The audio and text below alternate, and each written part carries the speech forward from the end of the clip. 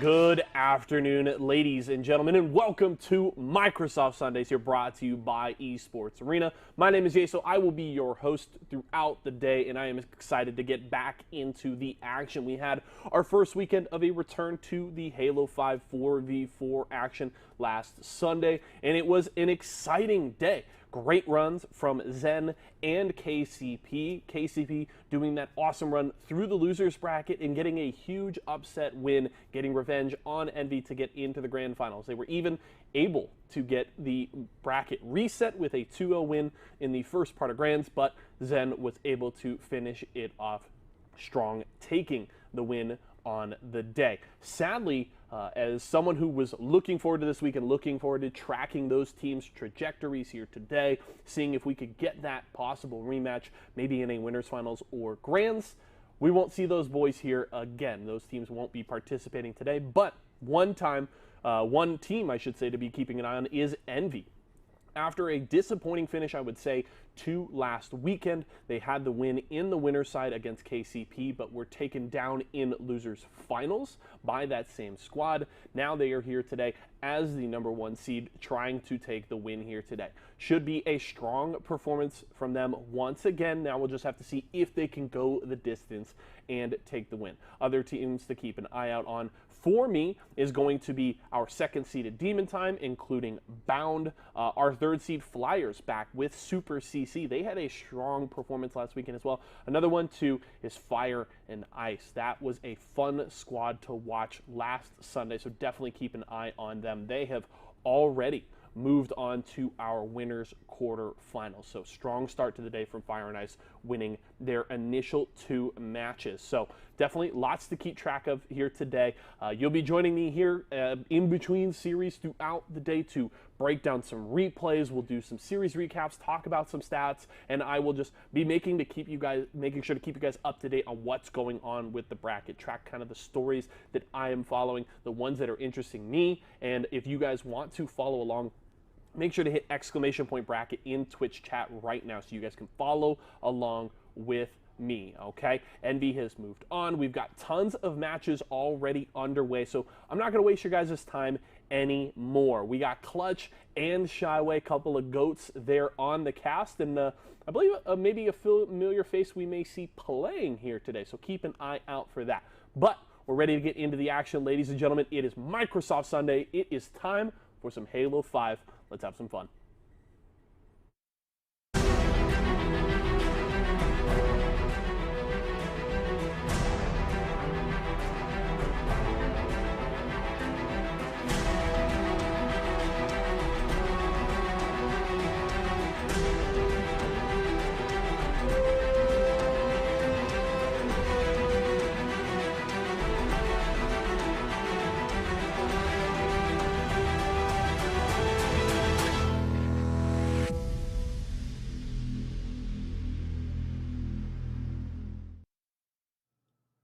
Hello and welcome back to our Esports Arena Microsoft Sunday. Yeso, thank you for the introduction. Good to be back. Good to have a whole other weekend of Halo 5 4v4s. Of course, I'm Shyway. I've got a man next to me who needs no introduction. Wes, it's been what, like 3-4 weeks since I've seen you here. Clutch, how you doing?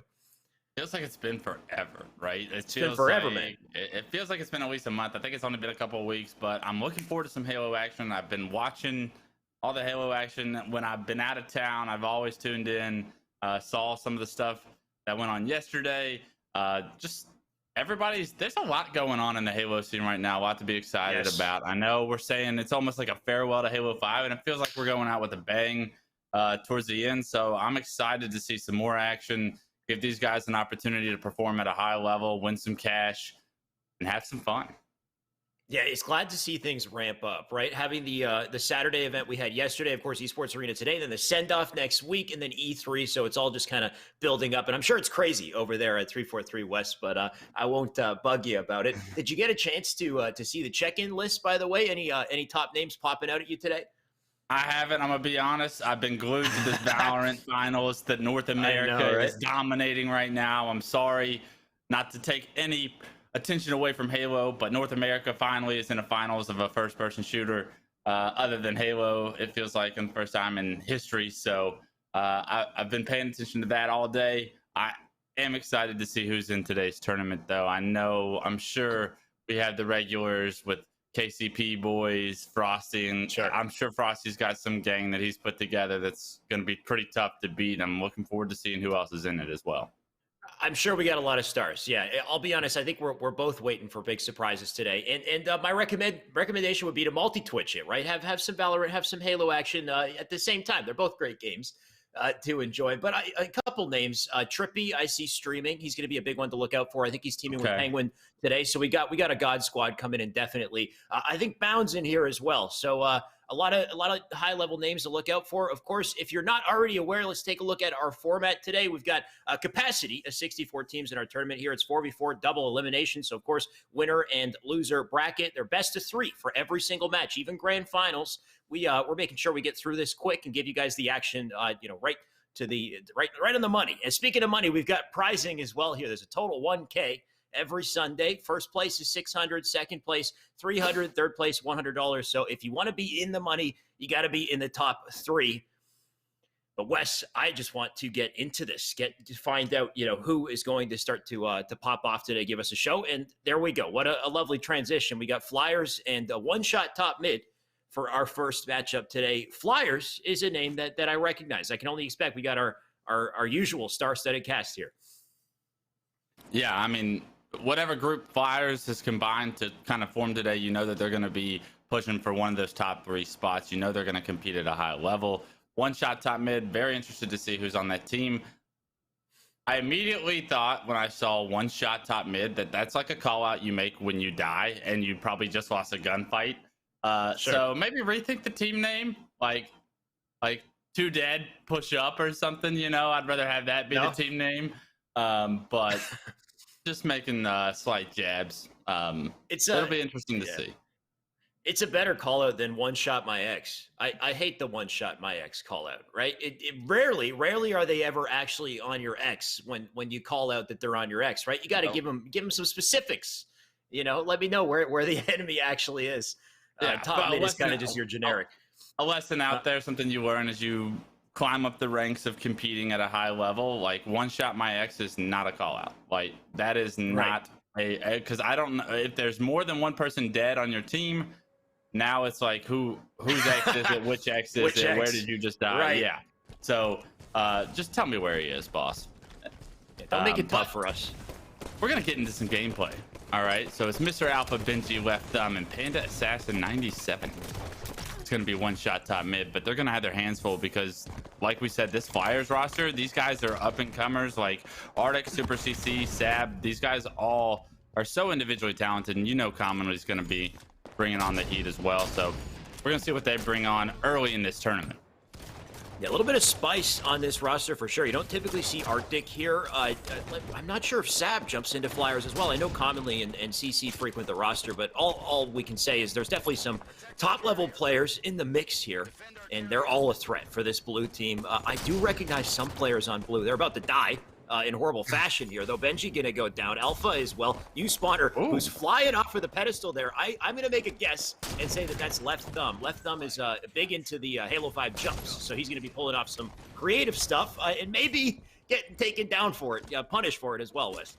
Yeah, unfortunately, Super CC, full shield top mid, gonna get that double kill, gonna get the stick as well. Beautiful job by him for the killing spree right here. Can he hit the shot? He hits the body, backs up Panda, and this is Super CC not only helping his team get the first cap, but keep map control, and now put the pressure on Cave. Does die to his teammate finally, but I mean, the fact that they were able to get that flag cap and keep map control, that's a beautiful job by him.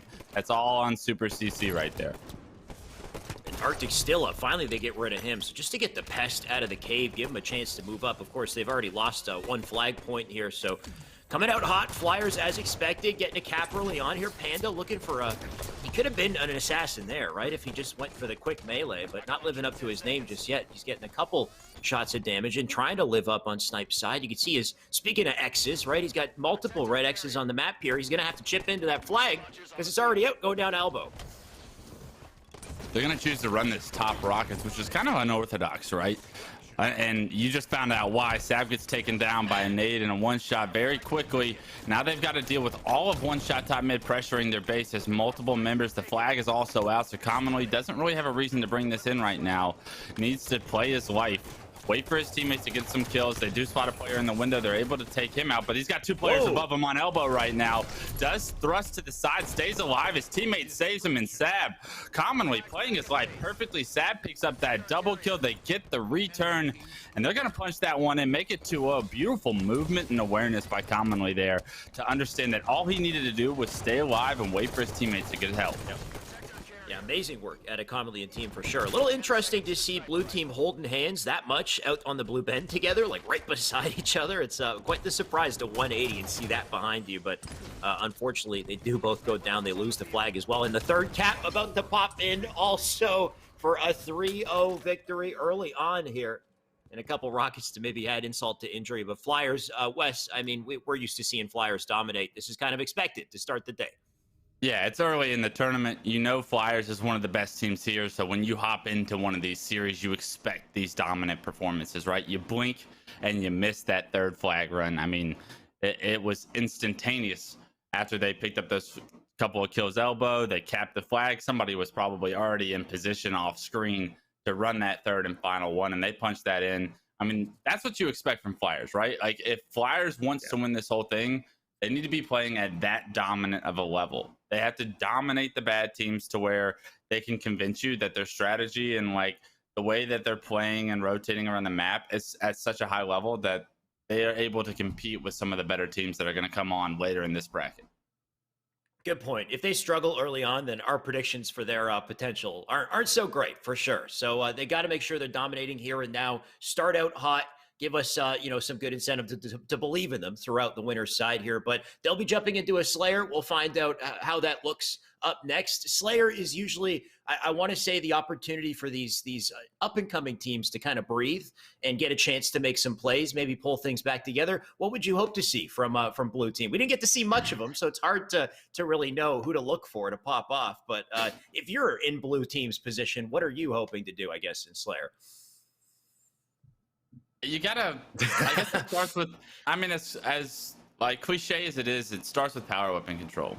You saw what Super CC was able to do with that snipe, where he was able to go on a killing spree, land some crucial body shots, hit some headshots, land a stick in the middle of it, and kind of just dictate the entire pace of the game. If you want any hope in being able to subside some pushes from Flyers, you have to control the power weapons. You have to use those to your advantage in order to like establish some control on the map.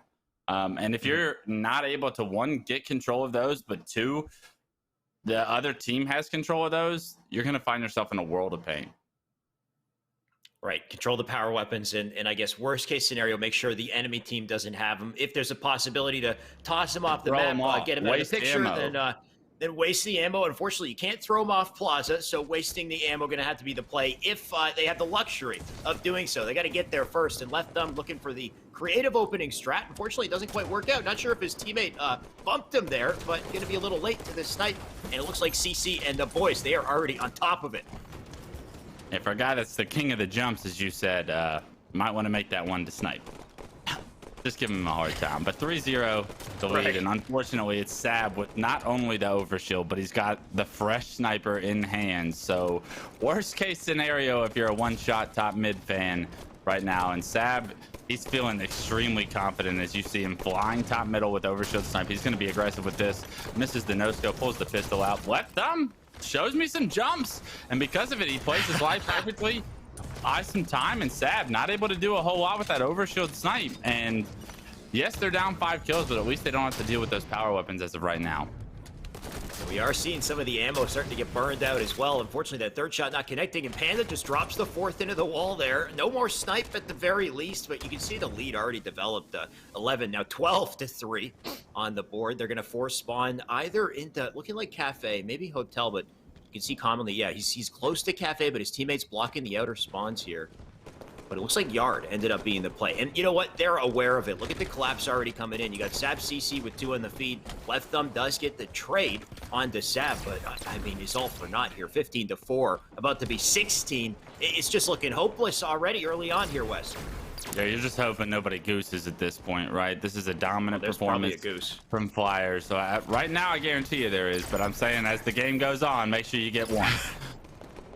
Yeah, you can only hope that you go down with at least a breadstick here. You don't want to be, goosed in a situation like this on live broadcast. Right now, you can see everyone scurrying out of lift. They're trapped in the worst spawn on Plaza, bottom lift here, and commonly just hold it down with one of the most pesky weapons to have here. Light rifle, so powerful. And still 5 kills in total. Somebody's definitely goosing at this point as we get to the halfway mark here. And the OS ain't going to help them, that's for sure. It's only going to hurt, but there is a push coming out for Overshield from one shot top mid. Let's see if they can formulate something to try and get control here. Well-timed plasmas from Commonly are going to deny that Overshield. Gets the plasma kill, gets the second kill for the killing spree as well. 26-6. Commonly just anchoring that position, knows that his team doesn't really need the Overshield. They're just going to bait it out, get a couple of easy kills. And Flyers right now, they're kind of playing with their food. Wow, this is making me think of the legend, the Coach Callis, who knows that U setup well, right? You've got Commonly, who's been sitting in Cafe the entire, last minute or two, I want to say, and his teammates perched up across LR, top yellow, to hold that U around the nest side of the map. And the entire game here, we've just seen nest spawn, one after another. And until they can get the kills they need to break out and flip that spawn point, they're stuck here. And it's looking rough being in this position against a well-organized team. There is one player behind in glass, and this is the type of flank that we need to see to break out of a situation like this. Pretty interesting to see Commonly just like chill in blue right there and hold it down. That's not really the Halo 5 fashion, right? Typically you're flying, you're scoring, you're collapsing on spawns, and then you're wash, rinse, repeating it. Commonly showing you that you can have success doing it a little bit different, anchoring a position similar to like a Royal 2 play style, right? Nice little quick scope from Panda Assassin on the back of the head there. He's going to get pressured, lands a body shot in the melee. Right. A nice kill. Okay, Panda Assassin, you're going to make a little room for your team here. It's probably all for naught, but get your confidence going. Give your parents something to watch as a highlight reel of you. I like it. At least we know one player is definitely not goosed here. Panda doing some work and putting this snipe to good use, though. Sab almost looking intentional, the timing that he backed away from that corner, just kind of baiting Panda into shooting a shot here. Panda, one more to, oh, he almost had it, just gave the man a haircut. And if he wants to do me next, I'd appreciate that. I need a haircut, man. Nothing's open here, Wes. Unfortunately, haircuts are over for Panda right now. As the sniper runs out of ammo, he loses his life. And any I thought you were going to say life... haircuts are over. Sorry to interrupt you. I thought you were going to say haircuts are over for you. Oh, no. I'm not going to do that to you. I can't make hair jokes. We all know that. Mine's been gone. So, unfortunately, that's one I can't just joke around because I'm asking to be roasted at that point. I mean, you can always point the joke at yourself too. That's always, self-deprecating humor never hurts. And you know what does hurt though is everything happening to blue team in that spawn. I do not want to be spawning bottom left, that's for sure. No, blue team, I'm pretty sure, was aware that they were gonna have their hands full of this series, and that's exactly what they got delivered to them right here. 44-17 as we close out game 2 here very shortly. Arctic doing a ton of damage with this light rifle, doesn't miss a shot, picks up all the assists, and with it, he's gonna actually pressure the spawns over towards Snipe just so perfectly right there. I mean, awareness of where all these players are spawning. Look at him zooming in on blue. You see the player just spawn there. Like, Arctic has such a good feel for the game right now, how much control his team has. Got up another assist. And with it, this Flyers team starting off exactly how we want them to start off if we want to see them potentially later on in the finals. Look at that, going over and beyond, by the way. 51-18. Somebody popped off at the very end, got the ultimate multi-kill right there to just bring it to 51. You don't see that too often, but yeah, I mean, Wes, you said it perfectly.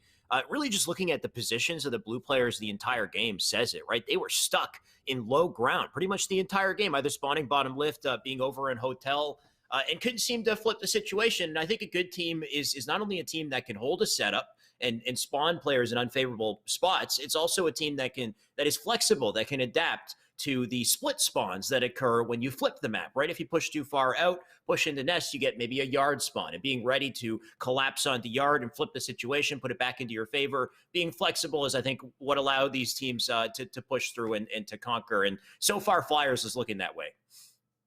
Yeah, very, very dominant right there. And I think that they knew that they were going to dominate that series. You could tell by the way they were playing. You saw Sab with overshoot snipe just flying at him, trying to no-scope. Flyers is very confident, and for a reason, right? Like, they have kind of earned that confidence very recently where they've been playing at a very high level, all four of those individuals. So I'm super excited to continue to watch them.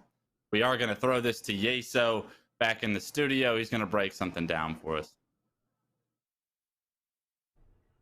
All right, everybody, welcome back into the GVO zone here in the Esports Arena Orange County studio. Yeso, after our first match of the day, Flyers taking a strong win over One Shot Top Mid. They move on. They will face Fire and Ice in the winners quarterfinals. So definitely going to be a much more difficult match for Flyers in this next round, but certainly a strong performance. And, you know, the thing we have to talk about here with One Shot Top Mid and kind of the way this tournament is going to play out is, you know, that's not the only team there in Flyers that can have that kind of dominant performance against you here in this bracket. There's at least a half dozen teams here that can have that kind of just dominant play here, game in and game out. So it is not going to be an easy task for One Shot Top Mid as they move down to the losers bracket throughout the rest of the day. So they're going to need to figure something out. Hopefully they have some positives. You know, you heard Wes and Shyway talking about Panda Assassin having some great plays there in that Slayer match. So some things to build on, but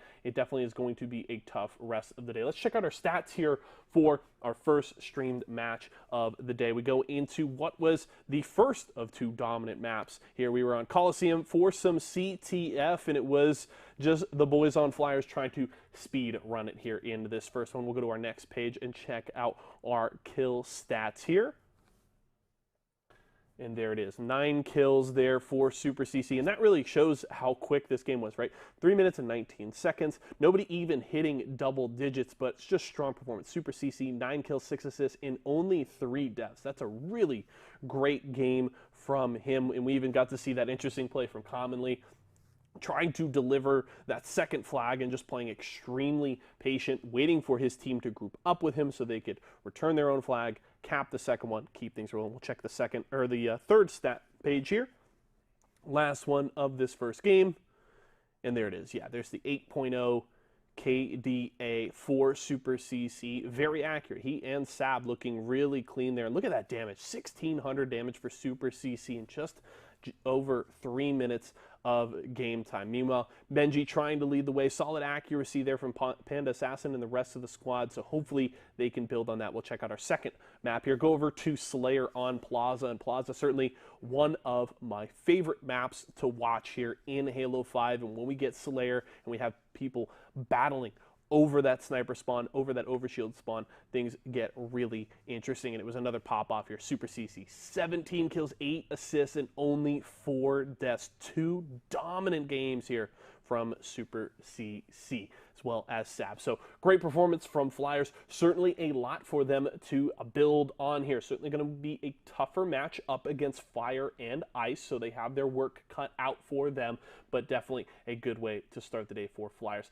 But we're ready to get into our next match of the day, so I'm going to toss it back over to Clutch and Shyway to keep it rolling.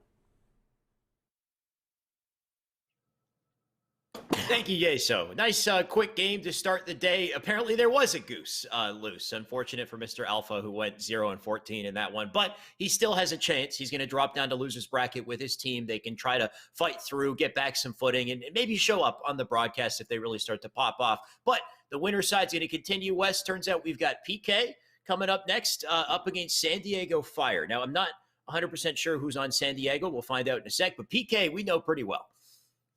Yeah, PK, very solid. They've gone pretty far in these Esports Arena tournaments before.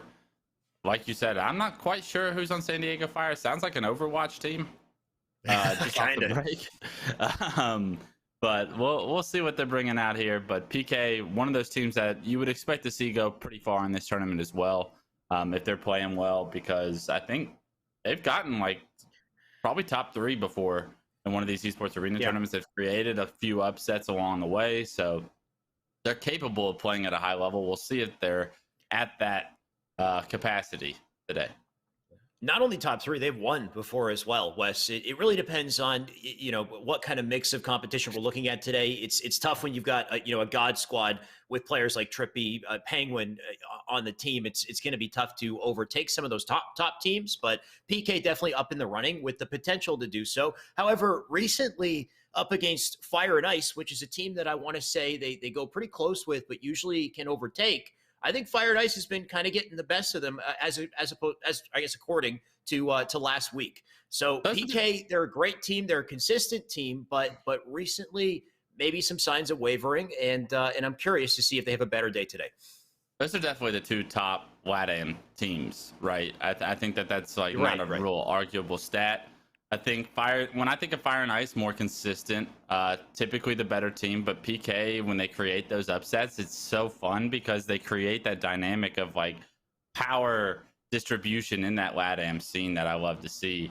And that's got to be such a meaningful win for that PK roster, because like when you're playing against your own region, it's got to be personal, right? Like I know we don't really separate that in the esports arena tournaments, but like it's a fun little jab when they get an opportunity to match up against each other in some of these tournaments, which could potentially happen later on if Fire and Ice is playing today.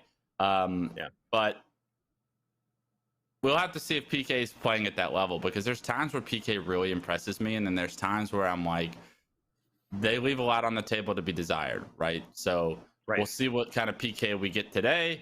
But to your point, I feel like it's been a little bit since they've showed me their A game.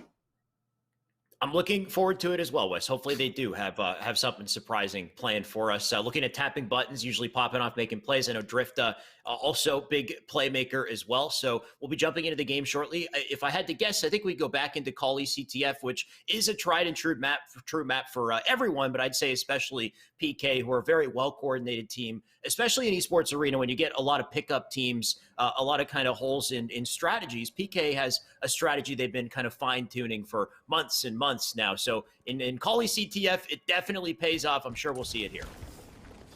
Well, Halo 5, it's been out for about 6-7 years, so if you're still formulating strategies, I'm worried about you. But I mean, you're looking at different play styles.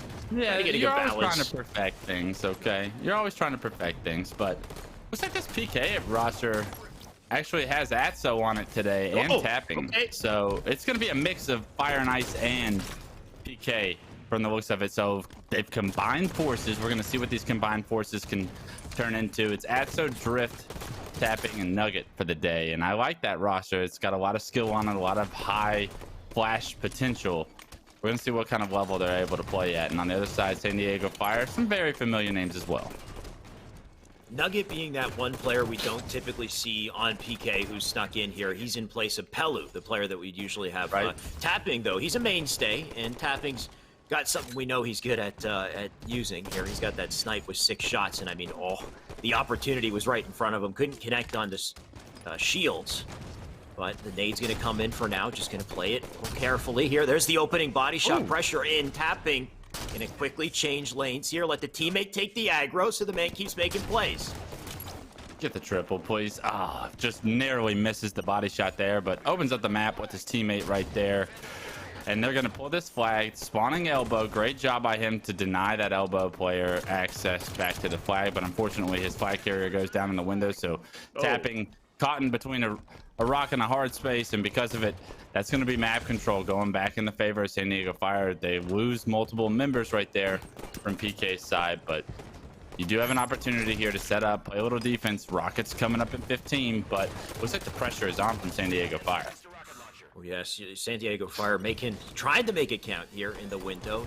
I believe that was Cycle who just dropped. You got another one to take his place right now, but things looking kind of rough as 2 kills come up on the feed now.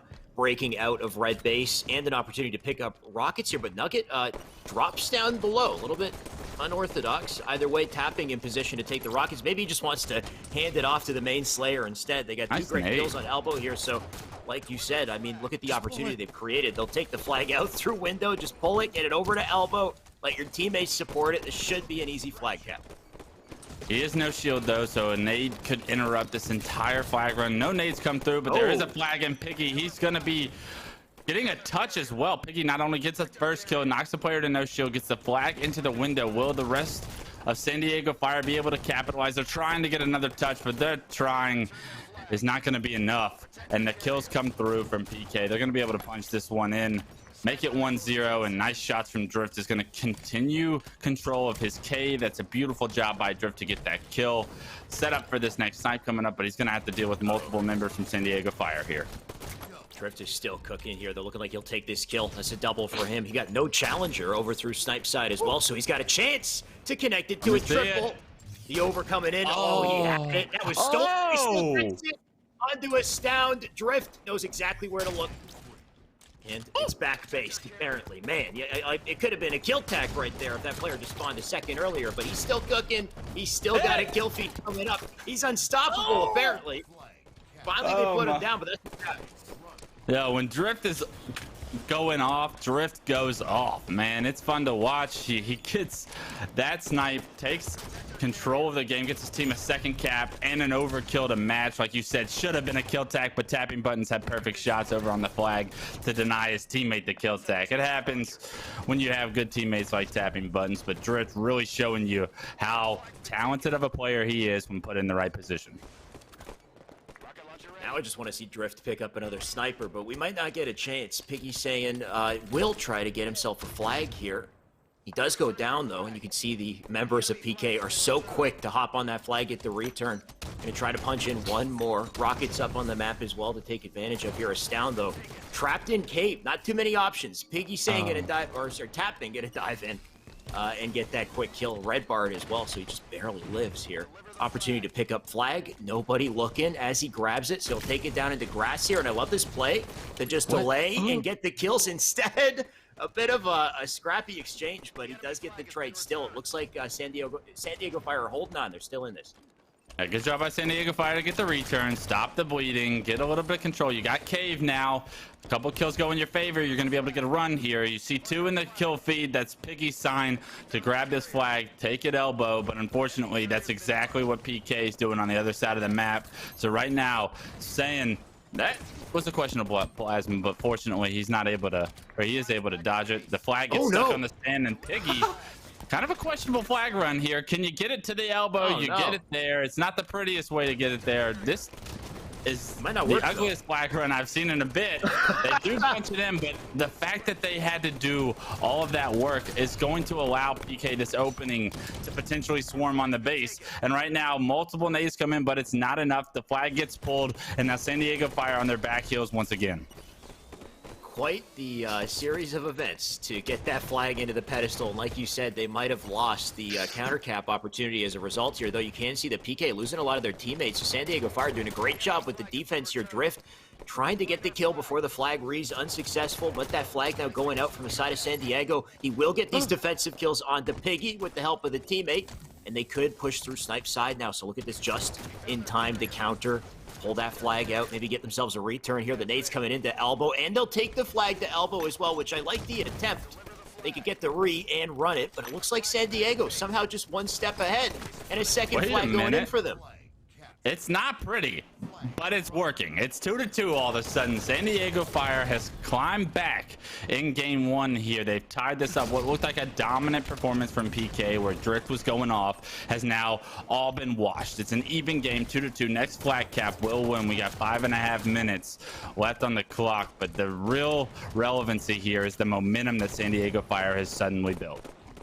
Against a team like PK that's typically so well coordinated, they're exceptional in this map and game type. You wouldn't expect things to get down to the wire here, but somehow San Diego not only holding on, tying the game, and Cycle once more, he does get a double before he gets killed by the sticky. It looks like PK's still going to try to take their opening to take the flag out through center. Surely not. Is anybody in position to stop Atso? You would have thought with the slays that they had, they couldn't have got away with this flag, but Atso saw his window, he took it, and they took the game as a result. A little unpredictable, but man, I guess if you have an opportunity, you take it, you slip through. Even if the slays on San Diego are looking good, PK, they'll find a way to get the win.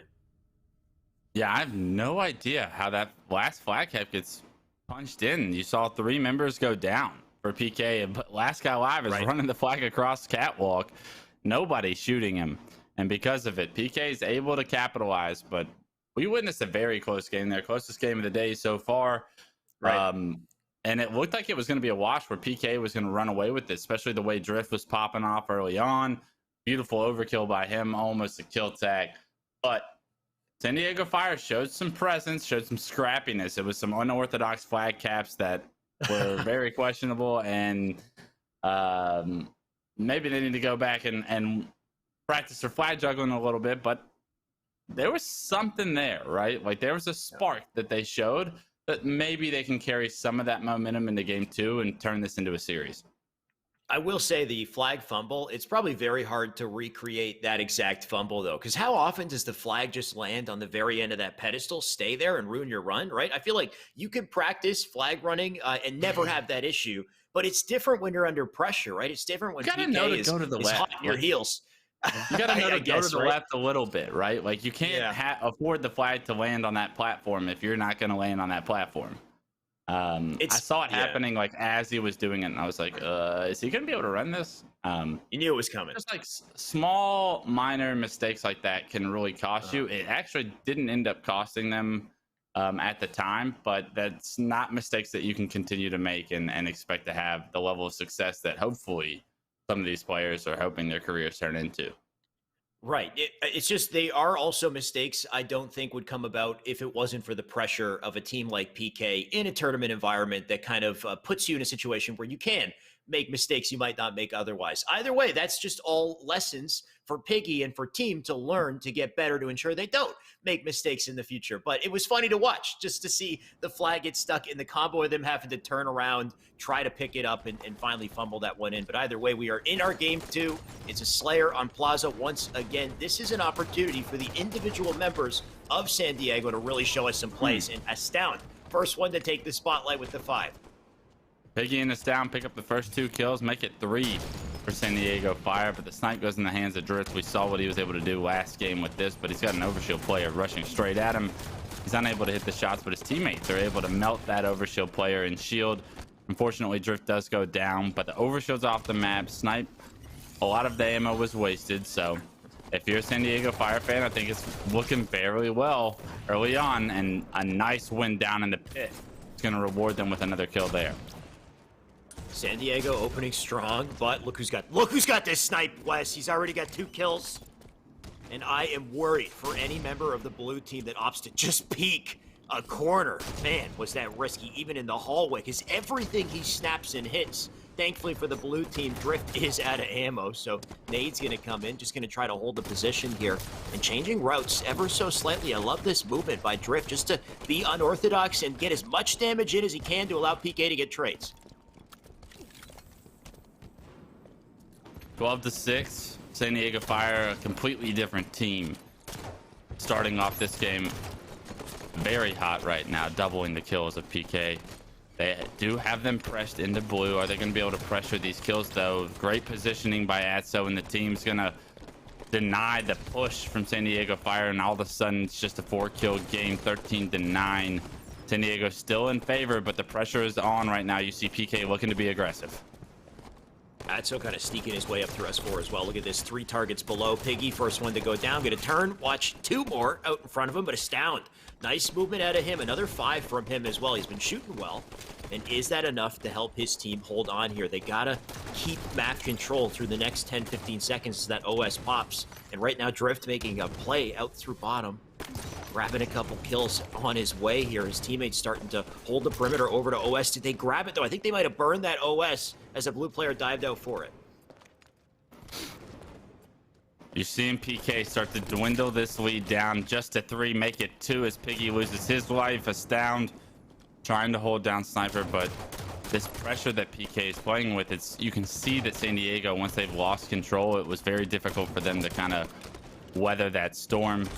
It's almost a neck and neck game, but a great job by Astound there to have positioning time, making some damage on the player in window, turn around, get the melee, extend this lead back to 4. That's what they need, including this next snipe coming up in 10 seconds in order to take game 2, force a game 3 in this series. Good to see San Diego holding on to some semblance of a lead here, though, throughout the game, right? A lot of, lesser teams would crumble at this point. You would see that lead start to develop on the opposite side, though. It might still happen because that snipe is back in the hands of Drift. And once again, he's been making plays all day, every opportunity he's had it. And at the moment we snap onto the POV, he's already hit a headshot.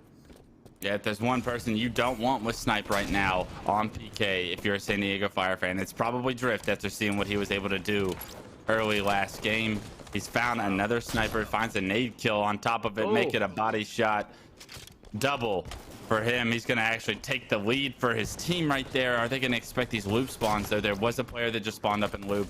He is going to push towards yard. This is the player. There's two of them, actually, and Drift loses his life being a little too aggressive with that snipe, and all of a sudden the lead back in the favor of San Diego.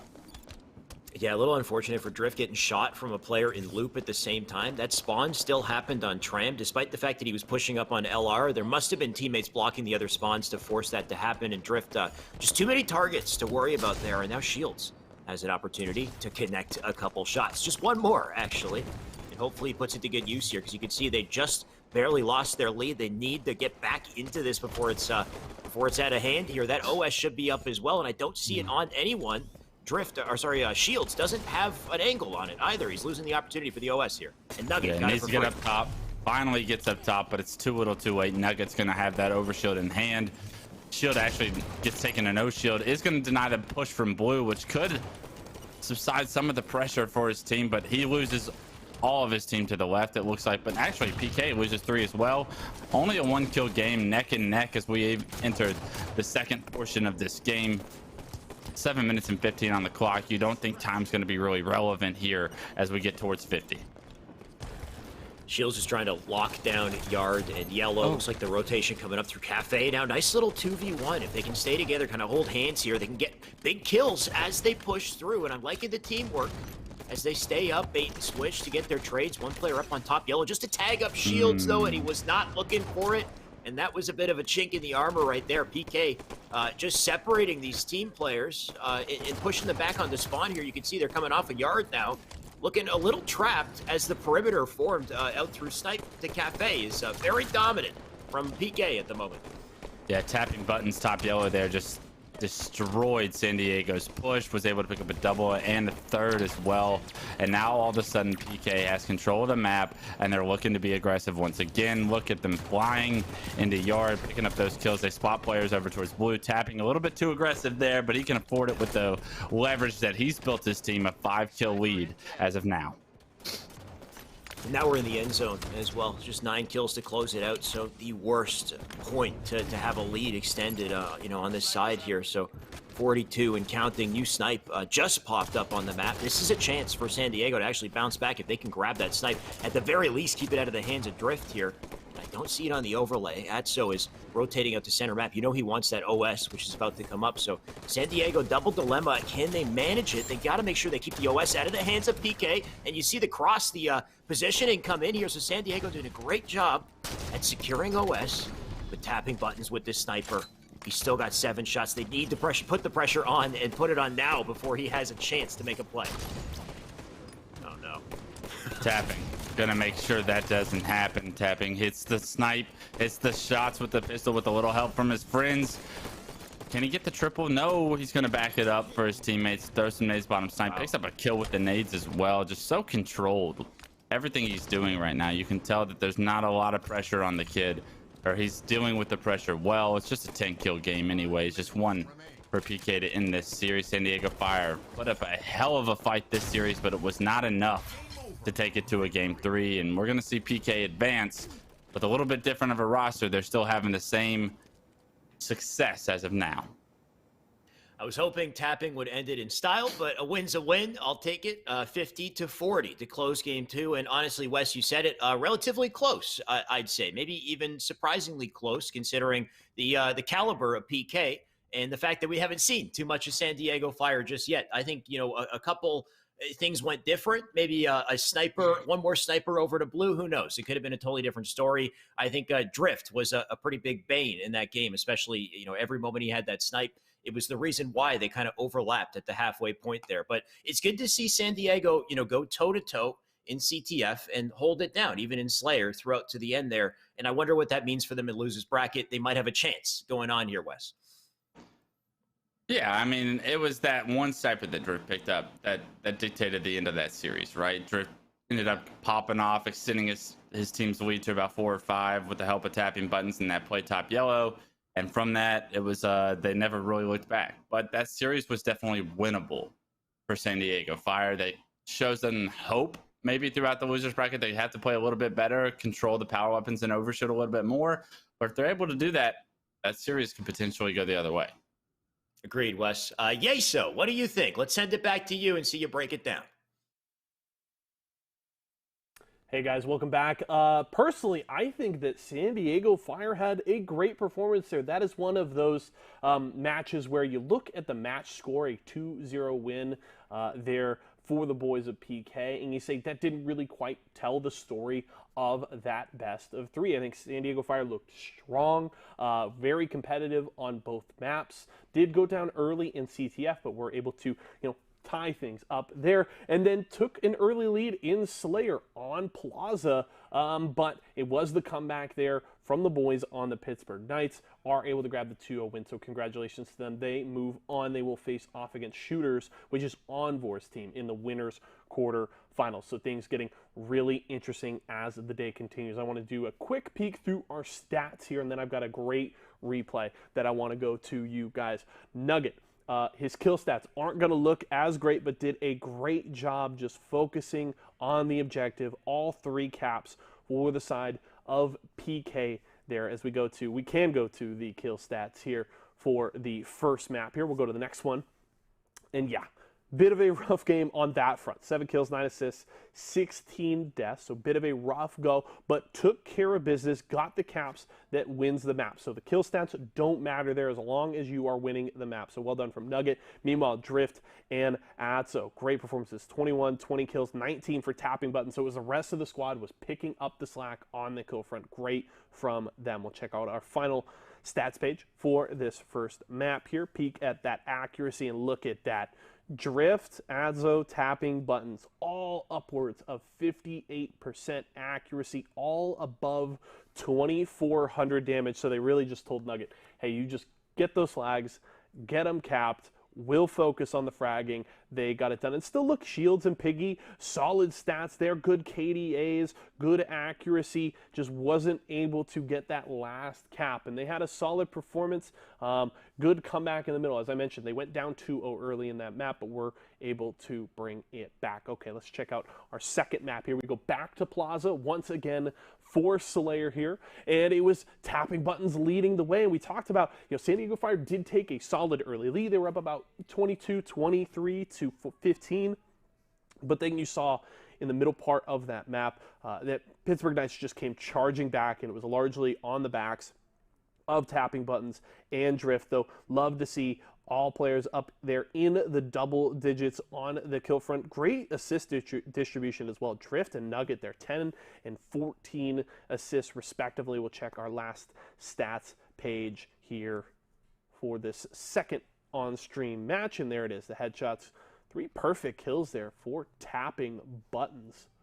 Just rolling here, and that's the second one. We'll check the last stats page here. There it is, and it's the KDAs there. Again, some things to build on for San Diego Fire. Things got out of control in the middle of that game. Still had some solid performances. Couple of positive KDAs there. Solid accuracy. 3 players above 51% on the accuracy, so certainly some things to build on. And this is another thing where you go to, like I talked about after our last match, there's a half dozen teams at least as good as Pittsburgh Knights. So you have to be able to get things rolling as we come back here into the studio. And I've got a replay that I want to break down for you guys. I want to check out what Drift did here on Coliseum. And Coliseum is a map that always seems to deliver on the sniper front here as we check out Drift. Able to grab one there with the pistol. Picks up sniper up here. Look, about to spawn.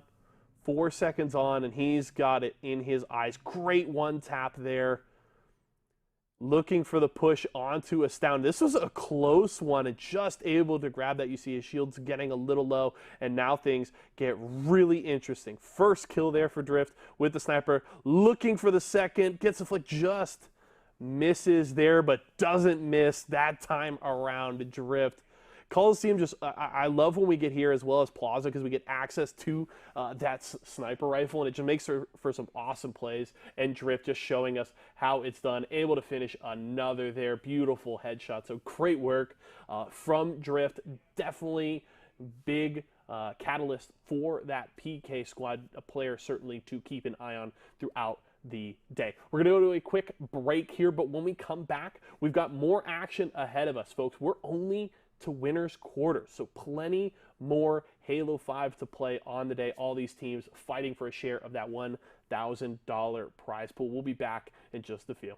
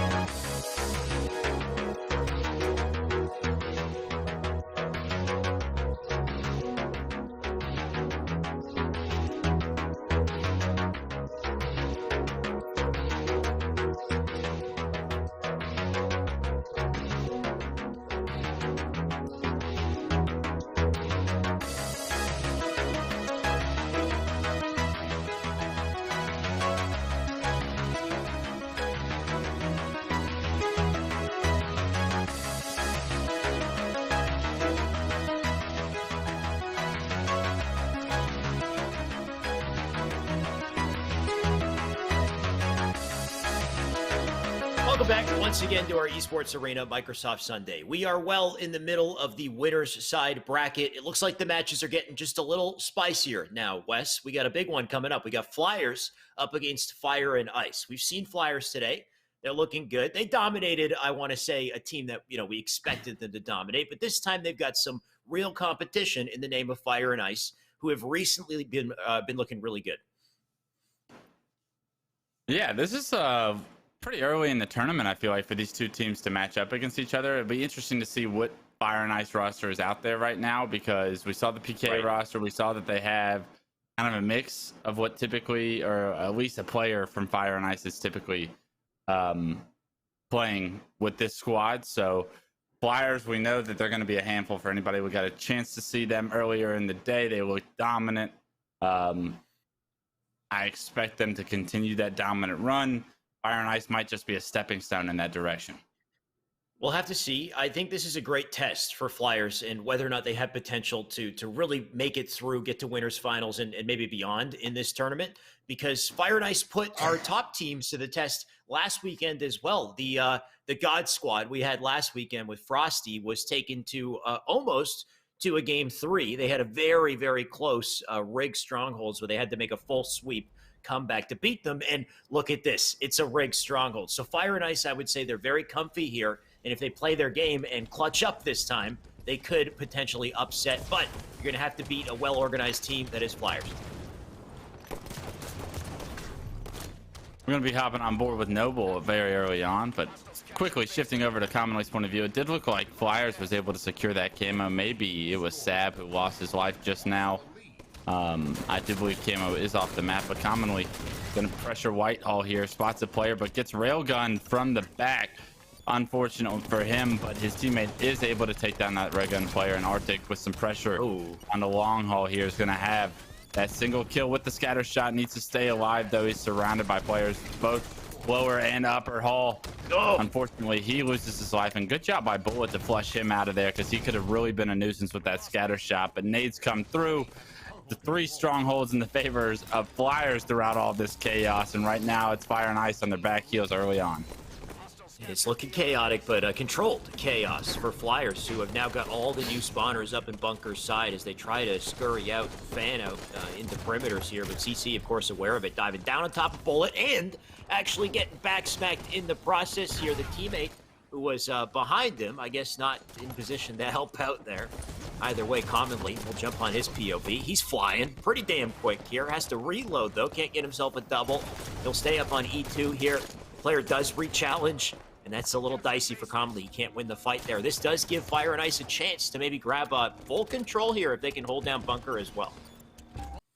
Rorsch, this is one player I'm not familiar with right now on Fire and Ice. He's probably the new blood on the squad. What can he bring to the table? It's going to be the first kill. Bottom rail, backs up, knocks that player top engine to no shield. Going to play his life here on the bat ledge. Just help his team control Nest here, but looks like Flyers trying to opt to push basement, but they're going to be able to push both at the same time after that pick goes through, and Arctic with a beautiful job of making sure he helps his team maintain basement. Trying to decide which point of view we're going to stay on here. Unfortunately, it's not going to be Super CC as he goes down either. It's Commonly is trying to help his team secure this camo, but it does look like Fire and Ice is going to have complete control of that as well. Commonly going for it all, diving into Trench there, losing his life in the process. I do think that camo might still be on the side of blue here. Fire and Ice been doing a great job just rotating through, getting into basement, getting behind the enemy, and then taking back control outside, which of course is so important in Strongholds here. Magico making quick work of Commonly as well, just to ensure they've got this spawn. And they can fan out to Nest, hopefully get that capture, keep the spawn back in Bunker and get him trapped there. As you can see, multiple players in BR base. Magico just kind of waiting for an opportunity to hold them off. First straggler right out in front of him. Super CC, love the patience out of Magico as well to thrust forward, isolate that fight, and spring jump right back up to top control. A good job by him to play his life, not panic when he was getting shot there, get the kill, and it's led him to this 2-kill spree that he's currently on. He's got his team control of the map right now. You're really seeing Fire and Ice starting to take off. What you thought was going to be a serious control by Flyers right now is completely in the opposite direction. Fire and Ice looking very strong early on in game 1. Something I tried to mention at the start of this, Wes, is Fire and Ice. They are very well coordinated on rigged strongholds. They nearly upset Frosty's team last week, and a team like Flyers could go down if they're not ready to combat it. So far, CC's just getting tagged up multiple sides. Thankfully, Comely's there on the feed to help out. CC does rotate through. Look at this little pinch here. I love the timing, though. CC can't seem to get the angle. Comely does do the damage on his own, and they can get BR base for this as well. It's going to be a temporary, I was going to say trip cap, but Fire and Ice are very quick to get into basement and make sure that they, hold on to the remaining points they got here. Still a substantial lead on their side. Yeah, Flyers fighting for this railgun that's coming up right now, though. Commonly picks up a big kill, and Super CC unfortunately can't win that fight top rail, and with it, Arctic's going to have to play his life, but he's getting shot at from multiple angles. He can't look at Ness right now because the basement pressure is there. Nice job trying to stay alive, making Rorsch work for it, but it's not going to be enough to subside the push that went to top Nest there, and Bullet doing a phenomenal job of getting the points back in his team's favor, and they're starting to tick now over halfway. Fire and Ice really just locking down outside here. They're perched outside a basement as well, but CC with the rail. What a saving grace coming in here. They should be able to secure not only basement, but Nest as well because of this. I like the awareness out of CC. He's blocking the spawn or anticipating spawns on Carbine by throwing nades there. It looks like we definitely have our spawn on bunker side. CC, he can line him up and knock him down. That's exactly what he's doing. Gonna hold down the second player out in tower here. He will try to spring jump his way up. That's a great way to dodge the rail, but CC, can he keep him back and take the fight? They'll take a trade. Solid job by CC there. His team needed him to pick up a few kills, and he does so with that rail. Wins that trade as well, I'd say. It continues the favor of the map and his team's control right now, 47, but they have that trip cap for just a second that helps them kind of make up some of this deficit right now. You're seeing this double kill from Sab on screen. Can he get the triple? Whoa. Makes it a triple with the single shot scatter shot, and they're going to be able to pressure 3 strongholds once again. It's going to be a trip cap. Can they continue this for a certain period of time to take the lead, though? Because with the back bunker spawns being the case for Fire and Ice, it looks like basement's gonna, or BR base is going to immediately be transitioned towards their favor. Fire and Ice definitely on the back foot now. They had started out so strong, enough to secure 63 points, get themselves a lead, but you can see the tides have very quickly changed here, and I do see player left. Wes, I'm hoping that's a spectator or something, but that might come to bite us in just a second. Players are still playing. Looks like the game is still going at the moment here. You got Magico perched up to Tower 3, but good luck to him. He's getting completely torn off of his spawn. New spawner's up at Carbine as well, but as I see Arctic, yeah, look at the floor. Starting to think that somebody did, of course, leave the game, so we will end it there. Not 100% sure where we would leave off with point total, but I'd say they were relatively tied by the time that actually occurred, Wes. Yeah, map control was in the favor of Flyers right there, but Definitely. in all honesty, they were definitely starting towards that lead. I don't know if they exactly had the lead when that player lagged out, but virtually a tie game, so no team really in significant position to run away with the game at that point. If something technical is going to go wrong, that's kind of the realm that I would prefer to see it go in, rather than one team have complete control when it happen. The teams have agreed to a full reset, so I actually like that idea. It was virtually, to your point, a close game, like tied at that point. Why not just run it back? Both teams very comfortable with how each other were playing. Obviously, they each had their moments to get to that 60-point mark where they had control, they lost control. So these teams look very even early on. If that was a glimpse of what this series will show, I'm excited for the rest of what's to come.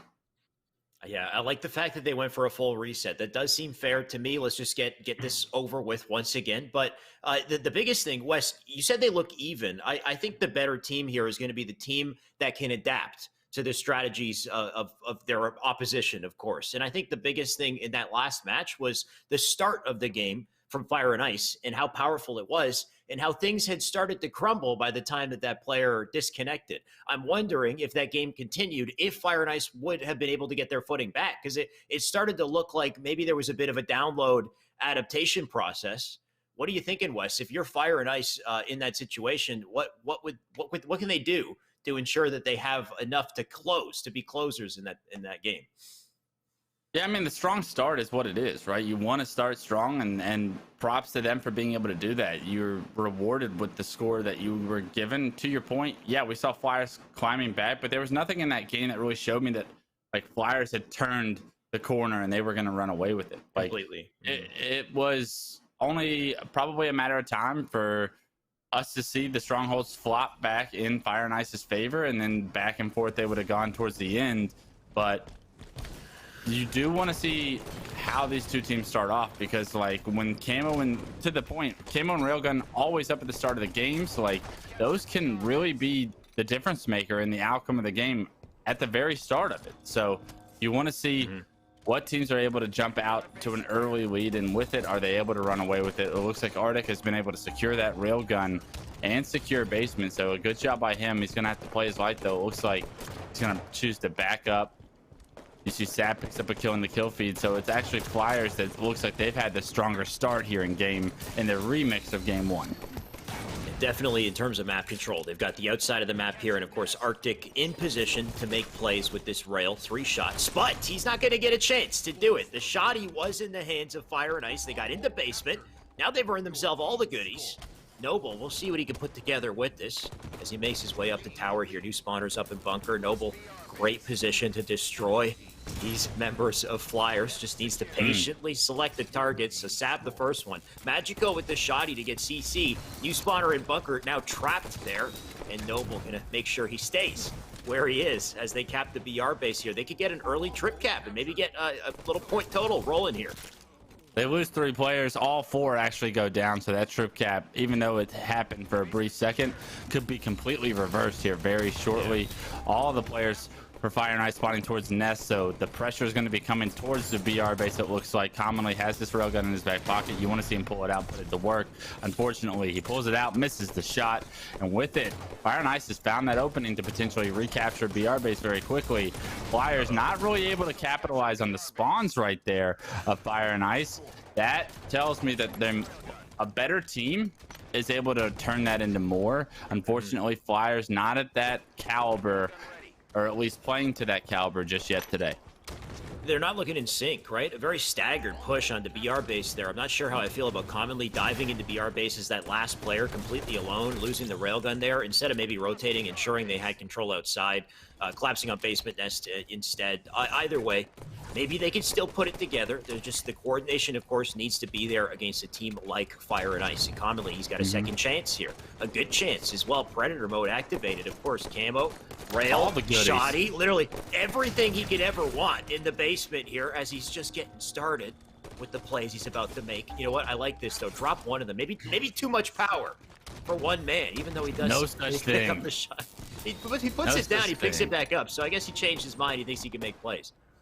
He needs to make a play now, because BR base being transferred for free is not what you want to see. You want to see a little bit of pressure there, continue scoring, because already it's 13-35. Could be a trip cap if he was able to get that one player that was in BR base out, but Predator mode still activated. The camo didn't do too much, but his team back in control, at least scoring for the moment, and it looks like he set himself up for a great flank. Finds Noble. I want to see him hop in BR base immediately, because basement is what's about to be lost for his team. That's what he does. Good job by Commonly to read the situation at hand, jump in here, and hopefully expect these players to pressure from barrel, but he gets back wiped instead. And none of us expected that. Player just perched up on top tower, dropping down with perfect timing. And look at this. He's about to get money for the play he just made. Rorsch diving into basement there, likely going to take the fight, and opportunity to control basement as well as Noble turns Nest here. So they can get this outside control. Looks like basement was stopped, though. Super CC getting in there, just ruining people's days. He's got the rail as well. Don't give him a chance to wind it up. They'll knock him down. I think that might have dropped into the trench below. And if not, I'm sure a member of Fire and Ice will have it. They'll have the fresh one, at least, instead. You can see they're ready for it. And Fire and Ice a chance to once again control the game with the railgun here. Yeah, so far in this game, it feels like Flyers has had so much opportunity and has done nothing with it, which makes me think that Fire and Ice is only a matter of time until they kind of run away with this game again. They do burn camo there, so it's a good job by Sad to make sure that camo gets burned. He actually picks up a railgun with it. Unfortunately, he loses his life, and it's 3 dead for Fire and Ice, 3 dead for Flyers also. So trades coming across the board, but with the Strongholds in the favor of Flyers for the moment, they're going to continue to dwindle this lead. Slaughter on both sides, Wes, that's for sure. Just who can get control and hold on to it, actually get a run going here in the Wait a points. minute. I mean, I love the kill. And a Noble who turns and picks up a double immediately. He wanted more with that railgun, but it will be dropped and likely picked up by Commonly, who has a chance once again to make plays. I haven't quite seen Commonly been able to connect with anything big just yet, but still good that he's got the weapon, that he's got a good position to help out his team, ensure they don't get Nest for free here. Oh, he still gets shut down. It's just not his game with the railgun right now. Maybe give that one to the other team. Get the scatter shot back in your hand, because right now, not a whole lot of success being given to him, but not a whole lot of openings from Fire and Ice to give him the opportunity to do so. Magico with some great shots cross map here from a great angle. You don't see that angle happen very often, but he's able to help his teammates across the map, and with that, they're able to get nest control, keep BR or basement control, and they're going to expect this pressure towards Barrel over here. Magico's got the scatter shot in hand. He's just going to wait for this pressure to come to him, because he's got the perfect solution for it. Yeah, a couple shoddy blasts in, and a melee would have done the trick, but yeah, looks like he went down quick. And I mean, due to the fact that these players are kind of holding hands, diving out through the hallway, Bullet takes advantage of that though with the double. New rail now spawning up, and Commonly, he wants it once again. He's had a couple unfortunate attempts with it, but he'll keep trying until something works here. Magico in the meantime still holding that shoddy, still looking to be a nuisance in basement. That's actually working out for him. Arctic, now he's got the new rail, and he's making plays with it. CC to pick up another. That's a camo in the hands of Flyers, who once again, Wes, you've said this, they've had so many chances. They've had so many good opportunities. This is yet another good opportunity for Flyers to really make something happen. Yeah, good news for Flyers fans. It's not Commonly, but unfortunately, Fire and Ice shuts him down. They sniff him out immediately. And no more camo rail for them. It's Noble that ends up with it, and it's every opportunity in the world has been given to Fire and Ice. The player falls off the map there. I believe he was probably going to go down anyway, so he chooses to try and make the kill a little bit more difficult by being unpredictable. But a trip cap right now as it goes in the favor of Fire and Ice, and that thrust slide is going to be punished immediately. He loses rail for Noble, but a 33-point lead for Fire and Ice right now after Flyers has had just virtually every camo and rail, it seems like. You'll take that every day of the week. Flyers cannot afford to keep making mistakes like this. Just some unfortunate coordination mishaps here, and Bullet team, they're capitalizing, taking full advantage. I mean, he's still got that shoddy, and he does connect, get the blast onto him. Magico has the rail now as well as they try to get back BR base, and he's making plays. Fire and Ice, now that they have their opportunities, they're making the plays, they're locking down the map, and I think it's over here, Wes. They're just putting insult to injury at this point. I mean, great rotations from them, great control from them. I have no idea how they were consistently able to deny these power weapon players like opportunity and presence on the map, but they shut down so many Flyers opportunities in situations that look so positive for them.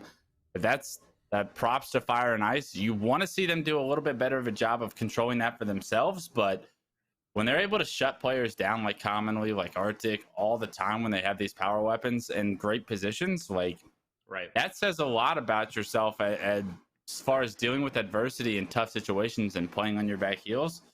And they were able to come out with not only a win, but like a marginal victory that shows that like there's even more that they're capable of if they're able to get control of some of these camos and railguns for themselves.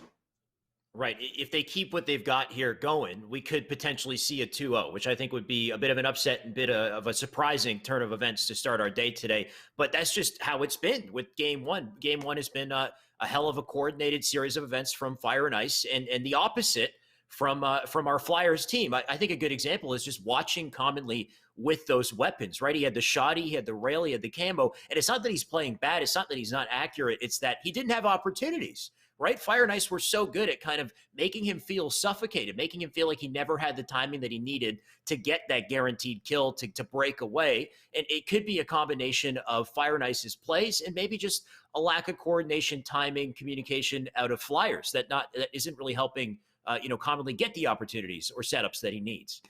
What of it was like timing? Like it was just like they never had the right timings, they never had the right angles, right? But like honestly, some players chalk that up to luck, but that's skill, right? Like you have to know when and where to be and why you're there at that moment. And unfortunately, it wasn't like Flyers just couldn't get there at the moments they needed to. They were a second late. They were steps too slow. And because of it, they were punished. And props to Fire and Ice to being able to play with the timings in their advantage and understand the flow of the match and having a good feel for that. That's part of competitive Halo, right? That's part of any competitive FPS, for sure. right? You want to have that positioning, and there's a reason why, when and why you're in those spots. We'll see if they continue to have that for game 2. But right now, Fire and Ice has showed me that they're here to play. You said it, Wes. Timing is everything. It can be very challenging to have the game sense, have the coordination necessary to execute on that timing, but looks like Flyers still have one chance to make it happen here, and they do manage to get the resources once again. Commonly, we've seen him with Camo before, and I love that kill across the map, managing to take out the weak player. So great listening out of him to work with the team, and now Commonly with a chance. Already making up for some mistakes made in game 1. Commonly going to play this situation slow. You know, Fire and Ice was able to sniff him out multiple times the last time around. So they're going to be looking for this Camo player. Are they going to expect the bottom of the base push? I think that opening is going to give Commonly exactly what the doctor ordered to start game 2 off the way he wants to. It's a single kill, gets another player to no shield and slab, and the collapse comes in from Flyers, and already an 8-2 score lead says Flyers is not going to go home that easy. They are starting to look a little more coordinated now, which is great to see here. Commonly, good awareness out of him. That spawn, I guess, was open in back base. You're right, for him to turn around, charge that whole combo, know that he has enough health to make it through that engagement, get the kill. And man, does it pay dividends. They still got the map control as a result here. Now 12-4. Flip the map as well. You can see spawners up on blue side here, and it's all up to Flyers. Take the necessary perimeters and hold things down, but 3 players being sent over to pink side here. So here comes the cavalry, about to be a brawl on pink side. Commonly, I don't think he's ready for this, the numbers he's about to hit here. Yeah, didn't expect 3 to be up there, and it's kind of an obscure strategy from Fire and Ice, but that works out in their favor. It's just a 7-kill game. They're able to get a little bit of map control with that. Super CC finds himself in a one-on-one that he wants no part of, because Noble, landing some great shots there, is going to take the victory. Fortunately for Super CC, his teammates are able to finish that kill off. No harm, no foul there, and trades across the board are going to keep this a 7-kill lead as the second Camo comes up in about roughly 15 seconds. You already see Flyers in position to control P. Flyers with the map position, but Fire and Ice looking like they could fight back here very quickly. You can see Noble, he's snuck his way over to P1, waiting on top of Camo. Commonly knows that time intimately, though, so he's watching it like a hawk and does kill Noble. I don't know if Noble burned it before he died. I think he may have just gotten it on the body there. Either way, Commonly does not hesitate to hold down pink side. Such a powerful place on the map to be. You can see all spawners on blue are over in the car bubbles, 2 over red, 2 over on blue, and being micromanaged around the map here by Flyers, doing such a great job holding things down and keeping the lead. And Commonly, he's got to be listening here, because there's somebody coming right up the top pink on his motion sensor as well. He's got it, and hopefully the kill here too. Wasn't pretty, but the job got done. Commonly still in control of things right now, 26-14 with the 12-kill lead. Commonly playing much better here in game 2 for his team. His team needed him to step up to take this to a third game in this series, and that's exactly what we're seeing Flyers and the rest of the squad do. Arctic just going to try to survive down on P1. This corner, he can wedge himself in there pretty far, and it looks like that player was not expecting him to sit there, so he poked out, got an opening shot.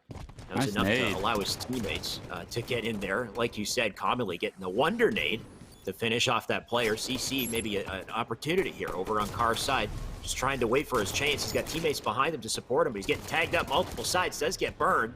And now Bullet sneaking in through Carr's side to maybe pick up the pieces as well. They have a lot of work to do on Fire and Ice to really come back here. I want to say it's still possible, but if things continue the way they are, it might not be. Good teamwork in the bubble there, and they all stay alive, even though both those players were knocked to no shield. Somehow, Sab and I believe it was Arctic play their life so perfectly, bait and switch with each other, and with it, keep this 14-kill lead intact. It's going to be a miracle for Fire and Ice to try and come back in this game, because right now, Flyers' teamwork really starting to show. Oh, Flyers finally lighting up. Oh, he did, I think, with round 2, right? He got a second sticky in, and it worked on Magico. If at first you don't succeed, try again. Perseverance in a nutshell, and I guess what he's earned as a result is the camo here. So Savvy can make his way out through bottom mid, nice and sneaky, right behind Rorsch with 2 targets, and I love that target selection there. He goes for Rorsch, for the weak player, bullet first, Rorsch for the double, and now I'll say it's unwinnable, Wes. This is over. We're thinking about game 3. Absolutely. Flyers in the driver's seat now with all the momentum in their favor. They're going to be looking to go to game 3 here. Sab playing it slow, trigger discipline is something that Sab is really showing that he's capable of. He spots this player outside, pink side the base, misses the combo though, and unfortunately he's just going to relocate, and he's going to be rewarded with that decision because he's able to pick up an easy kill under the base, play his life as difficult as he can, and only 5 more kills to go for Flyers to take this to a game 3. What you thought might become Fire and Ice's series to win is now their series to lose with all of their pressure and momentum on the back heels. Commonly coming in here with the mop, looking to just clean up the weak players in red. Look at this man, just taking out everyone in his path, and the moves too to try to stay up, be a hard kill. And all of that just ensures that this game will end in dominant fashion. Maybe a stake. We're 1 kill away from, or I guess 2 kills away from getting out of stake territory here. So Fire and Ice going to do everything they can to avoid it. But they might not get to, because we're at 49-29 here. 1 kill to close it, and a final player over on either car door or top mid. It looks like the car door player, Magico, is the victim. That's a 50-29 and a stake for game 2, and that's the type of answer you need to see if you want to go into game 3 strong. Yeah, if you're Fire and Ice, you just want to go on to the next game, right? You're not really concerned with how bad you lost that game. It was pretty evident when you were down by about 20. 40-20 was about the kill score at one point, and with that, you're like, let's move on, let's go next. Let's go to a game 3, an objective game that they're clearly more comfortable in. It might just come down to what game type, map, mode, combo they have, because we saw a very different team game 1 in Fire and Ice than we did in game 2. And likewise for Flyers, so it could come down to strength of game type, and we're going to see very quickly like how or which team is able to gain early control, because it really feels like watching game 1 and game 2, both teams were extremely comfortable in their separate games, and because of it, we saw 2 completely different scores. Right. It definitely seemed like Fire and Ice had a set game plan on Rig that worked out, and maybe a bit of a slow start on Flyers as well on Rig. They couldn't quite find their timing, but everything changed. In truth, Slayer, it seemed like they completely knew what they were doing, and they dominated as a result. Like you said, it comes down to game 3. It's going to be Flag. We're going to find out which one it is in just a second. The worry here is everyone's pretty comfy in Flag. I want to say maybe Fathom would be the best chance for Fire and Ice to pull something out here. Fathom can be kind of volatile. It's a little different or difficult, I think, to get those guaranteed pulls out versus Callie or Truth, where these teams might be a little bit more comfortable. And it is Callie, and I'd say Flyers are right at home here. So I'm going to say advantage them, West, coming into this. You think Flyers got a shot, or Fire and Ice have a shot? Well, Fire and Ice is going to need to control these sniping rockets, right? Because right now they've shown that they're giving up a ton of different opportunity power weapon wise to Flyers throughout this series. They cannot continue to do so, especially on a map like this, but it's already sniping the hands of Rorsch. They've got the flag in hands as well. Are they going to expect this elbow player? Yes. Rorsch lands the headshot, keeps his teammate alive. There is a player bottom middle that's baiting this flag carrier down, and if Rorsch is able to get another kill or 2 with this snipe, they're going to take the lead early in this game. He's got great shots onto this player low elbow, but unfortunately his teammates both go down, and with the 3 dead for Fire and Ice, and that return is going to come through for Flyers. Unfortunate for Rorsch, is not able to get something going with the snipe there. Instead, Connolly might have a chance to pick it up, or at least a member of Flyers, as they do get the flag out through Rock side. Connolly line of defense here. Sap just mounting the run here, trying to get through the gauntlet of nades that are sent out to take his shields off, though. You can see he's got it down to elbow. New spawner there to try to pick up the flag, but the return coming in so quick, I don't think they'll have a chance to get a touch. So nice defense out of Fire and Ice to at least stop that flag before it gets too far, but the pressure definitely still on. Sab was so quick to get right back into that difficult spot up in front base here and capitalize on spawns. Both teams doing a phenomenal job of playing defense, right? We saw an opportunity for both teams to get flag caps early on. Both teams answered the ring of the bell and denied it. It looks like we could have a very different game 3 from the first 2. I don't expect either team to blow each other out, especially with how much is on the line right now. You know, they both want to bring their A games, and it looks like Rorsch has brought his as well. So 2 minutes in, and opportunities for both, but Defense does always stand true. Right now, Bullet behind enemy lines, though. He's on the flag. Yeah. Do they expect him to be here? Rockets are coming up in 5 seconds. He wants to bait these out, but he's losing teammates left and right. He's got 2 teammates dead. I'm not sure about this flag pull, especially when Rockets get pulled, because you know that Rocket player is going to come back for him. He's got to run this snipe. He's spotted out. He's knocked the no shield, loses his life. What are his teammates going to be able to do to answer this? Kind of a tough spot, because I feel like, if anything, he would have wanted to pull that flag even earlier, considering how committed that red team was in that moment. By hesitating for a second, it maybe gives them a chance to come back, defend it. Either way, we're seeing just a scrappy series of events here. As the defense, they're trying to hold down and get that flag just through the last links. Out to the elbow, though, as well, so you can see we got both flags out. They got to get the return on the one in the elbow here, and they might actually do it. So somehow, through the fire and the ice, I guess, they pull through. They get themselves their first cap to start the game. That flag run ends up being such a successful play for his team. He created so much chaos that Flyers had to deal with. So a phenomenal job there from Bullet to understand the situation, try to apply some pressure in the best way he could. And because of it, his team's rewarded 1-0. This new snipe is up. Commonly trying to get this first flag in for his team. Is his team going to be able to hop the return, though? It looks like there's a battle going down bottom middle. Commonly safely being able to play in the back of his base. Spots a no-shield player in his flag window. There is a teammate that's hopping onto the return shortly, but no. Fire and Ice gets the kills to come through, and with it, it's going to be a flag stalemate here. And watch out, because if Fire and Ice can win this, they're going to be able to take the lead 2-0. And the series, as a result, is only going to be a best of 3, so they really can't. Oh, sorry, you said 2-0 in the game. Yes, that's correct. Yes, yes. Correct as well. Either way, we'll see whether or not they can do it, because this flag standoff does continue. You got players holding the flags in their own respective bases, but Magico with a chance to really open things up here. 4 shots in snipe. Doesn't have the info yet, though. You got Commonly sitting out on blue sneaky here.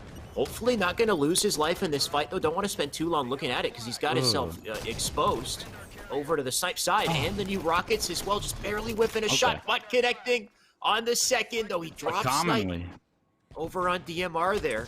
Commonly, I think, did he stay up? He's still being in Commonly ended up getting a double kill and actually finished him off right there. That's such a crucial nade that he missed on the Commonly that's impacted the rest of this game. Commonly still alive in the cave. They finally flush him out.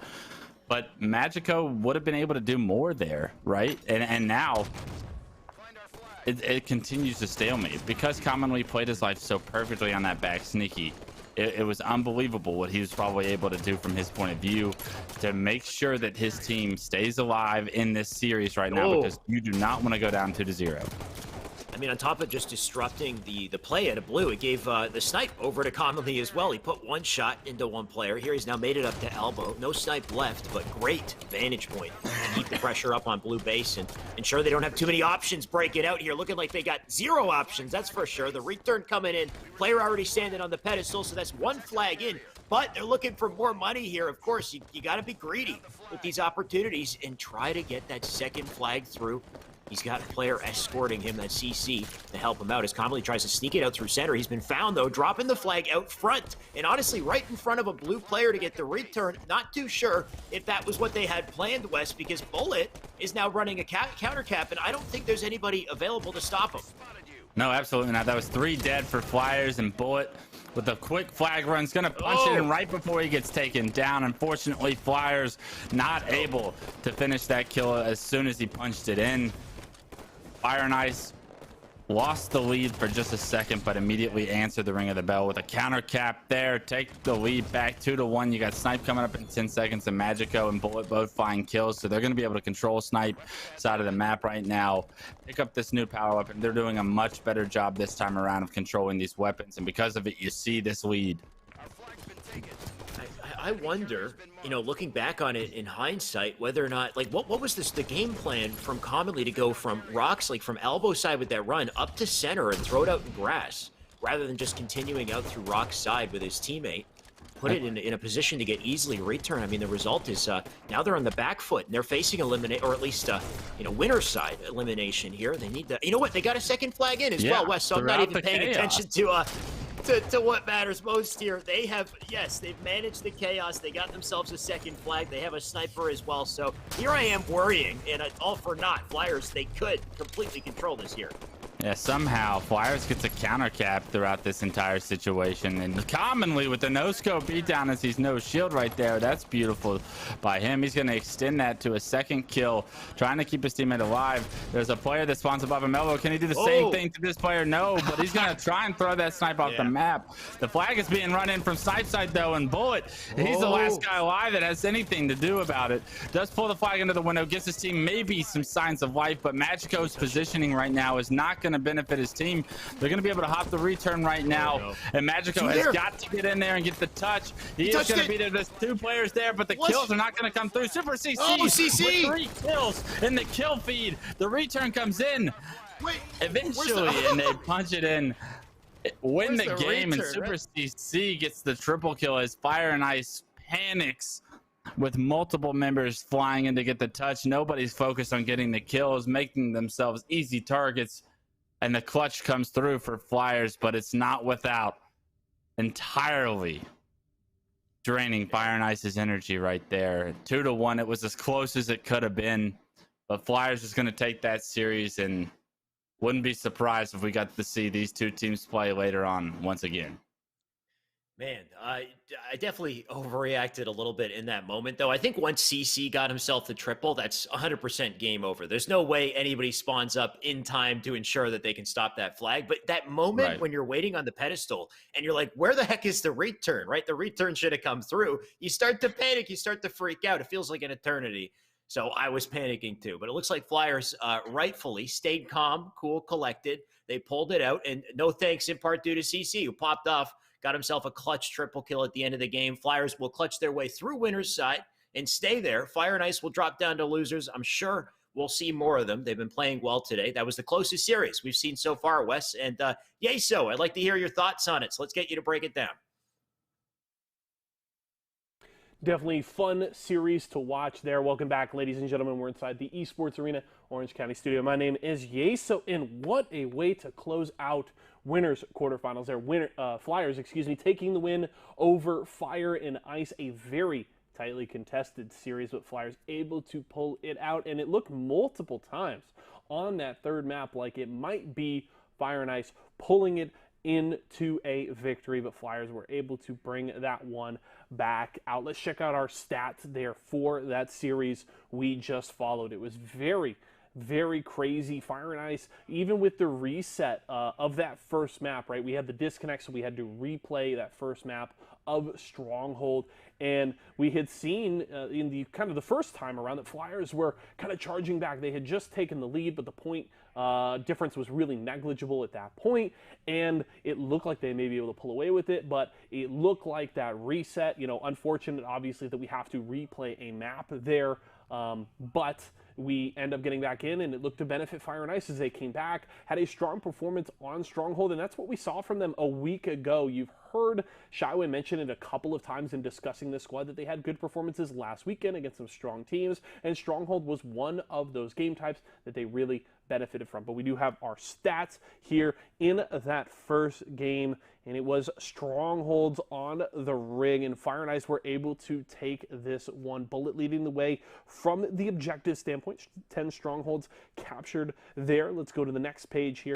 Check out some of those kill stats. Look at that. Magico and Noble along with Bullet really performing well, and even Rorsch, like lowest kills, didn't even get into the double digits, but the highest assist, 18 assists there for Rorsch. That's a very huge performance from them, and definitely keep an eye if we see Fire and Ice further on in the day. Strongholds is where they seem to perform the best. Meanwhile, on the side of Flyers, Sab and commonly leading the way there, but it was the win for Fire and Ice to start off the series. Let's go to our second map here. We go to Slayer, and it was on Truth. We've seen a lot of Plaza so far today, but we got a Slayer match on Truth here, and this was just dominant from Flyers. They really ran away with this one. You can see the final score 50-29, just over a 6-minute game here, and it was commonly leading the way. 16 kills, 6 assists, and I love, it was a point I kind of made throughout the day last weekend when teams were going down, and when you're playing against top squads, you need to perform from top to bottom on your squad. You can't just get carried by one player, and you see that here with Flyers, commonly up top, even Super CC and Arctic in those kind of lower fragging numbers, but each hitting double digits in assists, so great from them. Meanwhile, again, a tough game there from Fire and Ice. As we check out our last stats page here for this second game, we can check those accuracy numbers here. That's what we are looking for.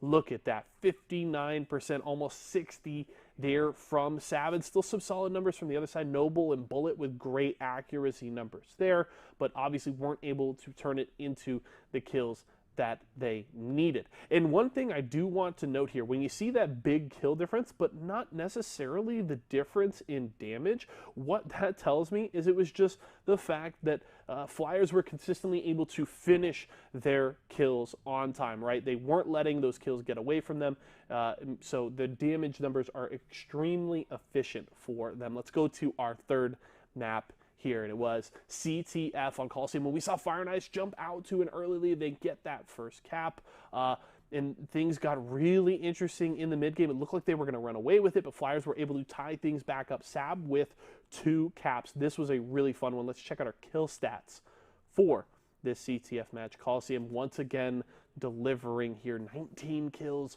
for commonly some higher death numbers, as that was one of our longer games of this series, just approaching 8 minutes for this one. It's still Bullet, Rorsch, Matchko, good numbers here, but weren't able to pull it out. Let's check out our final stat page before I have a replay for you here. And commonly, look at that impressive KDA and solid accuracy numbers across the board. Even Sab able to get just close to 61%. Noble even there, 57.7. Great damage numbers across the board. All Flyers up over 2,000 damage. As we come back here into the studio, I do want to go over one replay for you before we get into our next match, and it was the finish to that CTF match. Things were getting really interesting. You can see both teams tied at 2 apiece, and it was just a nightmare around this red basis. You can see Fire and Ice are just trying to keep that red flag from being returned, but Sab here, along with his teammate, they were able to clutch it up. Look, multiple blue players trying to spill into the base as Sab says, it's time, I'm going to get this flag, and we're going to take this dub. It was a chaotic finish to a chaotic best of 3 overall. It was fun to watch, and as Kludge and Shyway mentioned, you know, we got to watch last week and see like that early Envy versus KCP match and go, hey, maybe this was one we're looking for a rematch for later into the bracket if these teams can meet on the other side. And I think Fire and Ice as well as Flyers, that's one to look out for here later in the day. So we'll keep track of their trajectories as we continue, but we've got more matches ready to go. Our winners semifinals on deck, so I'm going to toss it back to Shyway and Clutch to keep the action rolling. Thank you, Yeso. Good to have some close games, a close series early on today, and we haven't even seen some of our best competitors yet, so I'm sure there are plenty of surprises left to come, Wes, but any highlights for you so far that have stood out? I mean, that overkill, the drift hit was nasty. Should have been a kill tag. Almost tag. Yeah. But right now, Flyers looking really strong.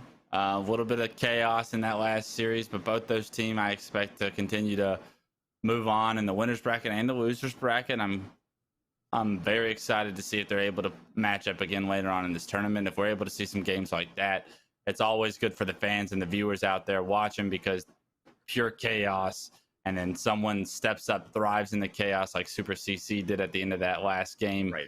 Game 3, everything's on the line. It's tied to the 2, and you make the play to win your team the game. You get the kills needed, and with that, I'm excited, man. I mean, big plays being made. So you're going to want to continue to see that. Right now, though, we're going to move on. It's going to be NV9 versus Shooters, and this NV9 roster, they're going to be very strong and difficult to deal with. They're probably the favorites for the tournament. I can't wait to watch these guys play. Right. So you said big plays have been made. Bigger plays are about to be made, I think, in this upcoming matchup, Wes, because like you said, these are incredible teams here. So MV9, this is Ola, by the way, Pistola on this team, along with Trippy, Penguin, and Renegade. So that's a star-studded cast. I'd say that's one of our God squads today, one of the teams that I think could definitely take it. We do have a Bound team as well that we'll see shortly, I'm sure. But this Shooter squad is not that team. This is actually a pretty great team also. I know this is Envor's team. I just can't remember every name in the roster here. We're about to see it, Wes. It's going to be Fathom CTF. I expect this one to be pretty hot to start, though, considering the caliber of competition here. Let's see if these boys in blue, though, it's Envor, Jazero, Suppressed, and Swish. Let's see if they can hang with MV9. Yeah, it's going to be tough. They're coming up against probably the best player in Halo 5 right now in Renegade.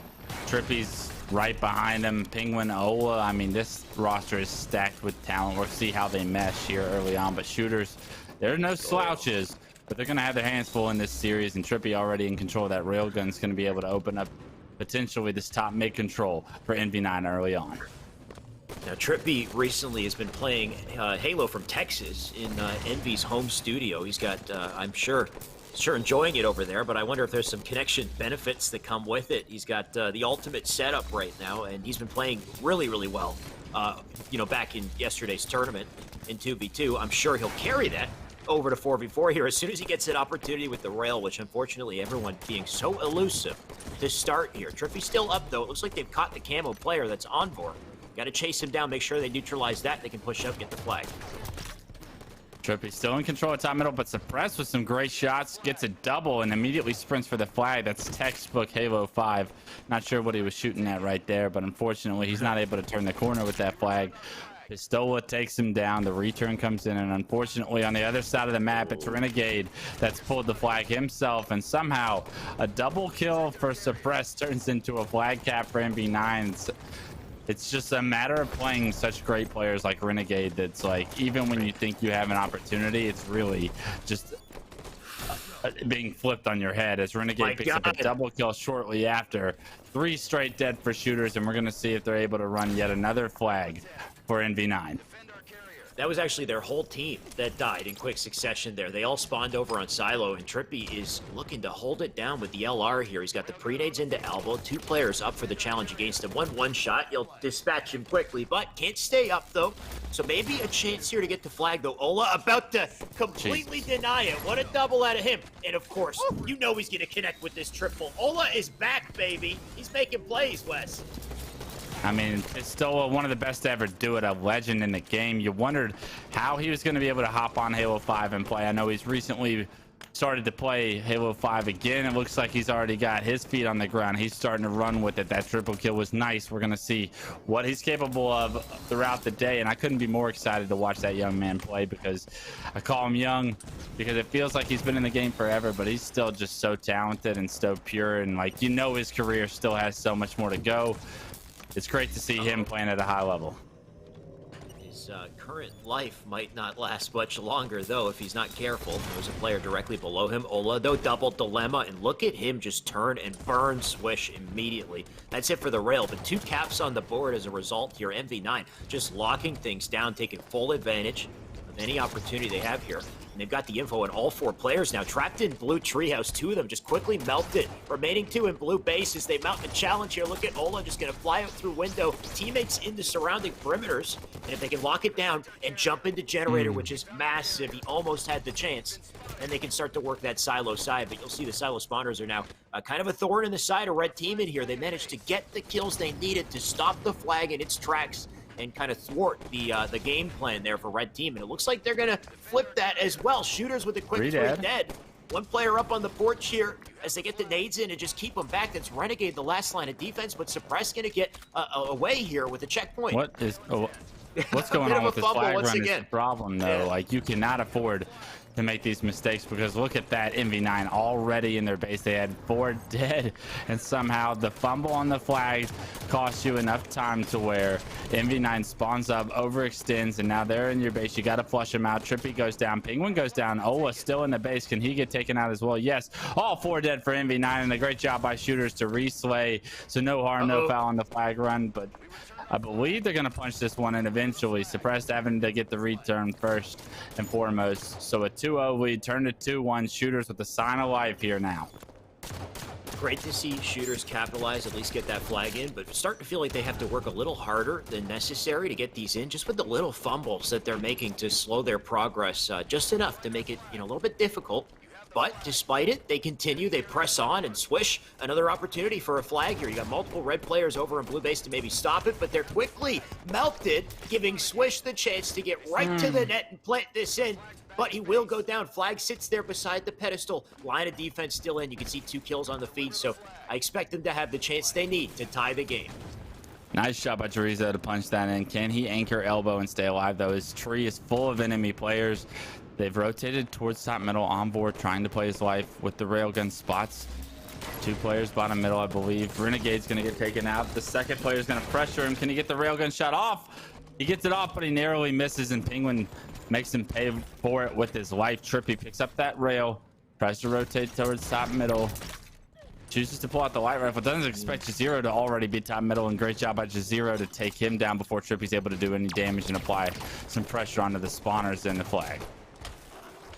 Despite the hot start out of Envy, it's really anyone's game now. You can see the pressure being returned in a big way by Shooter here as they make their way up into red base. All, or at least 3 of them alive. All the last line of defense, Ola going to do everything he can just to keep him back, delay the situation. He does go down. New spawners up, likely an elbow as they're all flying out the red to get the defensive kills they need. Suppressed a little late to the party. Unfortunate nade and just gets melted immediately. And now they have to play defense mode because you can see that rail has switched hands over to the side of Envy. Somebody's got it. It's the Demon. Yeah, to your point, though, it's anyone's game. But that being said, Renegade with rail can take anyone's game and make it his. And I expect him to really take this opportunity that his team has given him with the railgun here and pop off like we always know Renegade does. He finds himself a single kill with the rail. Burns camo, though, an unfortunate death for him because his team had complete control of the map. The rest of Envy is looking to push under the flag, but a camo railgun player would have been nice to have as backup because now Envor gets the kill, plays his life perfectly. The jukes, the jives, the movement, the predictions, and Envor getting the best of 2 members on Envy right there, making himself the most difficult kill he could. So allows his team to stay in this match because that was going to be an opportunity that Envy would have been able to capitalize on. Unfortunately, Renegade goes down as well. Jazero is going to apply some pressure here on the porch. Takes his time, waits for his teammates to sandwich Penguin, gets rid of Penguin out of his base, and finds Trippy bottom middle. Can't finish the kill either. But so far, Shooter's doing a phenomenal job of playing defense in these tough situations, but for how long can it last? Because that was just 4 dead once again. Look at this. It's been quite the brawl so far, but look at this setup. All 4 members of blue are trapped in blue base. This is where you mount the challenge, get the kills. They can't afford to give up their lives as they do this here. So Trippy getting tagged up and taken down is unfortunate. That's a big part of the pressure being put on the blue here. And Ola has the double dilemma of watching the spawner on Silo, but also trying to help out blue. And now they've just lost their chance, lost their opportunity. The defense was strong out of Shooters to be able to find their opening, kill Trippy there. Had he lived up, had he got that second kill, I think it would have been a different story. Now we're right back to center map. We're right back to this brawl here, and it's going to be down to the rail, which I think has been picked up by Shooter, and they have the flag. So a huge chance here from Shooters as they might actually be in the clear. They got it out the courtyard here. Swish going to turn around, try to get defense. Overextenders coming out through Silo to try to stop this flag last second. They do get the kill. Flag sits down in courtyard. What a flurry of events here, but Envor with the rail can shut down the remaining red players and ensure they get that flag in for a 3-2 victory over Envy. What a way to start the series, Wes. Yeah, it all came down to that push that you thought Trippy and the rest of Envy was going to have that opportunity when multiple members were stuck back engine. You had that player knock the no shield back flag. That player that was no shield gets the kill onto Trippy that stops the push completely from being in Envy's favor. And then all of a sudden, Shooters flips it on their head, applies pressure right off those kills into the enemy base. It's because Fathom is so short width-wise, but it's a long map that you're able to make up that distance with the width right there and apply that pressure. So suddenly, because they're able to do that, they actually get the new railgun, to your point, pop off with it. Envor makes a heads-up play by playing his life front to base. And a huge comeback victory that was a 2-0 lead for Envy. And they gave up 3 unanswered flag caps to Shooters. This team is here to play, and Envy, just because you got big names, they're not going to give it to you, it looks like. Doesn't mean they're afraid of you. That's for sure. Yeah. It's good to see them answer back despite being on a deficit, come back, and I guess which was a 3-0 sweep in terms of flag caps to close it out. But like you said, Wes, it all came down to that push onto the base, which didn't quite work out, wasn't as coordinated as planned, and also unfortunate timing, right? Because had they not put that together and the railgun was not about to spawn, then maybe this whole thing wouldn't have taken place. But it was the combo of losing their positioning and at the same time that the power-ups are coming up, giving it up for free to the blue team and giving them an opening that they then capitalized on, got that flag through. But great to see it all come together. Great to see this blue team, this shooter team pop off when they have the chance. And now we might have a series that goes the distance, assuming MV9 are really willing to bring their A game in Slayer, which I expect them to do. Yeah, it wouldn't shock me if we see a game 3 here. Fathom Flag is definitely a game type that I thought that shooters was potentially going to be able to compete with this NV roster in. Not sure the rest of the game types throughout the series, but like as a underdog, you want to see those maps that you can create chaos, that you can capitalize very quickly, that you don't have to overslay on in order to get the job done. But that's a big shout out to shooters and how they played that map pretty much perfectly from the second half on, right? I mean, they started off rough. It looked like we were going to see a very dominant NV team run away with it, and that was not the case. Shooter showed signs of life, and now it's NV's job to respond. And in a team Slayer where either team can really pull it off as if they get a hot start, like NV needs to wake up, and they got to do it now. I mean, with a player like Renegade on your team who's been popping off hardcore recently, He's been winning everything. He's been winning everything. I mean, he said it in the interview yesterday too, not to have an ego or not to be cocky, right? He's been saying he's been winning everything for the past month or so. So Renegade is cocky. Renegade has an ego, but he backs it up. But well deserved. He backs it up, right? I think, and you know what? You kind of have to have a bit of an ego to get into his position in the first place, I find. Absolutely. And then, yeah. So Renegade, of course, a threat. If the power weapons are in his hands, anyone on NV is a threat if that takes place. But like you said, this shooter team, they have a chance. They have momentum now. It's up to them to capitalize to make sure that they take full advantage here in Slayer before it gets to a game 3, when that's where I expect the clutch factor to come out from NV. Yeah, when the pressure gets on, I think these guys step up. And the pressure's now on. You're down 1-0 in this series. Time after time, we've seen Renegade, Pistola, I mean, all of these guys, Penguin, Trippy, throughout their careers, fall back on their back feet, but respond even stronger. Wouldn't shock me at all if that's what we see here in game 2. Just got to wait and see. Not sure what map we'll be seeing just yet, but of course, Slayer, if I had to guess, I'd say maybe Truth or Kali to jump into. If it's Kali, a little worried, right? That gives a player like Renegade a chance with a sniper. If it's Truth, I'd say maybe a little bit better off, right? To be in a situation where there isn't something that could devastate your team, allow them to pull away in a big fashion. But we will be jumping into this game shortly. We'll find out what it is, Wes. And I believe that game is coming up right now. So here we can finally reveal that it is Coliseum. There are rockets and snipers, of course, popping up on this map. It all comes down to who can grab them and control them to start the game.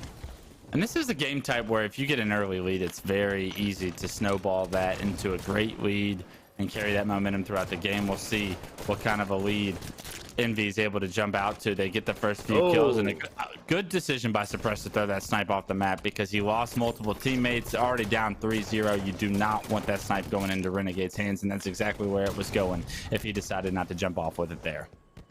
Right, I'd say, plan A, use the snipe on your team, obviously, keep it away from your enemy, but then if not, your plan B is just, get it off the map, have it not even be in play, not possible for anyone to do anything with it, and at least that kind of ensures that your enemy team won't pull away as quickly.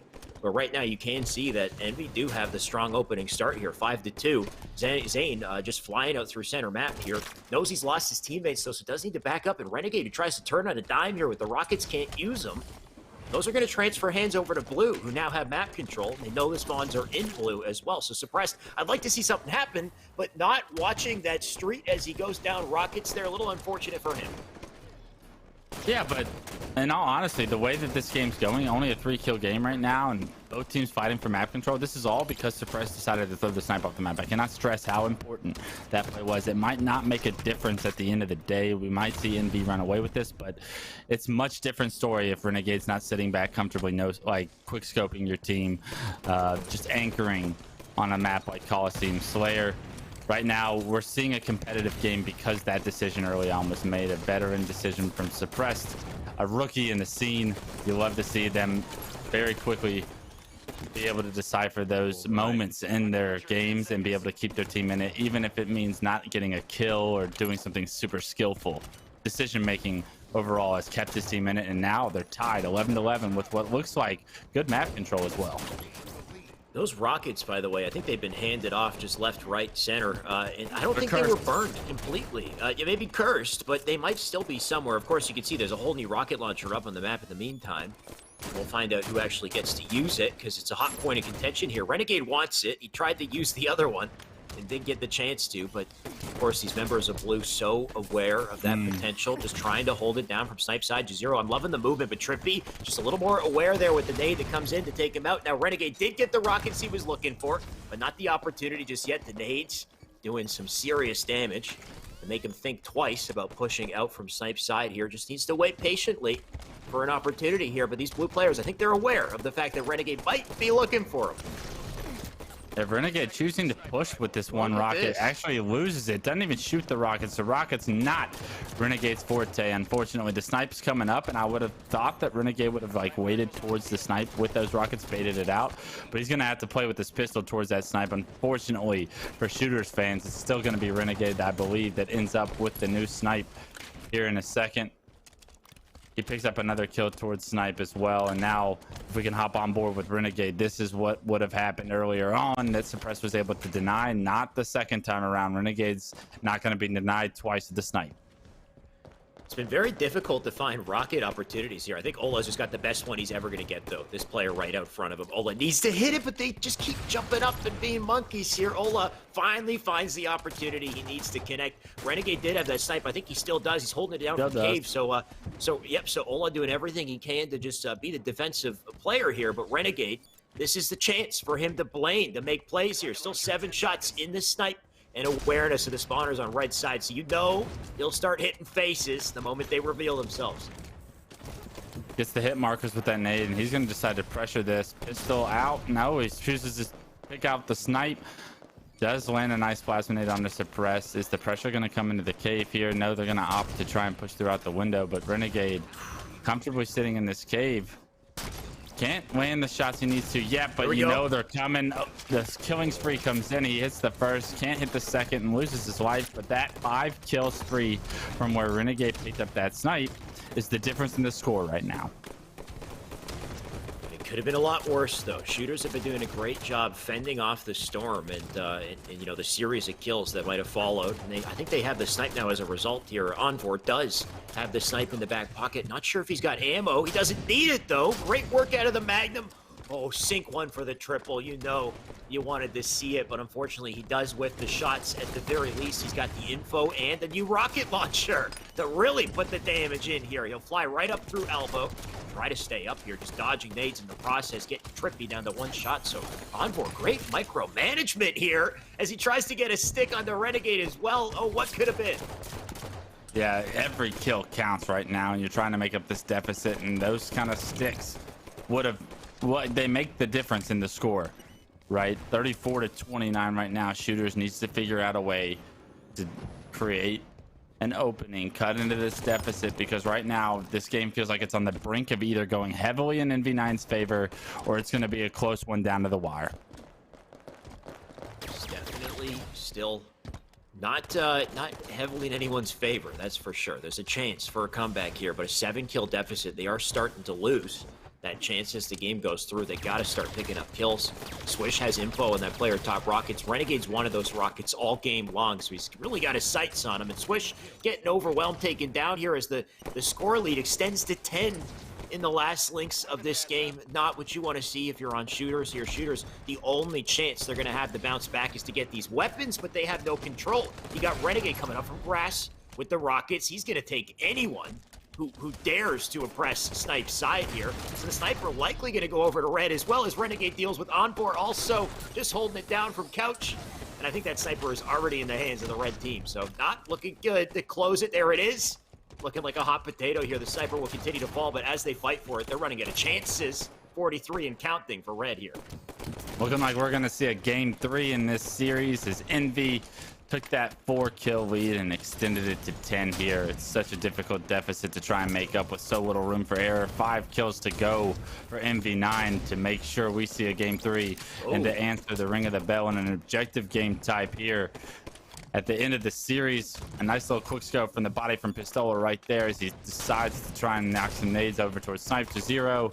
Can't hit the shot, but he's just wasting snipe ammo. Every win condition from shooters is going out the window right now as 2 more kills go into favor. Almost a Pistola highlight reel.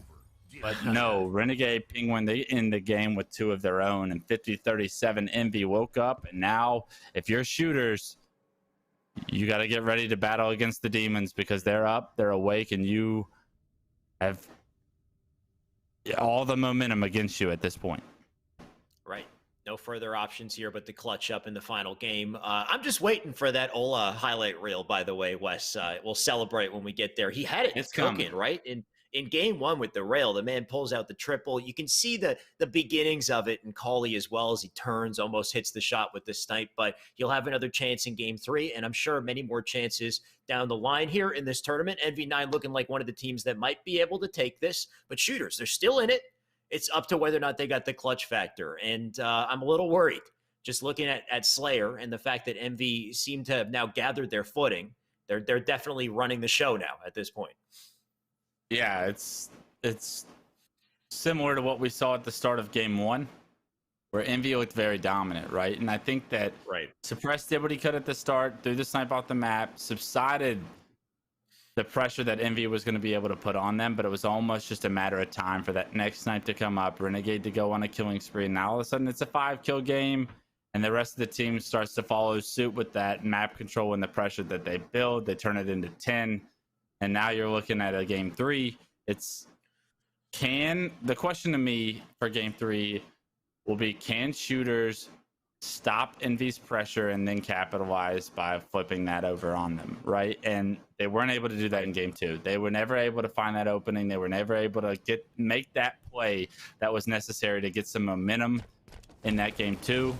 Envy isn't going to give it to you. You got to make the play if you're shooters. We'll see if they're able to here now. This is it for blue team and both teams, really. Last chance to pull things through, make sure they stay on the winner side of the bracket here. And Trippy going to take no prisoners in blue security, though. It looks like there's too many targets for him to deal with. He does go down. Ola going to try to pick up the pieces here, blue side, but just getting kind of railed by the onslaught of players. He's still got 3 players over on security that are now starting to push out to blue, taking the early captures in the meantime. So I like the opening out of shooters to both take Catwalk and Red Nest and keep the pressure up at the same time, keep these red players on the back foot.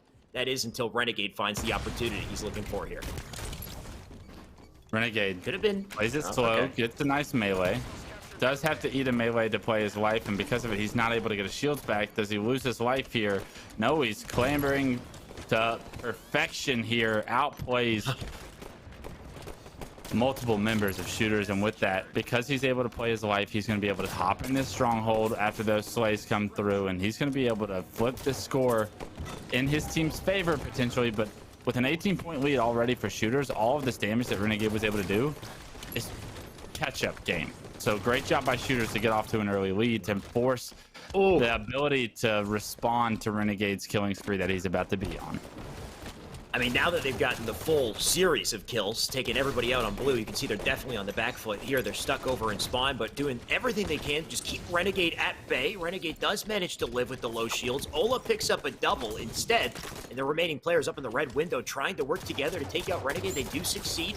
Still kind of being stuck on their spawn, though. You can see Trippy just, laying in the lead from up top map, forced to drop down below here, but his teammate's going to take position on Red Nest and try to delay it in the meantime. Half capped, they'll dive into Red Nest, get the reset on it, and the 5 out of Trippy. It's plays like this that bring you back in the game, that set the momentum on your side, and they do it just in time for the Rockets, for the OS, for the camo. If they pick this up, things could look bad for Blue, but I think they do have OS.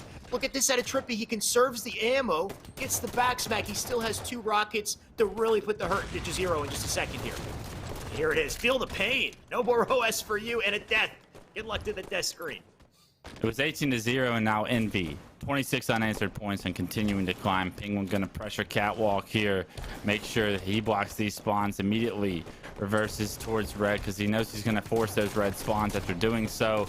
Pops up. Top Catwalk starts to gain control, knocks the player to no shield, hits another with a nade, and because of it, he's going to find a third right in front of him. The amount of damage and impact Penguin's having on this map right now is absolutely insane. Can he finish this player bottom middle? Can he get a little bit of help to get this player down? The player ends up going down, and with it, the trip cap comes in. 43 unanswered points, and finally the trip cap stopped for the moment, but Zero knocked to no shield, forced to back down. Trippy pressuring him is going to turn this trip cap back into a reality for NB fans. This is starting to look like the nightmare scenario you'd hope to avoid if you're on blue team here. 50 points and counting, just a dominant trip cap. Everyone playing their game as expected here as Trippy dives in, gets the trade. The blue bend pressure does come through as they do temporarily slow the bleeding, but to fully stop it here, they got to get the Catwalk a red nest, and they got to overwhelm these players. So Renegade, that's a good first step to take him out. Trippy in red base as well as he holds it down like a turret here. Nades behind him, not the cleanest nades, and because of that, might, oh, you know what? His movement just clean enough to come out of that exchange and stay alive. And look at the delay too.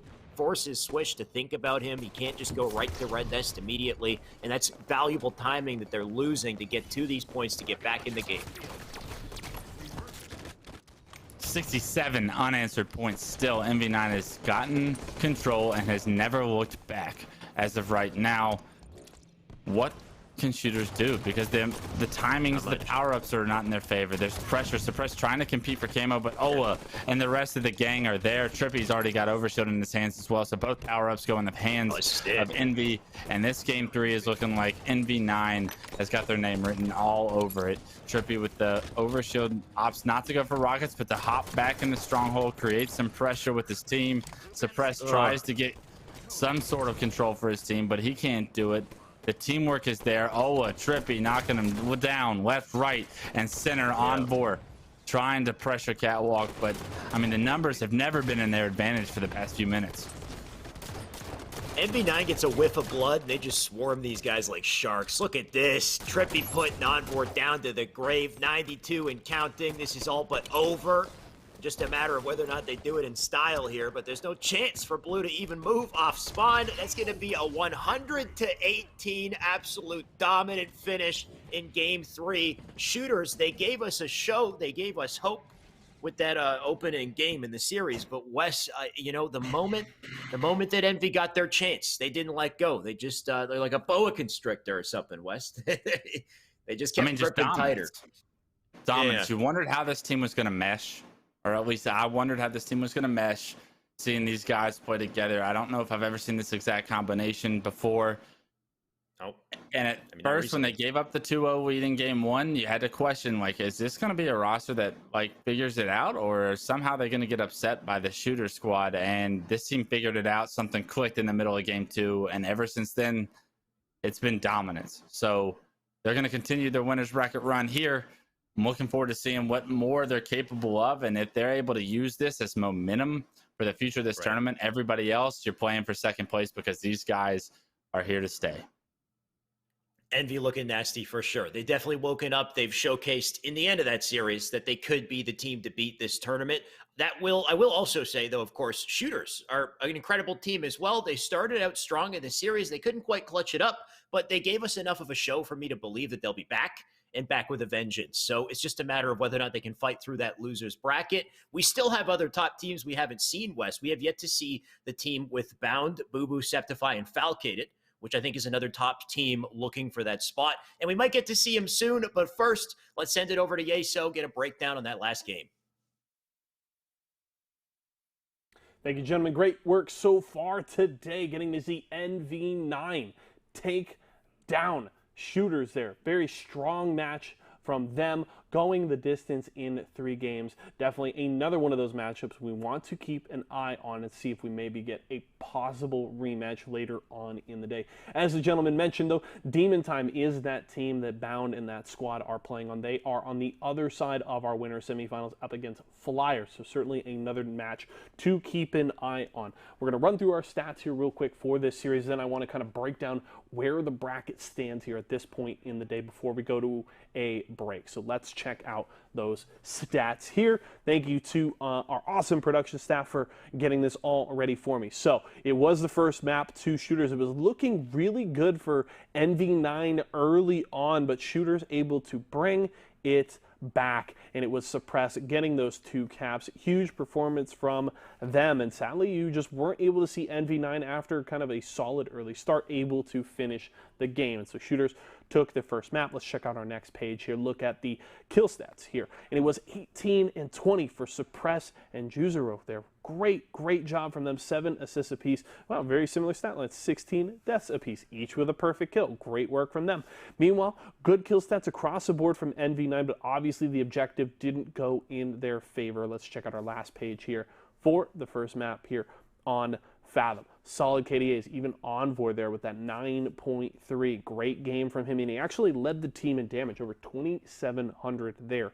Meanwhile, on the other side, all of NV9 up over 2,000 damage, and the quote-unquote worst KDA there, Penguin, with an even one at 0. So rough game, but able to get great accuracy, though, 63.4%. So Penguin was hitting his shots, but sadly, the map didn't go into their favor. We'll go to the second map here. Shooters took the first one. NV9 able to tie it up in the second. It was Slayer on Coliseum and Renegade leading the way. We got to see a lot from him. 17 kills, 8 assists as well, and lowest deaths in the game with 8 for him. Check out our next page here for this second map. Great headshots there. Perfect came from Pistola. Pistola not necessarily leading the way as much as we saw from him a week ago in his performance last Sunday, but still solid numbers here. We'll go to our last page on this second map and look at that KDA. Great accuracy. Pistola below 50%, which is, I would say, unusual for a player of his caliber, but still solid performance so far today. Meanwhile, on the side of shooters, all below 2,000 damage. Solid accuracy for the most part. Good KDA there from Switch, but it wasn't wasn't able to get it done though. That 50-37 win from NV9 pushed it to Stronghold, our third map here, and it was on Eden, and Trippy leading the way, and we saw shooters able to get out to that early lead, up 18-0, but then Envy took control at 18 points and never let it go. They finished 100-18. Let's check out our second page of stats here. We'll look at the kill stats, and it was Trippy and Pistola, 12 and 13 kills respectively, 8 and 7 assists as well, and very low deaths. That's another thing. Not the longest of match times. When you get those 18 points and then the other team just runs it 0 to 100, the match is not going to go very long. So very low deaths across the board from NV9. Meanwhile, shooters, you look at Swish and Juzuro there, 4 and 3 kills respectively. You need to be able to get those kills to clear those points and try and turn the tide of a game like this, but sadly shooters weren't able to do it. So they go down to our bottom bracket. We'll check out, I believe we have one more stats page here to take a peek at. Just look at our accuracy numbers there, and there it is. Trippy, Pistola, great games from them. Even Renegade, lowest in points there, but still great accuracy, good KDA. So great performance overall from NV9. Able to bring it back, and we'll have to see if Renegade and Penguin can do it back to back. And if Renegade can win today, it would technically be 3 weekends in a row he's taken the win, as he did win the finals for our Kellogg's 25K free-for-all 2 weeks ago. Real fast, I just want to update you guys on kind of where the bracket stands here. Obviously, MD9 moving on to winners finals. We've got Demon Time and Flyers on the other side of semis. Meanwhile, some other teams to keep an eye on that are sitting in that losers bracket. Fire and Ice still alive in losers round 5, as well as PK still there. So that's 2 teams to keep an eye on. If you want to check this out yourself, make sure you're keeping track of the bracket. Make sure to use !bracket in Twitch chat now. Obviously, shooters waiting further in the losers quarterfinals. That's losers round 7. We've still got a ton more action to cover though, folks. So don't go anywhere. We're going to head to a quick break. But when we return, Microsoft Sunday continues.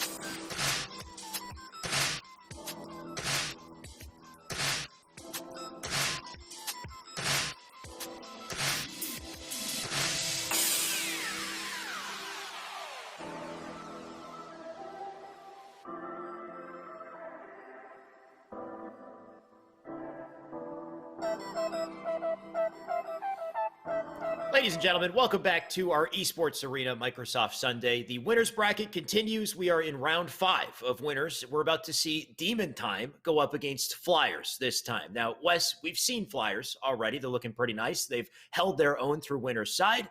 It might be the end for them here if Demon Time has something to say about it, though. This is Bound, Falcated, Boo Boo, and Septify. This is the other team that I was just waiting to see. I can't wait for this. Yeah, this is going to be a tough game for them, right? This is going to be how good is this Flyers roster? Because we know Demon Time, the caliber of players on that are the caliber that you expect to see in the finals. If Flyers wants to replace them in that position, they're going to have to win a series like this in this tournament.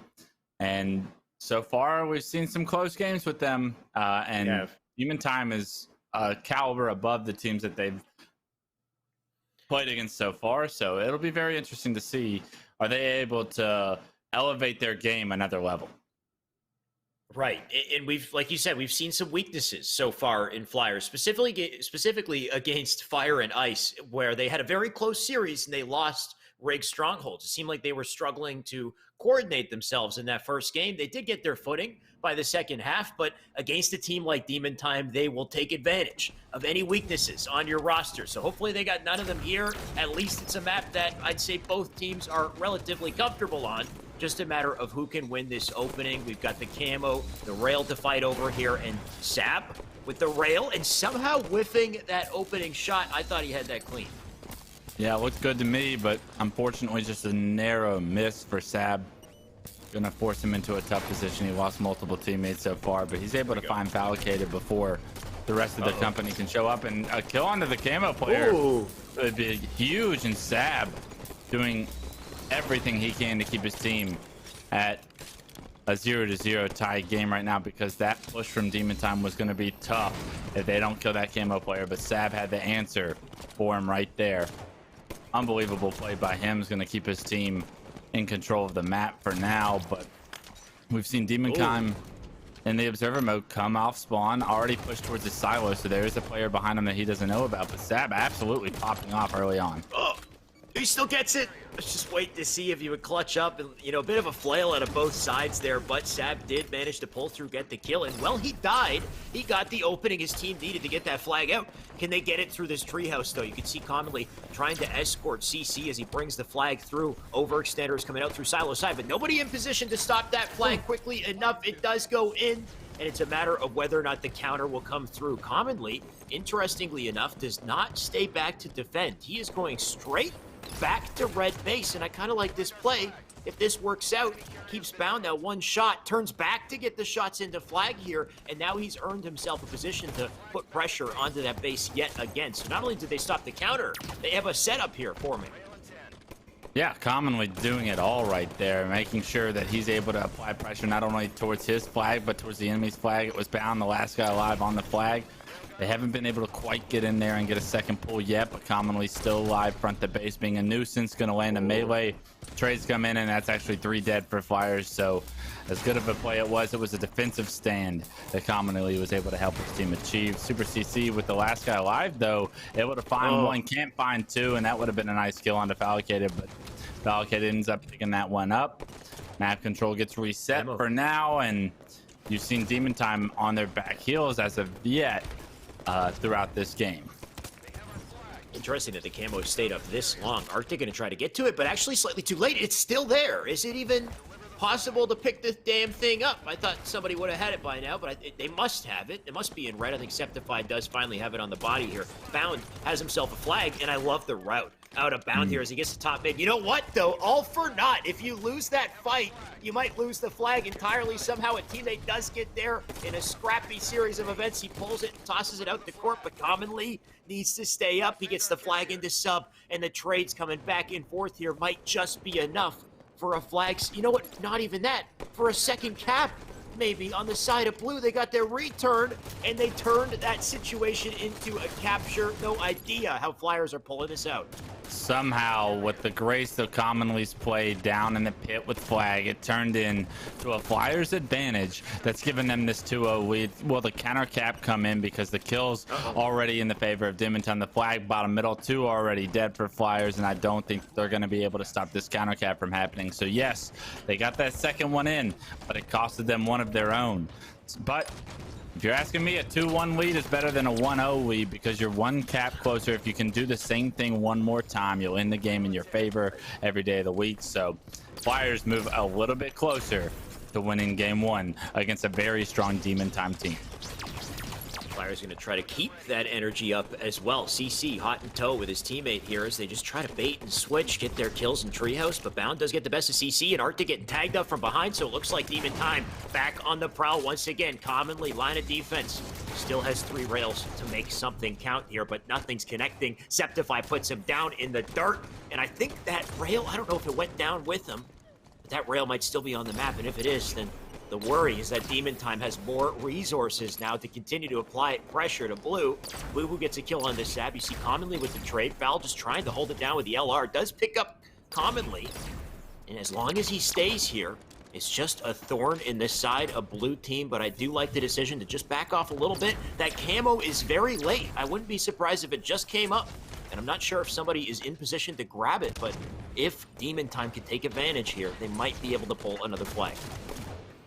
Falcated is going to be up in the enemy's base right now. Finds himself in a 1v2 situation, and a great job by Flyers to flush him out of the base. He can be such a nuisance if he's able to find that first kill, but no, they denied him that. And with it, Super CC continuing to anchor his flag right now. Knows that the enemy team has control of the tree, but he spots this player into the pit. And the jumps come through, and Sav gets juked out of his mind, and unfortunately pays for it with his life. This camo player is being such a pain in Flyers' side right now. It's definitely got to be Bound, right? Like, on top of the fact that you get the limited aim assist, or maybe none at all. I think it was CC who just could not kill Bound, even though it was one shot, because he was camoed. He managed to make the squirrely play to jump up to the bridge, get the flag, and then maybe miss the capture. But either way, the man did his job. He planted it in 2-all, and now both teams facing that game point here. Bound finally getting put down, commonly dropping a double before he does himself. And Foul does win his kill for a double to answer right back. So you gotta love the trades, but that does just keep our teams at the 50-yard line as the brawl continues here. Railgun up though, 6-minute mark. Very crucial point in the game. The flag is out on red side as well, and Sap with the rail to keep the pressure up and keep these players back on spawn. Sap with a double too. Man is starting to pop off, and at the perfect time to do so. Can they even stop this? Wes, I think this might be it. Sab's in the end zone. There's nobody available to kill this man as he plants the flag in and closes the game 3-2. Flyers, they started out strong. They closed out strong, Wes. That's what you like to see. Great railgun shots there by Sab, but it was Arctic that got into the flag, threw it out, and was just a nuisance in the back engine that forced a player to just deal with him for so long that Sab turns to, runs the flag, and by the time Arctic gets flushed out of the back engine, it's too late. Sab's already sprinting across the map with the flag, nobody in position to stop him, and honestly, just great execution there at the end from Flyers. Definitely. Flyers just managing to pull together that one little opportunity that they had. They got through, they got the cap. And if they're able to capitalize on situations like that, that is enough to get them through a series like this, maybe get to the end zone, get the winners finals against Envy. Of course, they're not done yet. If this is anything, it's reminded me of the last series. Wes, this has given me flashbacks to the series we just watched, which was very close. In the same fashion, NV9 started out strong. They ended up losing the game in a 3-2, but then they came back in Slayer and they dominated in game 3. I'm worried that the potential still exists in this series exactly the same way, but it all comes down to Slayer once again, whether or not Flyers can hold their footing here. And if I had to guess, we're going to jump back into Kali like we did last series. It's going to be tough, right? I mean, like Flyers, we've seen the lesser of the two teams, I would assume, jump out to a 1-0 lead in the series. And now the response came through from NV9 the first time around in the past series. But now we're going to have to see, is Demon Time capable of that same response? Because one of these times they're going to get closed out. Somebody's going to make a play. These teams are too strong. The individuals are too good to where someone's going to stand up, make a game-changing play here in games 2 or 3. And the upset's going to happen. So in a best of 3, when you come out a little slow, a little short, and you don't execute game 1 and you actually get upset in game 1, like it will cost you the series. And it's only a matter of time till we see that upset happen. I think this could be that time. Yeah, I think just considering what we saw at a Flyers in game 1, they're looking very good to start this. There was no real chink in the armor for them. They closed out strong, and they're coming into game 2 with a lot of momentum. And this time, there is no real kind of renegade threat with this snipe. I mean, I know all the players on Demon Time are gods in their own right, but we'll see if they can not only win the snipe, but pull away in dramatic fashion afterwards. You know Flyers are going to do everything they can to ensure they don't have the chance. Yeah, Flyers going to have to figure out a way to win a Slayer against a very strong slaying squad in Demon Time. Unfortunately, Bound with perfect shots is going to try and deny that storyline from happening. Make it a triple. Can he get the over? Hits the movement, but the melee shot does not come through. And with it, just a 5-4 lead in favor of Demon Time. And actually, I believe the snipe is going to fall into control of Flyers very shortly. But no, it's actually Bubadubu that's in position to pick that up. If we can hop on board with Bubadubu, actually, he gets taken down as well. So the sniper changing hands amongst every team so far multiple times. We'll have to see if it can finally get comfortable in someone's hands. I believe it's over here at red somewhere. It's in Fallicated for now. Bound might as well just be mashing that Y button at this point. I don't know if you saw him just standing there in window, just over and over, just hitting the Y button, switching weapons, you know, waiting for his chance. If anything, I think it does kind of keep you awake, keep your fingers or thumbs, I guess, ready to swing and hit shot. Kids these days, right? I mean, I'm the same, to be honest. Once I got the paddle, I couldn't look back, right? Like I'm always hitting the button now that it's just so accessible. But Foul definitely doesn't want to YY too much here. He needs to get this scope into the head or a body of a target here. Just needs the opportunity, but getting tagged up from both the catwalk and the cave at the same time. Foul drops quickly. Sab gonna try to, or Septify gonna try to do something to stay up here, but no dice. Bubadubu can't live here either. Just the pressure coming into red base, looking too strong at a Commonly and team as they hold it down and Commonly make this count. One more snipe.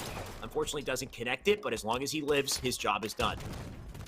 Plays his life, allows for his team to help, and sometimes hitting the shot's nice, but getting the kill and staying alive and being a harder kill is more important, right? And Commonly showing you exactly why that can be an executable plan.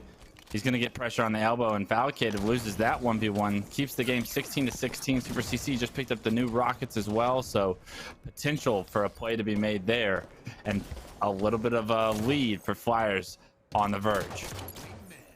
Nice to see a close game here in game 2. Team has yet to pull away, and I think we won't truly see that till that snipe pops in 30 seconds. And Connolly, of course, aware of it, but trying to check his corners as he makes his way through red here. Last thing he needs is an unfortunate flank.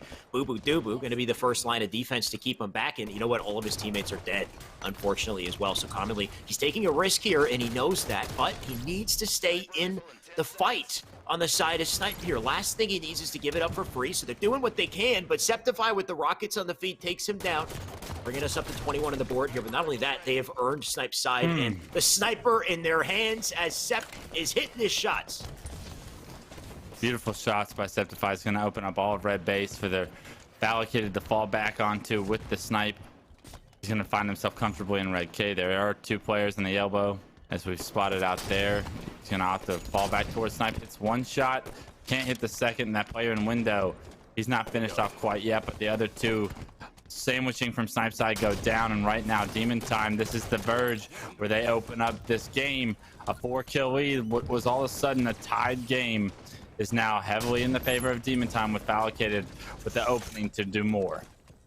That cheeky player up on top rocks, making it difficult for Foul, just not revealing himself. Everybody a tough target as Hammy just hugs the lane there, but Boo Boo does get the best of him. So beautiful shot set of Boo Boo to get himself a double. Arctic does trade it. Foul still not getting the opportunities he had hoped for with this sniper, but ultimately not mattering. His teammates are, you know, coming through the cracks here, kind of cleaning up any of the stragglers. Either way, Foul still has 3 shots though, and the point of contention, of course, the Rockets. So as long as he stays up here, look at this, the opportunity this man might have. He can't seem to find it, though, and he's going to probably die as a result as well. Wes, I feel like we've seen this all day, where players have had railguns, snipers, and it just seems like every target is so difficult to kill, just getting out of the line of fire the last second. Just milliseconds separating Falcated from getting an easy headshot onto a player standing still to not having an opening window to be able to hit that shot. Nonetheless, a 3-kill game. Demon Time actually in the lead right now. So Falcated not able to do enough with that snipe to keep his team in contention as of yet. And it's a beautiful job by Demon Time to, even though without the power weapons in hand, to stay in this. But now with rockets and I believe a few bullets in snipe, they may be able to open this one up themselves. Sab, he can't get the kill there. He had so much damage into the lane and into grass, but just all for naught there. Hopefully the teammates do come in to get the trades commonly in the meantime. Just 2 kills behind the opposition as he does try to play it slow in red. Arctic also doing the same, coming up from underneath. Commonly gets the kill, and look at his teamwork as they try to collapse and pick up maybe 3 here. Arctic will go down. Boo Boo coming in to trade it out, keep Commonly awake here. Melee comes in, but Commonly looking unkillable on the bench, stays up. CC with a ground bounce sticky to the face. Septify, welcome to the blue screen. Off the bounce. You don't see that often, but that was nice. Able to get that stick, make it a 2-kill game, and all of a sudden Flyers very well in this game. 3 kills separating the 2. You got both Snipe and Rockets coming up in 5 seconds. With Demon Time's back against the walls here in Winner's Bracket, this is a must-win game in this best of 3 for them to continue this series on. Flyers looking to close it out, and Bound with the snipe in hand. It's going to be up to him to close this one out. He's got plenty of chances as far as bullets in the chamber. We'll see if he can put them to use. There goes 1. 6 left still. Targets right up in front of him as they're diving in. Rockets, though, in hand of that player, and he deletes them right quick. So good work from Bound. Rockets now out of the picture. Likely going to call it to the teammates and let them take that. They still do have the advantage, though it's only slight here. Last thing they want to do is make mistakes. I'd like to see Bound reload this snipe as well. He's got 5 shots. There we go. Gonna get the reload in. Teammates supporting him from perimeters, but Bound gonna try to play it patiently and just find the angle that he needs to attack. Nobody budging. This is something we've seen all game long. The moment the resources are in the hands of a team here, they can't find their chances, but Bounty's got a big one. Shots into Sab, he gets the kill. Dives over a nade as well. CC still up in blue, but he's looking for Commonly instead. Nice spree out of him, does whip the second. Gonna dive forward to take Arctic, and he gets the double. Spins, and I would have loved to see a kill on the CC as well, but West, the damage is done. I'm thinking GG at this point as they have 3 left to close it. It was quick. He might have actually got that triple, though, but Bound doing everything he can to make sure his team sees a game 3. And with that, the damage he was able to do with that snipe, is the damage that separates these two teams as of right now. It's 48-45 though. This game is not over. Arctic gonna spot a player over towards red elbow, but Badubu finds a kill to make it just a 1-kill game for Demon Time to take this to a game 3. But Badubu says the pressure is on. He's trying to be sneaky front red, believes that there's a player in cave, but no one in cave. Does find a player in the cuts, and that's gonna be an easy kill for Badubu. 50-45. Demon Time is going to ring the game 3 alarm, and now with both these teams taking the first 2 in this series, we're gonna have an opportunity for someone to make a play and win their team not just a game but the entire series. Definitely a close one, though. Flyers with a great chance of success there, and all it takes, I guess, is a sneaky boo-boo-doo-boo to get to flank through enemy lines, get the shots in, ensure they get the last kill there. But remains to be seen. I think whether or not this one, I don't know who to give the advantage to, in the same way that I felt like I did with Envy in the previous series, mainly because it was 50-40. It felt dominant more so in the Slayer game in the last series than this one does. This one feels much closer. At any point, had things gone differently, had Bound, not stayed alive, managed to get that kill on the Rocket player, let's say, over on Fountain, I think the whole thing could have fallen apart. So game 3 is where we're going to go, and I wouldn't have it any other way. Wes, it's going to be a Strongholds Eden like we saw last series. But hopefully we don't get the same game we saw last series, because, man, was that incredibly dominant at an Envy. Demon Time, of course, they're going to look to recreate that, but I expect Flyers to not go down easy. It's tough, right? I think both these teams are very even when it comes down to match, and Demon Time, to me, has the more individual skill, but I don't know if they're going to be able to execute in the objectives as well as they need to be able to close this team out, right? So it'll be interesting. I think, Eden Strongholds can snowball in a team's favor, as we saw in the Envy game. It can get out of control very quickly if a team can get camo, overshoot, and rockets, and put them to use. Those teams can run away with the games. Trip caps happen, and it's tough to get out of that kind of a situation on a big map like Eden. But only time will tell. It's exciting that there's this much power on a map, and it's up to the players to decide what they prioritize and then how effective they are with it. We know how effective Boobadooboo can play with a camo, so even necessarily the weakest of the power items on the map can change the complete outcome of a game in the right hands. Absolutely. I mean, anything in the hands of these players is powerful. Pick up an LR, next thing you know, they could drop a spree with it. So Bound with an OS, considering this man's play style, you do not want to be in his line of fire. He's looking for Sab as the first kill here. And you know what? Has to work for it. As he chases him out bottom mid, teammate does pick it up, but Bound without hesitation. Look at this, no timing loss to get up to top mid and put himself right back into the gunfight. Love that nade there, but looks like that player just being a little too sneaky. That's Arctic, who's hiding back tower, just trying to delay the situation. Bound, interesting that he completely leaves Catwalk, just wants that kill as quickly as possible, wants to ensure that the other teammates on blue team don't get angles on him, before he has a chance to cap Catwalk. Yeah, Bound trying to control this Catwalk side of the map. He's going to have pressure from 2 players, can't find one. You thought the melee might come through and he'd be able to find one to his name, but unable to do so, and because of it, Arctic able to recapture Red Nest. The trip cap is in for a moment. Blue Bend is going to go in favor of Demon Time, but with Catwalk and Red Nest in control, Flyers is in a great position to get off to an early lead. Flyers honestly quelling the storm there in a big way, considering the resources that Demon Time had off the opening strat. Bound not able to do too much on the scoreboard with that OS. He did get kills, but ultimately map control still on the side of Flyers here as Commonly holds it down. He's got a teammate up in Red Nest, and I love this little lane change from Commonly, who earns himself a 5 as a result here, and he stays up in tower time. Deletes Foul as well. 2 players back to spawn. Time spent on that screen means time not spent in these captures here, and Commonly and team, they can continue to collect points.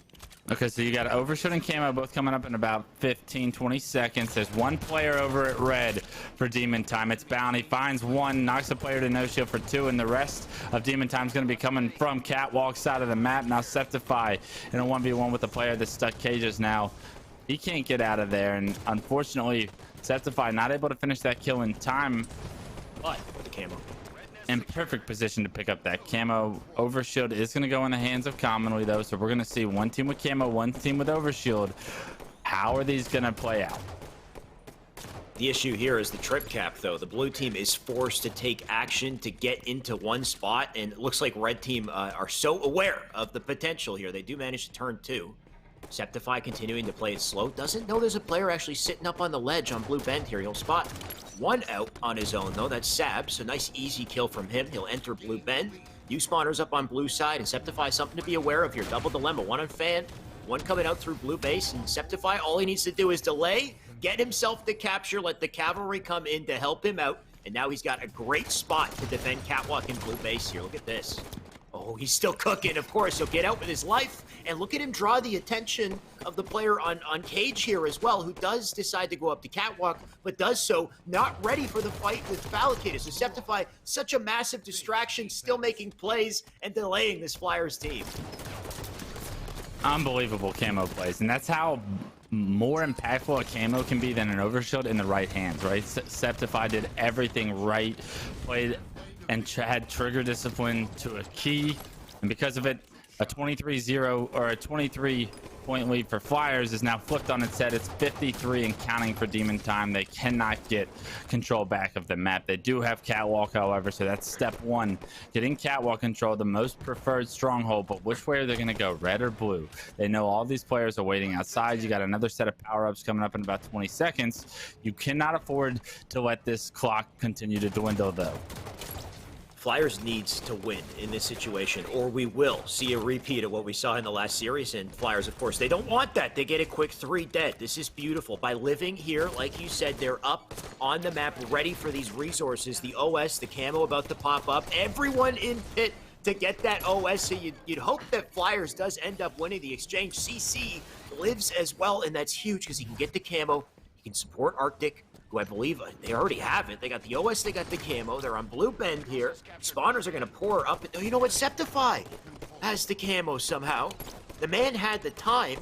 He snuck in, and he is now the key to breaking this new setup from Flyers. He did it once with camo. Can he do it again? Can he make the plays he needs to get his team back some control of the map? This trip cap for Flyers is exactly what Flyers needed, but Septify with this camo has been a thorn in the side of this team all game long. He misses the jump over to Red Nest, but it might be a blessing in disguise. Can't seem to find the opening, and it feels like he's just having to play a little defensive with this camo. It actually runs out, but he gets all of that information and rotates back to tower. He's able to find 1, finds 2, and because of it, he shuts down this catwalk push that we wanted to see from Flyers. Unfortunately, Demon Time, the rest of the crew can't get anything going towards either blue or red in order to get control of 2 of these strongholds, but Septify denied another trip cap from happening and kept his team in the game with that play. Oh, Boo Boo, he almost hit that stick, by the way. He spun, threw a stick out. I think it just whizzed by that blue player on blue bend. Either way, he's got a teammate with him to make sure they put Commonly down. Wait a sec. Commonly's playing Smash Bros out here. Man's crawling in Red Nest. He gets 2 kills. Gonna look down on Bound below as well, and still gonna opt to try to take the Red Nest instead, but keep Bound at bay here as he jumps up the window. Commonly still putting work in, helping the team out before he goes down, but I mean, if it wasn't for those plays, they wouldn't have got that footing, and I think they can still capitalize off of it. Just a 10 kill deficit, or sorry, 10 point deficit here that Septify is looking to disrupt. You know he knows the time for the camo, so Septify not looking both ways before he crosses the street there, though. Player gets up behind, takes him out, and I think a great opportunity for the camo for blue. Though, and Boo Boo now burned as well, so Flyers, they got to capitalize.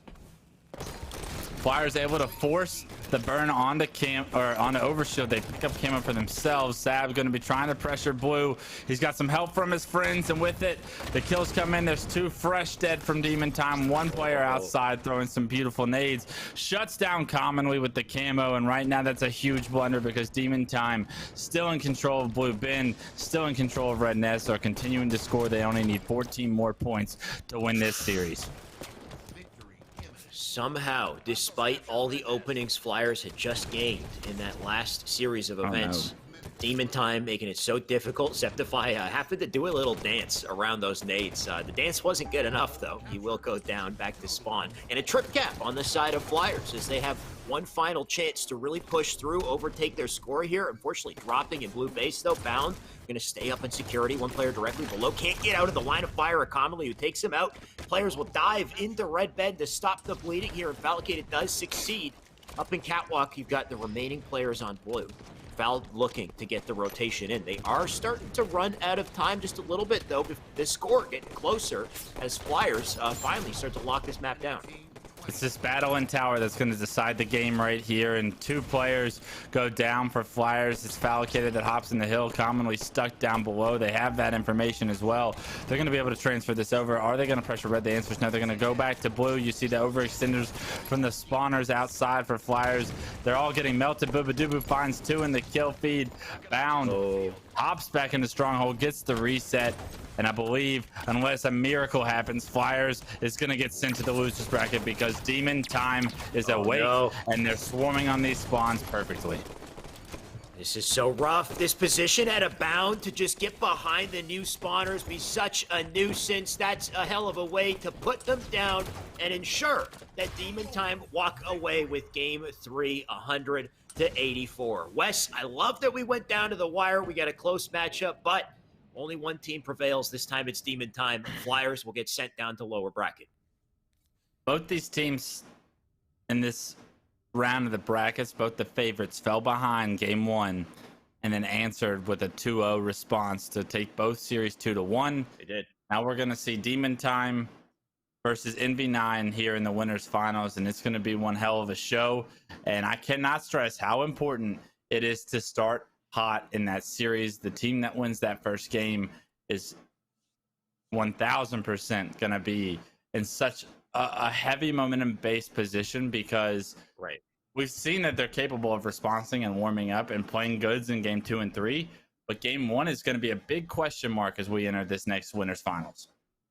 Completely agree, Wes. All we have left, of course, in the winners bracket is the winners finals. Excited to see how it takes place. We've got so many stacked teams today, but only 2 make it to this point, and it's going to be a hell of a battle coming up next. First, let's look back on what we've had so far. Look back at the last game. I'll send it back to Yeso. How you doing, my man? I'm doing great, Shao. I hope you guys are doing great as well. Been a fun day of games as Microsoft Sunday continues. Welcome back here into the GVO zone in the Esports Arena Orange County studio, and Demon Time running it back, getting the 2-0 reverse sweep there after the Flyers took the first map. Great series to follow. We'll check out our post-game stats here, and then I want to take a look at a play Bound made on Coliseum. On to Fathom here for the first map, CTF, and we saw a very exciting finish to this one. Sab with 2 caps here, and a big part of helping the Flyers grab this first map. Let's check out our second page of stats here as we look at the kill stats. Look at Falcated, 17 kills and 5 assists. Had a great performance from the kills perspective, but his team wasn't able to pull out the objective victory. Meanwhile, 11, 13, and 13 kills there for the Flyers. Great performance across the board from there, commonly with an uncommonly poor performance in that first game from the kill standpoint, but still 10 assists for him with those 13 deaths. And Flyers take the first one. Check out our final page of stats here. Just check out those accuracy numbers. Solid 55.9% there from Sab. Great game. 6.0 KDA for Super CC, and led the team in damage, almost 2,400 damage for Super CC, and Flyers take the lead. Let's check out our second map here. We go to Slayer. As we've seen more of a mix-up, we started out with a lot of Plaza earlier on in the day. We saw a little bit of Dabble of Truth, and now over to Coliseum for Slayer in this winner semifinal. Was Bound popping off. 20 kills, 6 assists, 14 deaths there for Bound. Have that awesome triple kill that we will check out here momentarily. It was Falcated's turn at the bottom of the scoreboard, but still 11 assists, the only player in double digits for assists on his team, and low deaths. That's the other thing, is like, even if Falcated isn't getting as many kills, he's not giving kills away to the Flyers. Big part of that victory there. Commonly and Arctic leading the way, even Sab there with 12 kills for the Flyers, but weren't able to get it done on Slayer. Really close game, though. 50-45 was the scoreline. We'll check out our next page of stats. Here, couple of perfect kills. Bound really looking good on the headshots, 12 for him. Let's check out the accuracy numbers here for this second map, and look at that, 69.4%. Nice from Bound on the second map. That 8.0 KDA looking strong. And even Boo Boo Doo Boo, this is something that's really rare. Is, we'll commonly get maybe one of those players that is close to or above that 60% accuracy mark, but to see both Bound and Boo Boo Doo Boo there at over 60%, 65.2 for Boo Boo Doo Boo. Meanwhile, 62.4 for Sab, that 7.3 KDA for commonly strong, not able to get his team the win. Let's head to the third map here. It was the decider. We went to Eden for Stronghold, and it was a back and forth affair, but Demon Time getting control late in this match. It ran 8 minutes and 41 seconds total. They get control late, and they were able to push it to a victory, capturing that center point there and holding strong. Demon Time able to get the win. Let's check out our kill stats here. And there is great accuracy. There it is, the kill stats. There it is. Beautiful, beautiful. Shout out to production.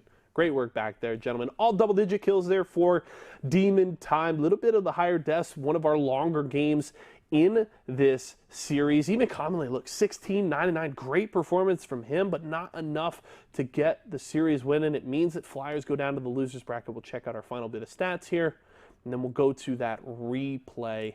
And there it is, the KDAs. Another Boo Boo Doo Boo with another great performance. Really consistent across all three games. Boo Boo Doo Boo would certainly be my MVP for this winner's semifinal. Great performance there, and even commonly, again, great game there. As we come back into the studio, I told you I want to go to a replay here of Bound, and it's back over to Coliseum, the Slayer match, and it was late in this game. You can see the score, look, 43-41. If we could just pause it right here. I think we can do that. We cannot pause it. That's okay. We'll slow it down. But look just how late in this game. We'll run through this replay a couple times. Both teams in the 40s. It was really tight. And this is Demon Time on the brink, right? If they give up this game, Flyers end it. They go down to losers. But Bound here, able to get this first kill. You notice he's got the sniper. And just such patience here. Peeks over, able to get this shot, doesn't get the kill, but immediately swaps to his Magnum to finish it off. Misses the first shot here, but this player, Arctic, just forgets about him, and Bound says, oh, that's a mistake, good sir, and even able to finish it off here. Trades with the melee to grab the triple kill. Great there from Bound, and that was the play that catapulted Demon Time to grab that win in Slayer and keep their hopes alive on the winner's side. They take it 2-1 and move on. So that means NV9 versus Demon Time is our winners finals, and we've got plenty more action to cover. Flyers still alive, and losers, Fire and Ice, Shooters, PK, even all still available. So plenty of awesome action to cover, but we're not going to waste any time, folks. We've got another match ready for you, so I'm going to head over to Shyway and Clutch to keep it going. Thank you, Yeso. Quite a series we just had. Pretty close. Good to have a bunch of close games getting up to this point, because then that just means that our winners finals probably going to be even closer. This is the match I've been personally waiting for. Wes, I assume you got to agree here. This one's a pretty big matchup. NV9 going up against Demon Time, and everyone on both teams is I want to say, God status in Halo 5 right now. Yeah, NV9's looked a little bit stronger, I would say, but both teams, to your point, have like just individual talent stacked on all sides and everyone accountable, right? This is going to come down to how well these guys are meshing together. If you look at like pedigree, NV9 has a little bit more of like the veterans, more established top tier placings as far as 4v4s go, and longevity. I mean, you got Pistol on your team, so it's difficult to not have all those accolades, right? But the Demon Time is more of like the individual talented up and comers, right? Like I know Boo Boo Doo Boo and Falcon have been there, done that, but when you throw in Bound and Septify, like those guys are great individually, but can they play at the highest level at 4v4s? I mean, the answer is yes, of course, but you want to see it in the finals, right? You want to see these guys take down some of these more established, renowned pros. So it's going to be a battle, and this is an opportunity for some young guns to get a shot at the old heads and try and take them out. But that's what the old heads are there for. They're there to establish dominance and control their legacy. So, bunch of storylines going down here. I mean, I think it's also big to bring up the fact that Demon Time is mostly inconceivable. It's inconceivable minus Saiyan with Septify instead, and not too sure what a trade like that does to the roster. Of course, Saiyan, a master of his own role. He was a big Slayer. Septify's been doing great, though, and I think he definitely adds to the team. But they are, more, I guess, close to their full roster than NV9, which is a bit of a split down the center here. You got half a C9, you got Penguin Renegade, and then you have Envy, which, yes, they're representing Envy, but historically they haven't really been playing, at least not on stream too much together. Like Ola, we haven't seen a lot of in Halo 5 for a while now. Nice to have him back. And then Trippy has been representing Sentinels recently in the competitive games. Of course, we know his banner, though, is Envy. So kind of a bit of a more of a mix of talent on this Envy side. And I wonder if that does anything to their coordination. I guess the issue here is these are some of the best players in the world. You've got, Renegade Penguin, who are on the top of the world with C9 right now. They've been winning quite a lot recently, versus Inconceivable, that's always been in that top three, always had that potential. But right now, hasn't really been their time recently, I want to say, for these Inconceivable boys, as far as the number one spot. Yeah, I'd say the difference between like the two to me is like when you throw Trippy and Ola onto a team, like I don't think they need a whole lot of time to mesh. Like those guys, like when I bring up the fact that they're veterans, that they've been around for a long time, that they've had all these different accolades and competed for so long, it's because like they've been on so many different teams, right? They know what it means to play without their to step out of their comfort zone and play with like different players. And like you put those two guys on any top team, like you throw Trippy on Sentinels, they're gonna have some success still, because Trippy can plug and play and understands Halo to the level that he's able to fill in the holes and just play like good decision making Halo and know that good outcomes are gonna come if good players surround them. It's players like Septify and Bound that are like new to the scene. They've probably only been on a handful of teams or like found that comfort level with a few individuals. And it's like learning how to adapt your play style with everybody else around you. Like you're an insane individual, but typically you form that play style around three other guys, and like that's your team. And until you do that a few times throughout your career and like prove that you're fundamentally sound across the board and that like your play style will transfer from team to team to team, that you have to always have that in question, right? And that's not like a shot at them. They just need the opportunity to show that their play style does transfer from team to team to team, right? Yeah, that's a good point. We haven't quite seen that at Abound yet. And really just because he's been so new to this high level of Halo. Not that he hasn't been around, but just now he finally found his time to sneak in, get into these top teams and show it to the world. But yeah, what does that mean as far as his chemistry here? If I look at these teams, I feel like they have been playing a lot more twos than fours recently, and they kind of are both twos duos. Like Septify and Boo Boo have been a duo recently. They're very used to playing together, and so have Bound and Foul. Like typically Bound, if he can get Renegade, he'll take Renegade as his duo partner. But I think Foul is always that second player that he. What's that? For the record, if I can get Renegade as my 2v2 partner, I'll play with him as well. Yeah, Who wouldn't take Renegade if you could get him? Right. But Foul, I would say, not even to knock him, at the very least, I'd say he's a close second for Bound as far as who he would choose to play with. So Bound and Foul have a lot of experience together, but a 4v4 environment, completely different. The play styles that work well for Bound in twos might not work so well in fours if they're not well coordinated with your team. And that's definitely a moment where there could be a weakness that could be capitalized on the side of MV9. We'll see. At this point, I just want to see it, Wes. I'm sure these boys are getting ready in the lobby. We'll find out what exactly we have as far as maps and game types here. I assume we've got maybe a CTF to start here. That's what I'd like to see. What do you hope, Wes, for game one here? I think it will be a CTF because I think we started. It'll be a Stronghold because we started last series off with a CTF on Fathom. So if we advance in the bracket, I would assume that we're going to see a Strongholds to start this off with, a Slayer in the middle, and then a CTF at the end. I'm hoping for like an Empire. We haven't seen Empire today. Empire's very chaotic. It's very fast. And it forces decision making on a dime. And it's like when you're Septify and Bound, those guys play fast, but they're gonna need to make the right decision under a lot of pressure at a very fast rate on a map like Empire. That'll tell me a lot about them as individuals when they're put in that crunch situations, and then are they able to capitalize on them? The answer is probably going to be yes because of how talented they are, but I just want to see it firsthand. I find as far as the ESA tournaments go, we haven't seen, I don't think, Empire to start a series. Typically, I think Empire is the closer, right? That the final game, we had it last week as well in grand finals. I think it was the final game of the entire tournament was Empire. So hopefully teams are ready to clutch up by the time they get there. There's a chance, though. I'm up for surprises. If I had to guess, I think maybe Truth Flag, even though we did just get a flag on Fathom to start. We'll see where we end up. Of course, the lobby is just about ready to go here. I think regardless, it's going to be a hell of a series. Wes, I expect there to be a close one. What would be your prediction coming into this?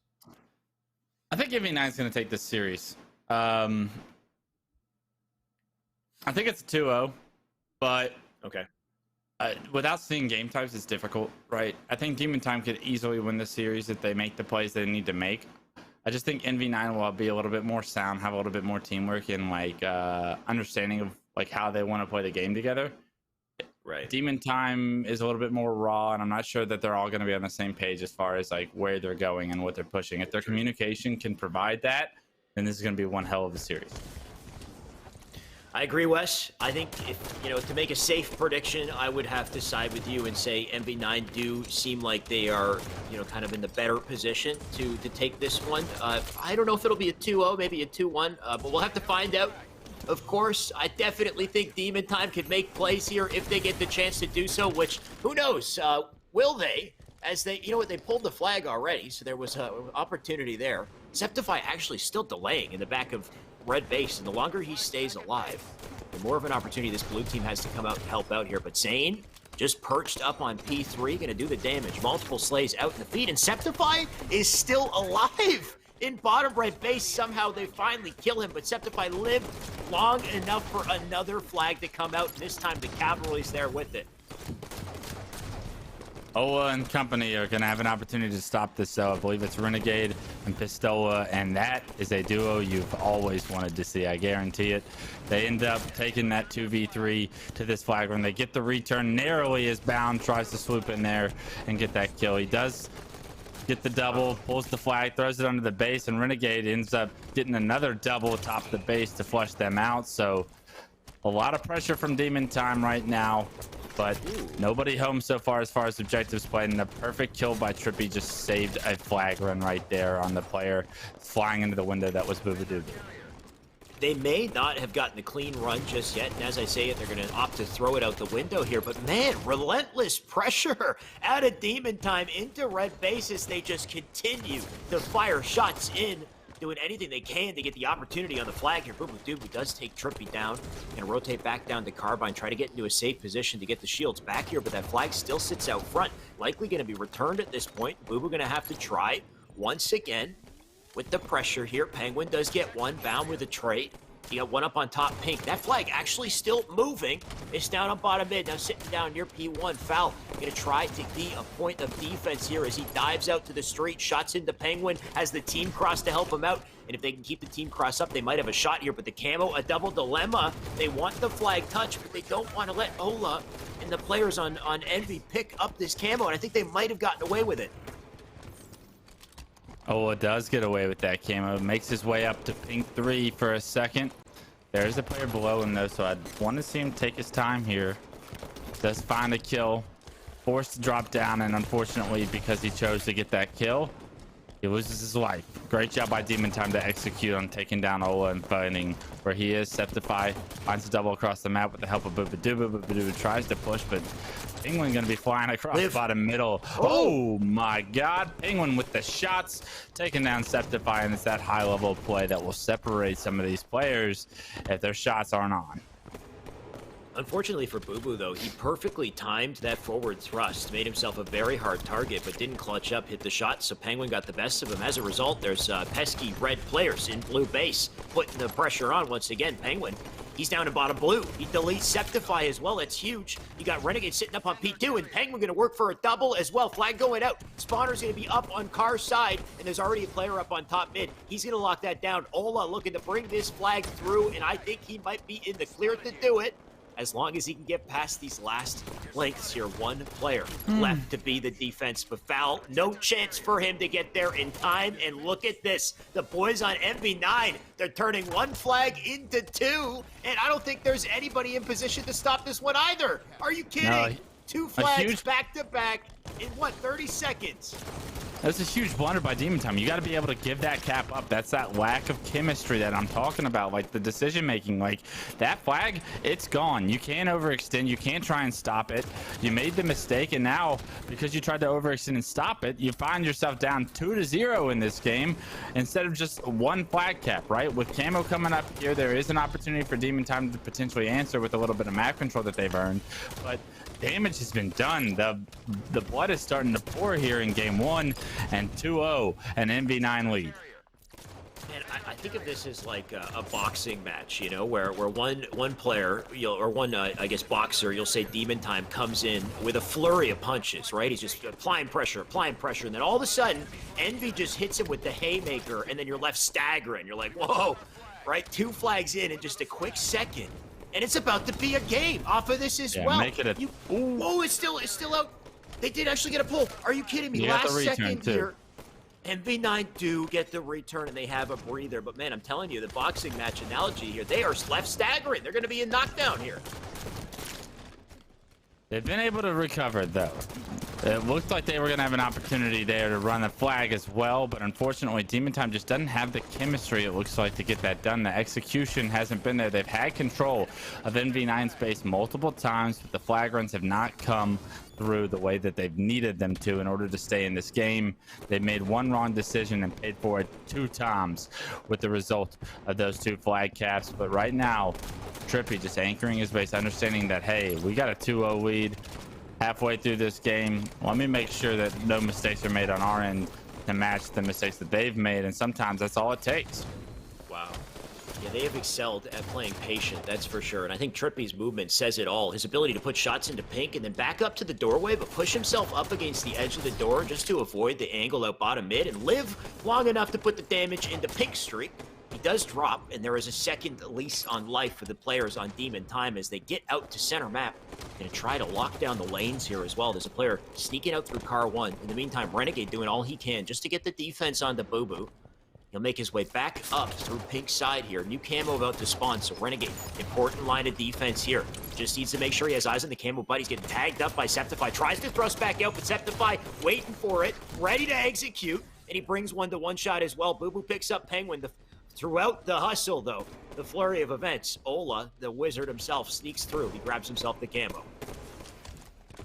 Backs up to his own base once again. You can see MV9 starting to get a little defensive. I'm not sure how I feel about that right now, but I'm not one to tell Pistola how to play Halo, so I'm gonna let him rock. Unfortunately, he does lose camo for the second time this game. Very minimal damage done, but once again, camo out of the opportunity of Demon Time's hands as well, so if you're continuing to keep camo out of their hands and they're not able to formulate a great push and structure in order to get a flag run of their own, I'm not quite sure what Demon Time can do to make up these 2 flag caps. Speaking of push, though, pressure's still on from Demon Time. They do still have time. They just need to coordinate in these moments and get the round to Slays without losing their numbers. They'll fly up, and we just see a series of trades as they have no real opportunity to get that flag through. And Septify, look at this. He does spot Renegade going out to the car door, so he opts to go back. And you know what? This might pay off in a big way. 2 melees in. That's 3 dead right there. They need to capitalize with this chance. You already have a player in red base. He's pulled the flag. He'll take it out through pink side. Boo Boo holding down in the window, but the flag's coming out through pink. And I don't think there's anybody in position to stop this one from going in. So we do have a game here, a battle of attrition, and Demon Time are still in this one. Yeah, but MV9 didn't make the same mistake the Demon Time did. They went back to their base, they cleared it out, and now they're not risk of getting a double cap. So we're gonna have to see Demon Time watch, rinse, repeat that strategy once again if they want to tie this game up. You do have camo coming up here shortly, but it's only the second to last camo that's going to be a part of this game if they're not able to take it to overtime.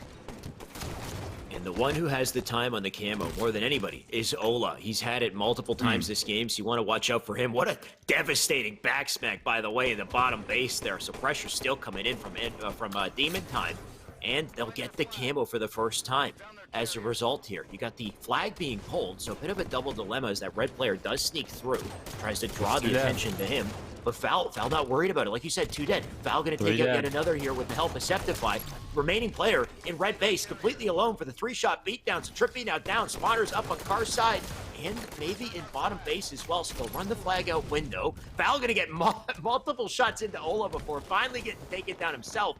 Flag sits out front base, and they need to slay first before they can, elect to pick it up. And it looks like so far they are not winning their fights. The slays come through, and I believe that's going to be the return as well. So the camo allocated play doesn't pan out. That kill from Pistola ends up being a huge one that stops that flag cap from being a reality. NV9 do just enough to keep this lead. And look at this. Ola, such an important shell for his team here. The flag's already out, but he's got to stay up. He has to go under blue base here, but Falcade preying on him from above does take him down. Flag sits out front blue. Trippy and team need slays for a chance to pick that up, and Boo Boo Doo not going to let it happen as he rotates up the car. Nice nade in from him, but Trippy, even nicer movement to stay alive and take the attention of Boo Boo Doo as he does drop yet again. And as the fights continue here, scrappy as they are, Wes, I'm looking at that timer. I see 2 minutes left, and I'm starting to think they got to capitalize with 3 dead. This might be their chance. We need to see it here. You're starting to think that. They're starting to think that that clock has now become a factor in the reality of them being able to tie this game. And unfortunately, Falcade not able to get out of dodge with the flag.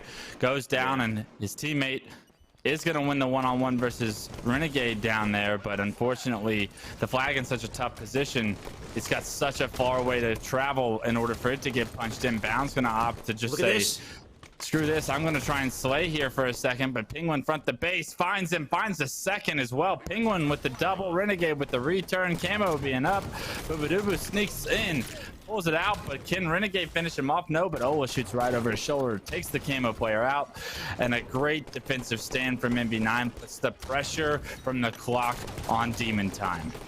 I think Boo Boo Doo might have lived as well. He might still have that camo, so Boo Boo, massive position for him. Oh no, he did die. That's unfortunate enough on top mid. Was finally taken out. Time now a massive factor here. Only 1 minute to seal it out. At this point, Ola and team, all they need to do is play defense here. Bound sits up on top mid. He's got no perimeter though. Bound in trouble at the threat of pink side. Somehow he turns 2 though. What a play out of Bound to stay up.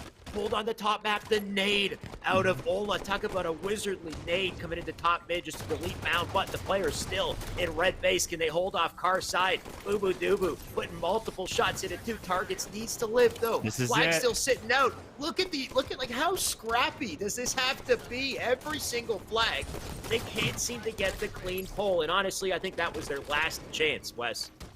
That was it. That was the opportunity. They had complete control of the base. Trippy stays alive. 1 shot. Carside ends up being the difference maker. Finds the kill with the help of Pistola, and they flush them out. 10 seconds to go. It's impossible for them to get the flag across the map. And MV9 going to take game 1. You wondered who was going to start off on the right foot this time around. MV9 chose to be that team. I mean, I do love the fact that it was as close as it was. And I'd say that Demon Time had many more opportunities to run flags than NV9 did. They had way more pressure into the base throughout the game, but they just didn't have the timing or coordination necessary to actually get that pull through, right? In the very end of the game there, they had 3 members in red base. Yet despite that, I think a player still might have spawned bottom red. I think Ola spawned bottom red base, or somebody rotated from car under red. Because when you saw them start to die and not get that flag through, somebody was coming up out from Pink's side. So, which makes me think that they're not blocking spawns with the correct timing here, right? You want to always make sure that you're ready for that bottom base spawn and the car spawn as you have a runner through. And they had enough numbers to manage that type of opposition, but it just didn't come together, So, of course, I'm not there in the moment when it happens, but something seems off with coordination, and if they don't pull it together, they don't have a lot of time to come back. They have 1 more game to do so, Wes.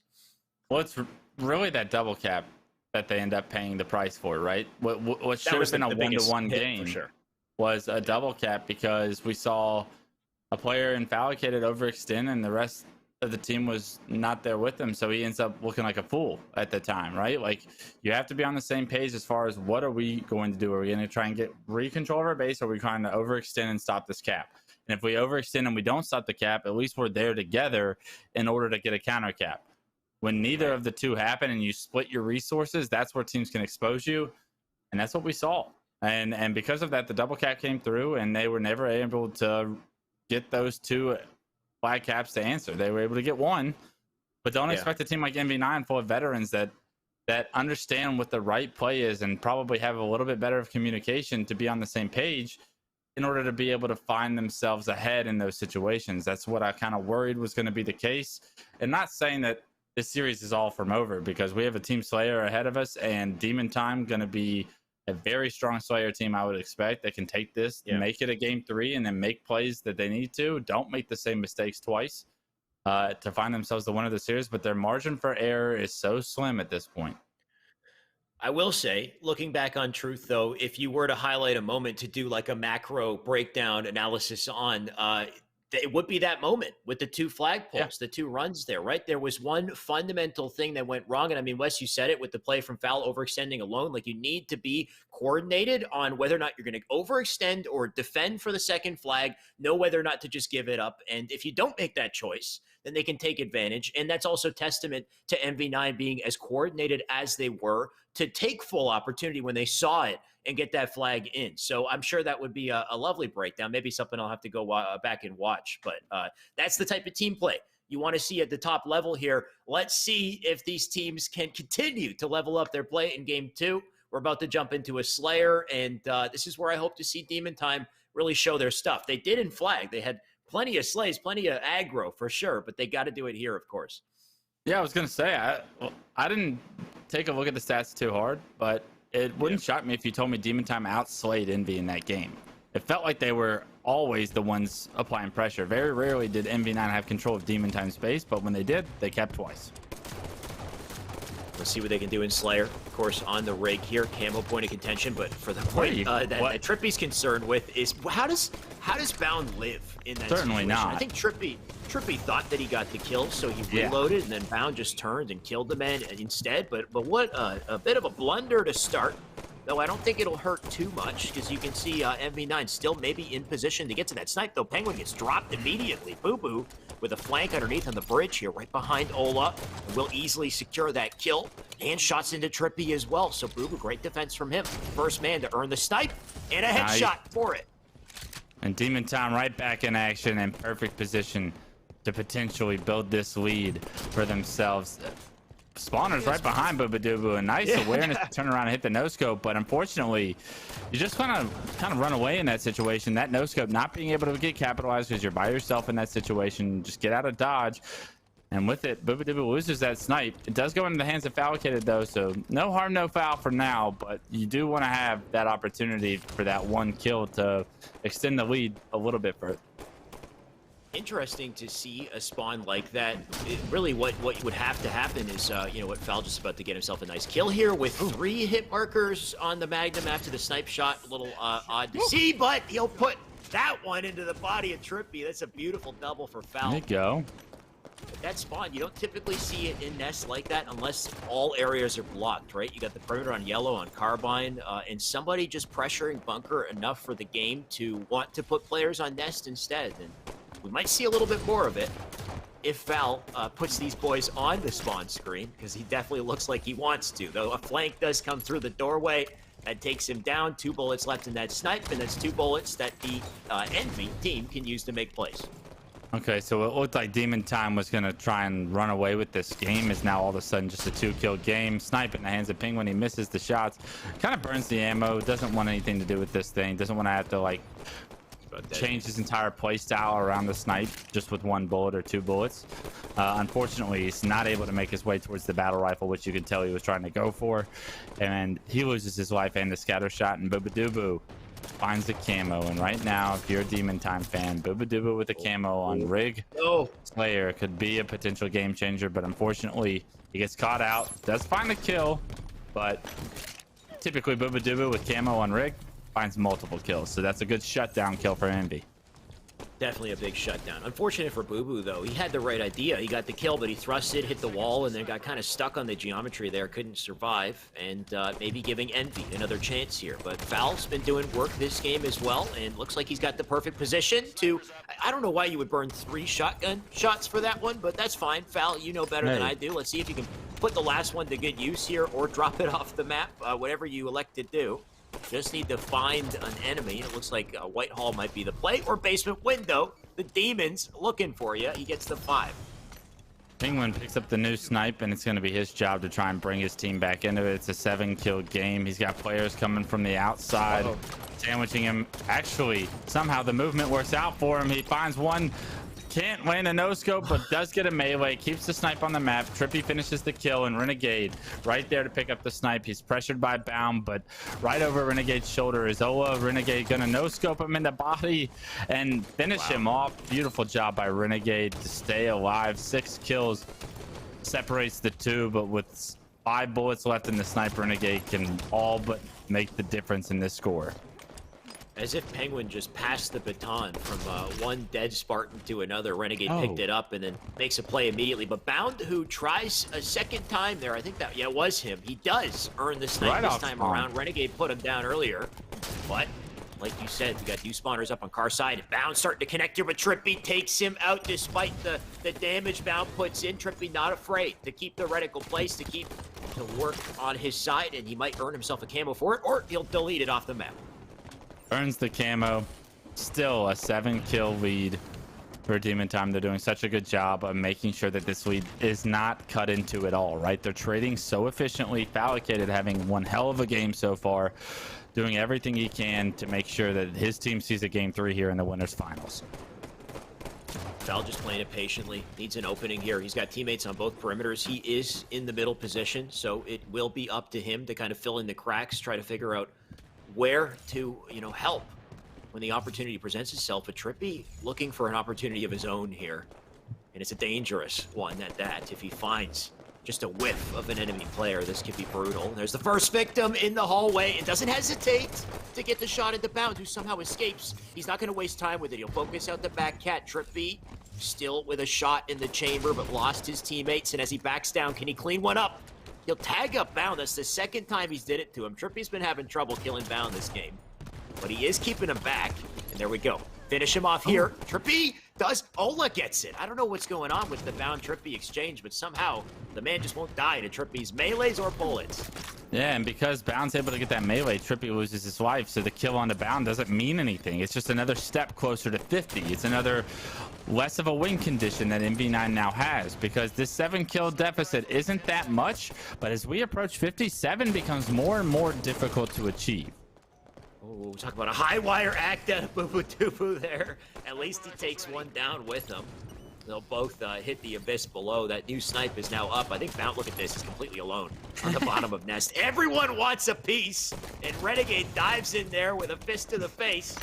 They should have themselves a snipe as a result here. Now Renegade, let's see what he can do. Demon mode activated. Full sniper as he rotates it to tower. Put himself in the best position to make plays.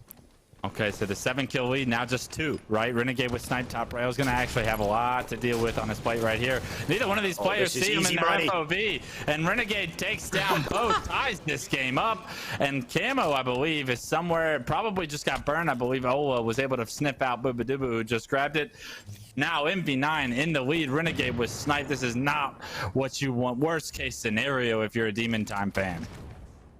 Yo, Wes, I gotta say though that 78 FOV was definitely the criminal here for sure. That was an FOV moment if I ever seen one. Nobody sees Renegade as he's right beside them, and he's still making plays because of it. Look at this tie game at 42, making 43s. He snaps onto a face. Whoa, Renegade! He wanted the triple there, but couldn't decide whether to use the sniper or the mag, and that hesitation paid the price. How much he made that? Okay, thank God. I think he made it, but we are nail-bitingly close here. Just a 2-kill advantage. Nade's fly to the yellows. Ola just tries to make sense of the action here, but they have the resources. They still have the snipe. They still have the shoddy here. They just don't have center map. They don't need it though. They have nothing to play for. Camo doesn't come up for another minute. Like, all they need to play for Renegade to get picks, and if they try to push long haul on you, have Ola with the scatter shot. Ola. Renegade with the nice body shot there. Gets his team a kill. Ola finds a second, and there's one in long haul behind Renegade. He's going to try and run for his life. Tries to block back. Bunker spawns a beautiful nade. That block spawns. I cannot tell you how important that was. He doubles back, finds the face of Septify with the last bullet and snipe, and now Demon Time on their back heels as has Ola with the scatter shot in their faces. You never want to see that. The nade rocks 2 players back rail. 49-47. Renegade knocked to no shield. He's got to get out of here.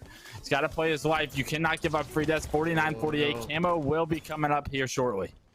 Just a 1-kill game. Blue team lost the center of the map, though. That camo's about to be up, and now you can see tower control on the side of NV9, who only need 1 to close it. Septify get tagged up by a nade, and I don't know what came in to close that.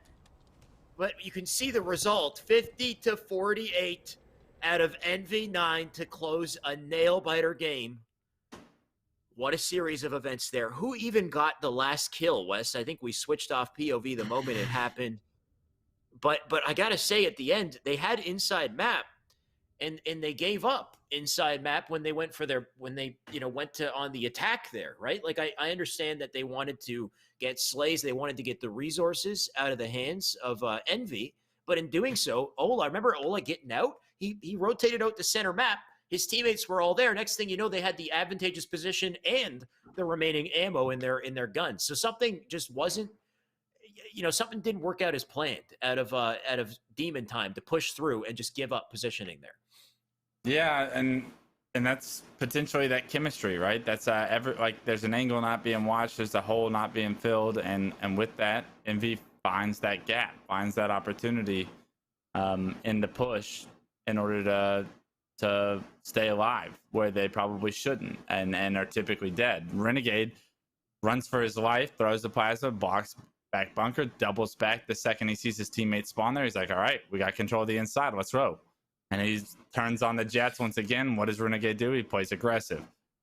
Hits that first snipe on Deceptify, and that opens up the push for Ola to get back there with scatter shot. And it's clockwork, right? These guys have so much experience, especially in this game, now that it's been out for so long, that they've been through this so many times. They understand what the right play is because they've been there, they've done that, they've had dessert on that table, and they're kicked back, relaxed in the finals. Now they find themselves advancing through winners, and I wouldn't be shocked if they see Demon Time again, but Demon Time has to figure out a way to not have those lapses at important moments if they want to beat a team like MV9. Absolutely. What's so heartbreaking is the fact that Demon Time were winning that entire game, pretty much. It wasn't a large lead, but they were holding on to advantage majority of the game, and it only really flipped. So apparently they were up 7. I don't remember it clearly. It was like 38-31. So that's even worse, right? The fact that they can hold an advantage majority of the game and then just kind of, fumble when it counts at the end there. And a big part of that came from the snipe, from the plays from Renegade. I wonder what that does to the mental on these boys on Demon Time. It doesn't feel good to lose like this. And I know Bound and Renegade, they have their bouts, right? They definitely, as talented as they are, they clash with each other at times. They don't like losing to each other. So hopefully it lights a fire, if anything, and brings them back with a vengeance. But we'll find out on the loser's side. In the meantime, we'll send it back to Yeso to break it all down. An awesome winners finals matchup there between NV9 and Demon Time, and NV9 with the comeback on the second map do move on to grand finals. Demon Time now sitting in losers final, waiting for the results of a couple of matchups. Let's hit our post-game stats here for this winners final series before we check our bracket, and I have a replay that I want to check out. It was Renegade's big clutch there at the end of that second map. Renegade leading the way, and this was an interesting CTF game. It took over 3.5 minutes to get our first flag capture, which is notoriously slow from what we've seen so far today. But the crazy thing was that we got that 3.5 minutes, little extra there before that first cap, and then we had 2 captures, both for NV9 in less than 30 seconds. So it was Ola and Renegade. They're getting those 2 caps, and that was what they needed to win. It was a back and forth affair throughout the rest of the map, and Demon Time almost able to bring it back, but not quite. Let's check out our kill stats here for this match of CTF, and look at that. And that's what happens when you go the distance in terms of time. Look at that. Everybody at least 20 kills in that one. Look at Penguin. 20 kills, 25 assists. Trippy essentially flip-flopping it. 26 kills, 20 assists there. So everybody showing up to try and frag out. It was a very tightly contested first map here, but NV9 took that one. Let's check out our final stats here for the first map of this series, and there's your accuracy numbers. Wow, look at that. We've got 5 different players: Renegade, Trippy, Falcated, Septify, and Boobadooboo, all at least 60% accuracy. These, I mean, and that's just, goes to show that we are at the best of the best here in this winners finals. Let's go to the second map here. It was that Slayer game, and it was a lead for Demon Time for a significant amount of this map, but it was the comeback from NV9 that pushes them into grand finals. Renegade looking good. Penguin leading the way, 16 kills, 10 assists there with 12 deaths. Meanwhile, on the Demon Time side, it was Septify and Bound trying to push them to the victory, but it wasn't quite enough. Let's check out our next page of stats here, see how many perfect kills we got here in this game of Slayer. If we have that one, we'll swap over. There it is. Look at that. Renegade and Ola looking really solid. Bound and Boobadooboo with theirs. Let's go to our final stats page here. Check those accuracy numbers once again. Dang, Septify, 65.6% there. And NV9 able to push it through Penguin with that 7.3 KDA. Great performance there in that second map. Let's, as we come back here into the studio, I want to check out a replay. And it was Renegade at the tail end of that Slayer matchup. We'll pull this up for you. He's got the sniper, and he's just able to sneak in behind these 2 players. Bound none the wiser until he takes that sniper shot in the back. It's the quick double here from Renegade, but he's not done yet. Oh, just well done here. And this was a huge turning point, right? You could check the scores. They were down by 2, right? As Clutch mentioned, we believe the score was about 38-31, a lead there for Demon Time. And then NV9 goes on a run, and this is the play that ties things up. Renegade, I believe, goes on to get a killing spree in this life. They end up winning 50-48. So a huge clutch there by Renegade, by the entire team of NV9. They take the 2-0 win and move on to grand finals. Quick update before we go to break here on how the bracket shakes out, okay? Obviously, we've got NV9 waiting in our grand finals. If you guys need to check this out for yourself, exclamation point bracket in Twitch chat. Meanwhile, we were into losers round 7, which is losers quarterfinals. It was Flyers versus the Pittsburgh Knights. Flyers take that series 2-1. They wait in losers semis. Fire and Ice and Shooters, I believe, are playing right now. The winner of that will face Flyers in losers semi-finals. Then whoever wins that takes on Demon Time for a spot in grand. So we're getting down to the wire, ladies and gentlemen. It's going to be an exciting finish. Only a few matches left ahead of us before we close out this week's edition of Microsoft Sunday. You're not going to want to miss a minute. We'll be back after this break.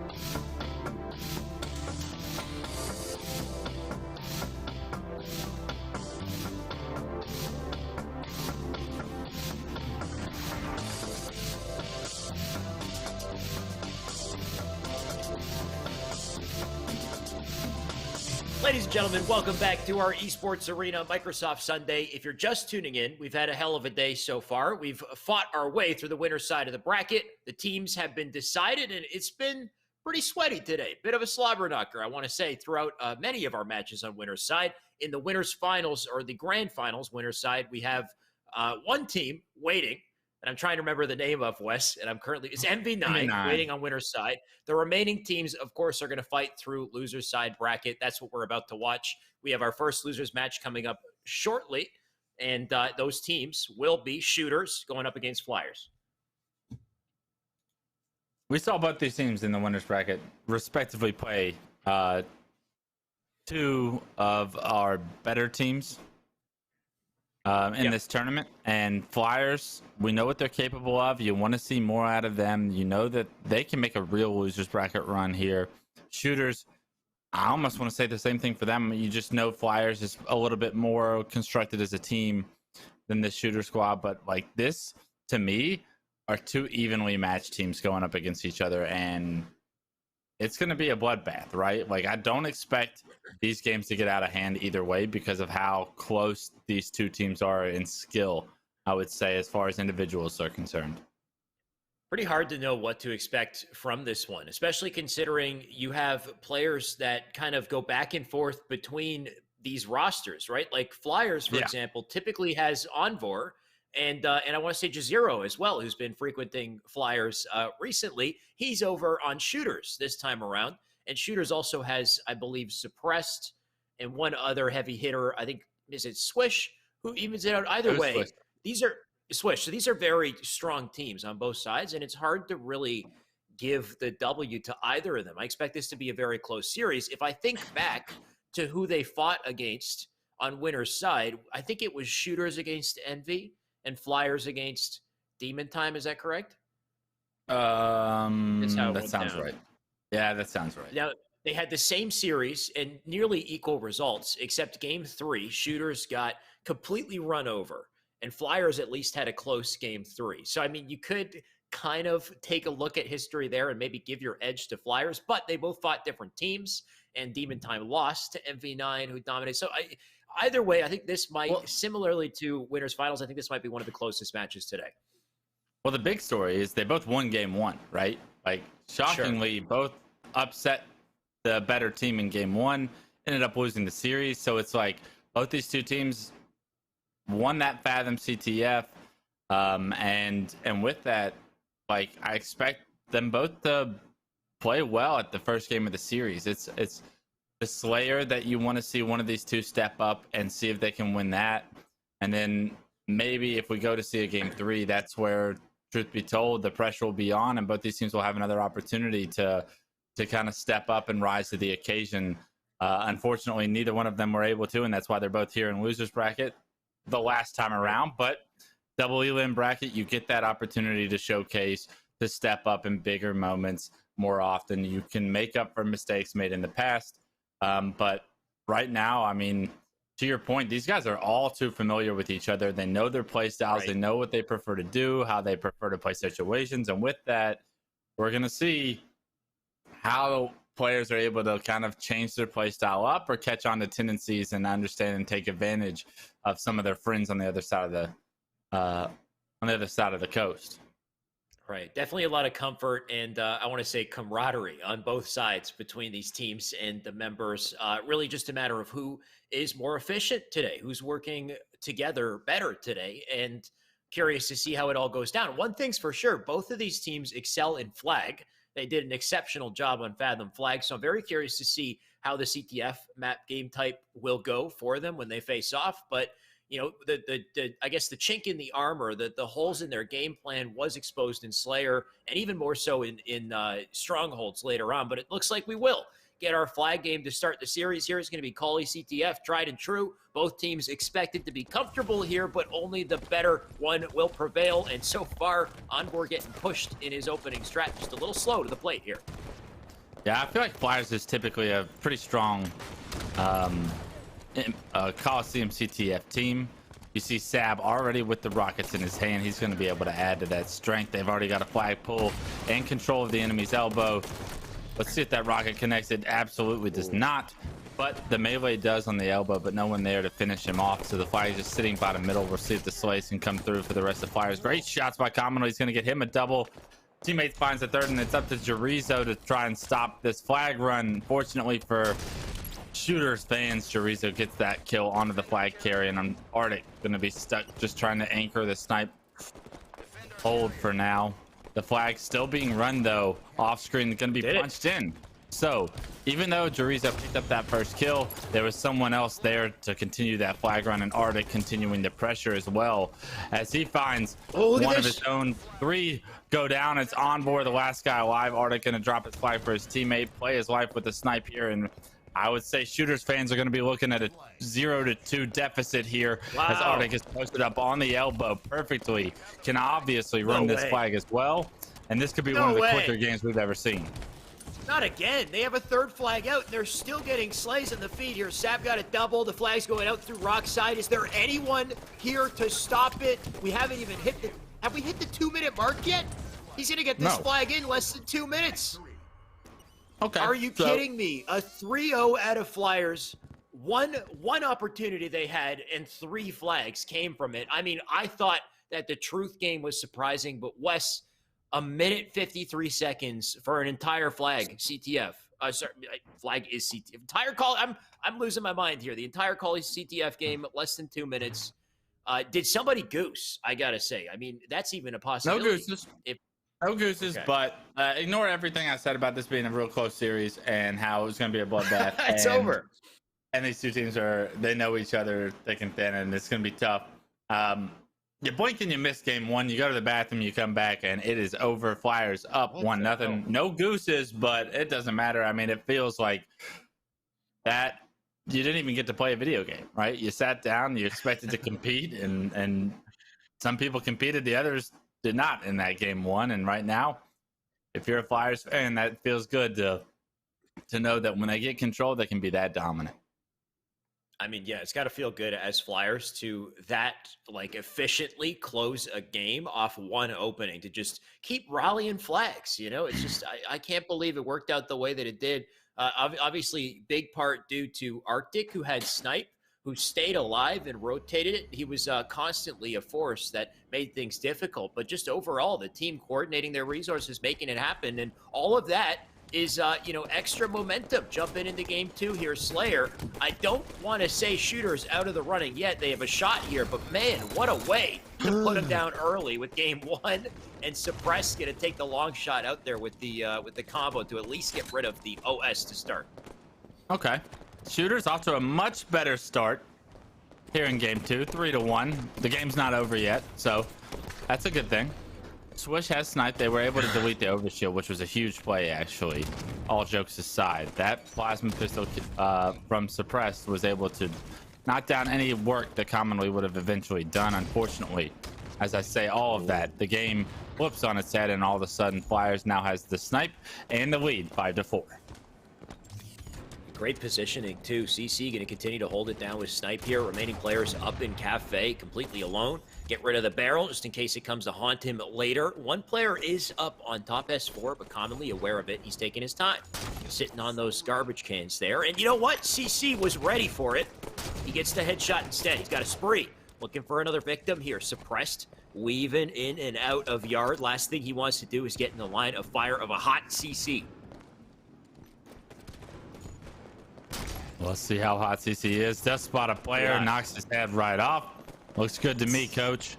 And he backs up, jumps back to glass with snipe. He just repositions himself, tries to predict the S1 spawns. Oh. Nice body shot, top snipe. Looked good to me as well. Could have been just a narrowly missed headshot there. That player stays alive, unfortunately, for Super CC, but he's going to reposition, try and put some pressure on front blue. Lands the no scope. There's a player in the window behind him, but he's focused on the player top. Snipe does hit that shot. The snipe's out of ammo, and the damage has been done from Super CC. He's got his team a 2-kill lead, and overshield coming up in 10 seconds. His team is in perfect position to compete. CC making excellent work of that sniper, that's for sure, before he goes down. Commonly now baiting and switching out with Sab here in Cafe. It looks like it's working wonders. They've got a line of fire onto the OS, but these players have positioned to grab it, though they do manage to get the bird right quick. and keep the OS out of play here. Still fighting from Cafe, though. Center map being held down from Suppressed, and the boys on blue here as Suppressed has to get out of the line of fire here. Does manage to stay up, though that's time spent not looking at these angles here. The remaining players on his team, they're all flying through yard, trying to work together to pick up kills. Zero gonna change the BR out for the combo. We'll see if it pays off for him, because he's got a 2v1 incoming, make it 3 into the yard together as they pincer the man with no hope. Suppressed still around the sniper area. Is going to try and pressure commonly, but he takes him out. Arctic on screen is going to find a second, and with that, they're going to try and apply some pressure to this new snipe coming up.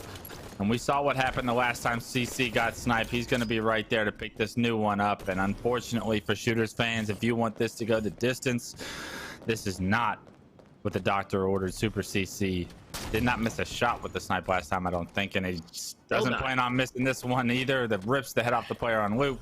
There's going to be one from Glass, one from Whoop. Let's see what CC has to say about it. You dare to challenge him. Oh, look at the awareness, too. He knew Hotel was open. His teammates had pushed up and left it open, considering they were, pushed up. Out to Loop here. CC, he's just connecting with everything. He's looking like a master of the craft. And look at this nest spawn trap. Why bother to lift when he's watching you? My God, CC really making it hurt right now. The last two players are going to try to play their lives carefully, but he's still watching Swish. Swish twice in a row, man. Are you serious? He's going to lift twice and bite the bullet twice. Please tell me he finds Swish again right here. That would have been so unfortunate. There's two players in front of him, and he just turns the corner, eats the headshot. But unfortunately, CC is apparently human. He can miss. Does miss that shot, but the damage was done. A 13-kill lead now for Flyers, because CC got himself a second sniper, did the work, and has created this gap with the help of his team. And they're going to look to close this series out 2-0. 15-kill lead right now in the Slayer, and Flyers making sure that this series is not a close one. Wes and I just wasting time with our unnecessary preamble on whether or not this would be a close matchup, whether or not Shooters, might pull through here. We'll go to a game 3. This was an unexpected, just devastating performance. I mean, I thought so too, man, but now that I'm watching it, I feel kind of dumb. I mean, like, how the heck are Flyers this dominant in both games back-to-back? They can't seem to, Blue can't seem to find anything, and at this point, they won't find anything. There's no chance for them to make a comeback here. It's about time we start giving CC some credit, I feel like. I probably sell the man short a lot of the times, especially when he plays against some favorable opponents. But, I mean, he's been doing his thing for a bit now, and you can only see his gameplay starting to improve. I mean, this is an example of it here and now. This gameplay has been a show of his talent, and he's exciting to watch, man. He could turn it on, and hopefully in the future, maybe not of this tournament, but an infinite, he's going to be a player to watch. So keep that name in the back of your heads. Many players to watch here, and I know they want to be watched. Just a matter of whether or not they can commit to that grind and really, step into that spotlight when they get the chance to do so. But they've definitely taken full advantage of this spotlight that shines on them. 2 kills left to close what was a very dominant series. And it'd be nice to see a little bit of life out of Shooters, but only just to go out in style, if anything. But their tournament life going to end right here. They do pick up the snipe. CC, of all players, to close that game. We talked about him. Let's have him finish it. Of course, a 52. I missed the other score. There was, 30-something, I believe, Wes. I think we avoided the stake. Yeah, 32. Avoid the stake, but not your ultimate loss in the end of this one. What a dominant performance out of Flyers. On the back of CC, Flyers is going to advance through that loser's bracket. Unfortunately, that means that's all she wrote for Team Shooters. But, I mean, as strong as they looked in their winner's bracket match, they were nowhere to be found here. They did not have that same kind of momentum. They did not have the same kind of competition. And honestly, Flyers picked it up a notch. And maybe they had to wake up and get warmed up and whatnot, and they weren't at that point in their winner's bracket match, but it definitely looked like that was a different team playing against that Shooter squad just now.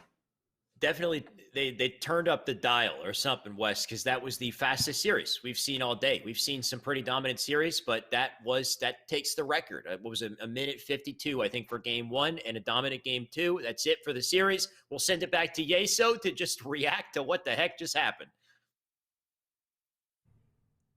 What the heck just happened was the fastest series we've seen all day, period. And definitely a speed run in that CTF match. Ladies and gentlemen, welcome back to the Esports Arena Orange County studio. We are getting ready for losers finals. Flyers with the most dominant 2-0 we have seen on the day, beating out Shooters, will advance to face off against Demon Time in our losers bracket finals. What a performance there. Let's check out the stats from Capture the Flag. It was our first map. It was on Coliseum, and it was a speed run. Super CC, Sab, and Arctic all getting their caps one after the other. See that? 1 minute, 53 seconds in that game. An extremely fast one. Let's check out our second page stats here. We'll look at the kills. The numbers aren't going to be high. Look at that. Oh, that feels bad, right? And you know, we've heard a couple of times throughout the broadcast where Clutch has gone, do we have any gooses? Do we have any gooses? No, none here, but 2 kills was the most for Shooters, as they just got absolutely run over in this first map. Even Arctic not even dying. 2 kills and an assist and no deaths. There. Let's check out our final page of stats for this first map, as we'll just speed run through them like the Flyers did in the game. The 5.0 KDA there. Nobody even hits 1,000 damage, right? Our peak damage is less than 800 because that map finished so quickly. Let's check out the second map. Here we go to Slayer, and while it was a 50-32 finish, Flyers took a quick lead and never looked back. Super CC leading the way, 17 kills, 8 assists, and 8 deaths there. 15 assists for Arctic there. Another one of those games where, you know, not super high in kills, only grabbing 7, but didn't give away a lot of deaths. 7 deaths there and 15 assists. Great work there from Arctic. Meanwhile, on the other side, didn't even see any of the members of Shooters getting into the double digits in kills or assists. And that is the reason that their day is done. Shooters finish in 4th place on the day. Still a performance that you can be proud of. Obviously, it is a way that you definitely don't want to go out. I imagine Shooter's going to be feeling a little bit embarrassed after that one, because the boys from Flyers just came out swinging in this loser semifinal. But they move on. It is now a matchup between Demon Time and Flyers. These teams duking it out. A single best of 3 stands between one of them and a date with NV9 in grand finals. So it's going to be a fun one. And Flyers has not had to see NV9 so far on the day, but they did lose to Demon Time. So we are getting the rematch of our winners semifinals. I'm going to throw it back to Shy Wei and Clutch. I'm taking Demon Time here. I think they're going to beat Flyers. Tell me what you think, guys.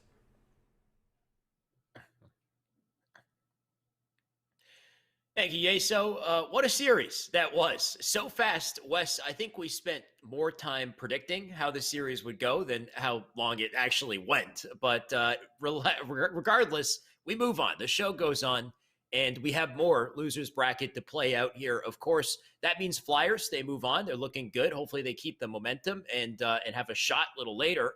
But we have a few other teams, I think, still in the running to face off. We'll find out who they are in just a sec.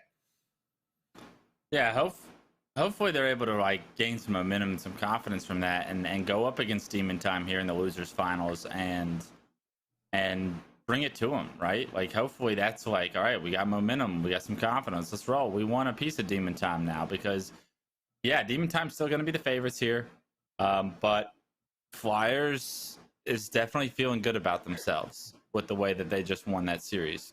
It wasn't just a dominant way. It was like, oh, we're on one right now. So, like, if we're playing good, can we beat this team? And I think that they think they can. I think they know they can.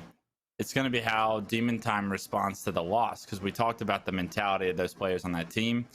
After losing in the fashion that they did in the winners finals, they're going to mentally be able to reset, get back to the grind and focus, because, I mean, I'm going to call them out. Like, we've seen like some of the mentalities on that team kind of fall short, like in reference to Bound. Like sometimes, like when things aren't going Bound's way, he doesn't perform at the highest level possible. Like when things are good, Bound's the best, and when things aren't that well, is he going to be able to drop down into a loser's bracket, reset mentality, and get his team back to a finals that they can compete in? Yeah, and it's not even to say that it's his performance. It's more so how, that mindset might affect the team's performance and their communication and their coordination, which is going to be so important. I can only imagine that Demon Time a little bit irritated coming off of that last series. But the flip side, Flyers are on top of the world right now with an incredible previous series. And let's see what they do to take that energy into Strongholds game 1 here. Of course, the man with a plan, Boo Boo Doo Boo, is going to look to pick up that camo. But CC, who was the star of the show just previously, is now a shooting star into the grave below. That's a bit rough. Strongholds here. Arctic on our screen. It's going to be Rig, obviously. Sorry. Yeah. And, I mean... the way you said it is funny. The name of the map was just escaping me for a second. I've casted this map for about 7 years now. You'd think I'd get a grip on it, but... Right. Just a surprise. Okay, Wes. Yeah, I'm getting old. I'm getting old. We all get old at some point, is what I was going to say. Time gets the best of you. Let's put the focus back on the players that deserve it. They're here for a reason. We're in the losers finals right now. And Demon Time already off to a very slow start, down 10 points to 0. Flyers doing exactly what you expect them to. Ride that momentum from the previous series, get off to a little bit of a hot start. What can Demon Time do to answer here? Because for a second there was a trip cap, but they're still in control and they're still continuing to build this lead.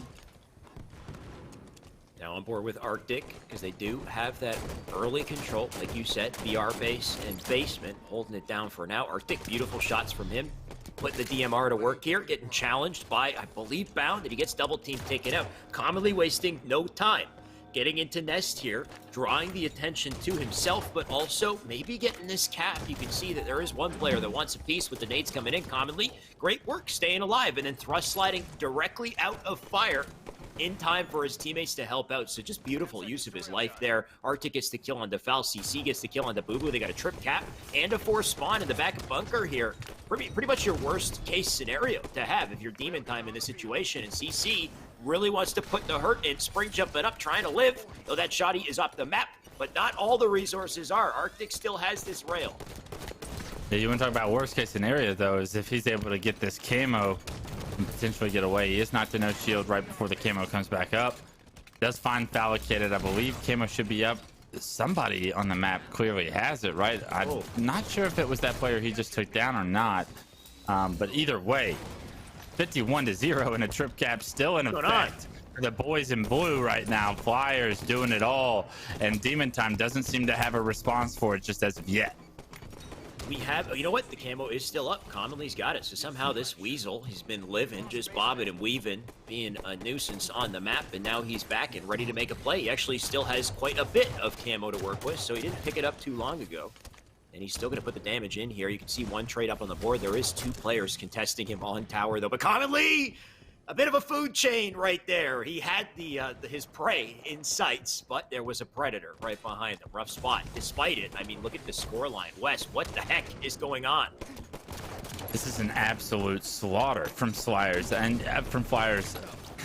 It's incredible, right? Like what confidence and momentum can do for players. Like these guys are rolling with confidence. You see it in their gameplay right now. They are not intimidated by the names of Demon Time. They know that these guys are good players, but they're not giving them space to breathe. They're not giving them an opening. And it looks like finally, potentially, if Boobadooboo can transfer Nest, they're going to get their first point of the game. But it's going to get transferred immediately over if Sab is able to play his life, which looks like he is. They're going to be able to get Nest right back in their favor, continue scoring, and if these kills in long haul go in the favor of Arctic, thank God they didn't for Demon Time fans, because this game would have been over. Flyers definitely flying on a high right now, that's for sure, Wes. They performed so well in the first series that they've just taken this momentum directly into the next, and showing no signs of slowing down. But hopefully Septify is that thorn in their side that we've been waiting to see here. Septify just trying to thread the needle. He's going to lose everything if he drops into basement, so I'm glad he did it. take a different route here instead? Because he still has this shotty. Could be so He's going to lose the useful, game if he doesn't fall in the basement and get the stronghold. You're at this right. point. At this point, yeah, it might just be over regardless. That's all the goodies in the basement. There are 5s coming out of CC as well, who's lighting up the field. He's not missing. They're just trying to burn ammo in these guns at this point. But, I mean, it's over. I don't see how they come back here. 93 and counting. Yeah, I mean, a little bit of urgency goes a long way there, buddy. You can have all the power weapons you want, but you're down 80 points. You got to get in the stronghold, brother. And with that, he tries to play it a little bit slower, loses his life eventually, and this game is all she wrote. Flyers gonna take game 1 in a dominant fashion, and all of a sudden, Demon Time once again starts the series off slow, and they cannot afford to lose another game or their tournament will be over. Wild that just went out as dominant as it did, because I've seen situations like this before where, for example, last week Fire and Ice up against Frosty and Team. I can't remember their team name at the time. I think they were called Final, or either way, Fire and Ice got like an 80-point run, and then all of a sudden Frosty's team turned it on. They swung back. They still won the game. I always am kind of anticipating something like that happening, but Demon Time got none of it. They got 8 points, 8 scrappy points if they're lucky, right? They just got completely dominated throughout the entirety of that game, and that puts them in a terrible spot in game 2 in Slayer. We talked about whether or not their mental might have been weakened in the results of that last series and winners finals. It's starting to really look like that has happened. I don't know. I think they definitely have a chance, but not much of a chance. That's for sure. It's definitely not stronger after game 1. I promise you that. It's not stronger.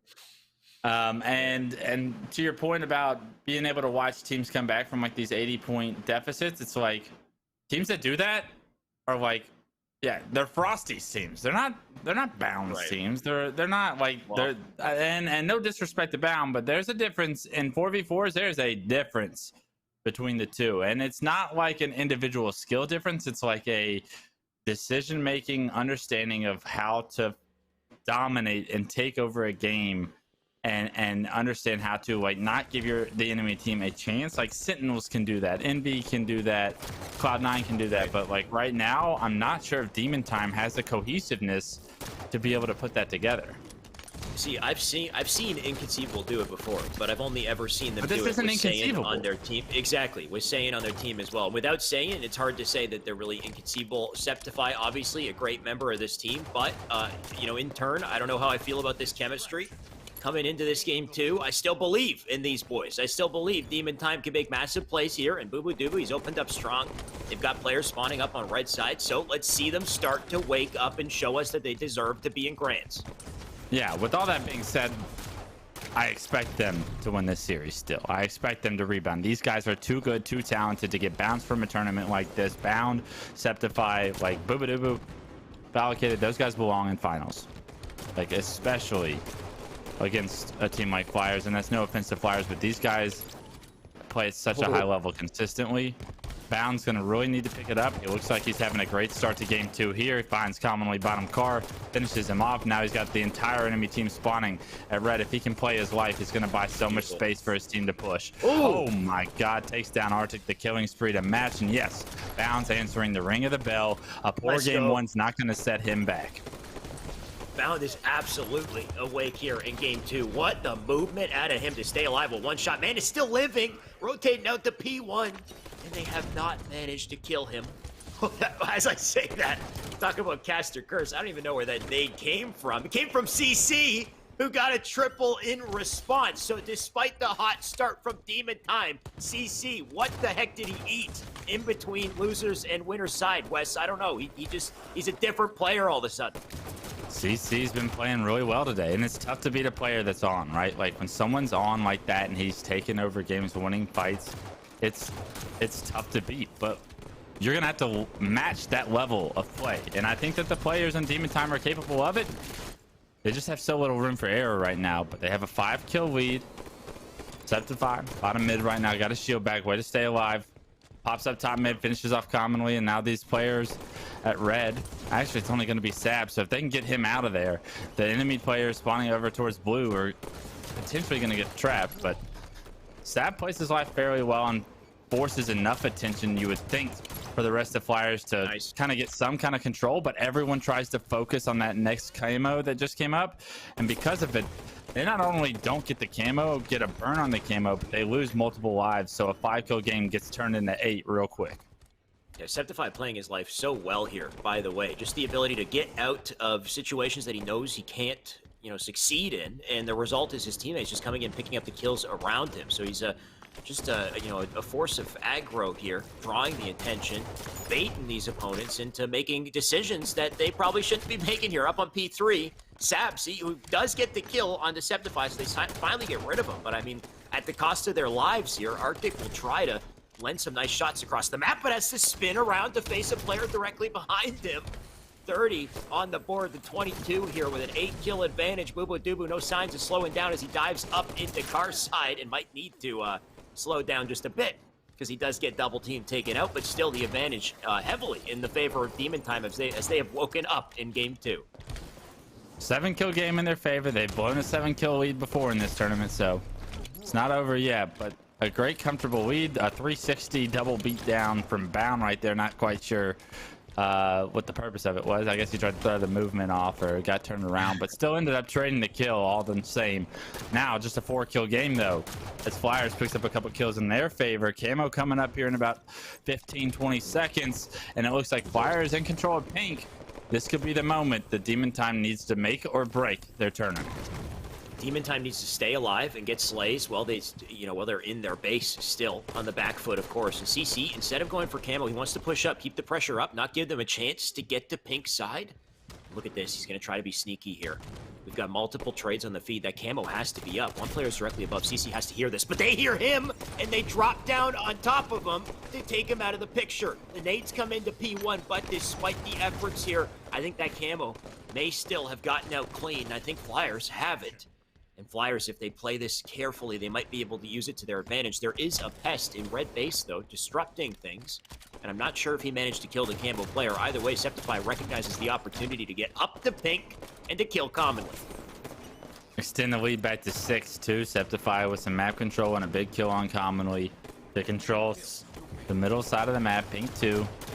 He's going to opt to overextend towards red now. Spots commonly once again under red.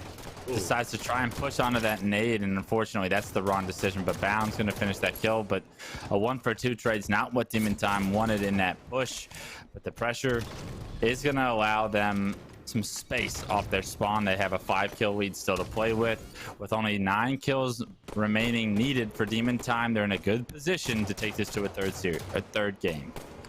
Pacing of this game definitely slowing down just a little bit as Sab tries to get a sneaky play in. He's forced to jump back and get out, but he does die. And in trades at this point, not in the favor of Blue. They cannot afford to die without taking at least 1 or 2 down with them. So Arctic rough death out of him. Connolly does answer back. And now 43-38, still holding on to their 5-kill advantage. Boo Boo Doo no signs of leaving this high ground here, just looking across the map over to Arctic, who does pelt them. There is a new camo coming up shortly, and I think whoever picks it up, if they get away clean, they could swing the game or finish the game out strong with it. If Flyers can get control of this camo, there's a window where they're able to make a play and get a nice cycle going and apply some pressure. Arctic actually overextends the Blue, finds a kill on Defalicated. He's still alive. Sab finds one of his own. He's bottom middle. You see Boobadoo trying to find Sab, but Sab perfectly plays the situation, knowing that someone's trying to look at him from top car.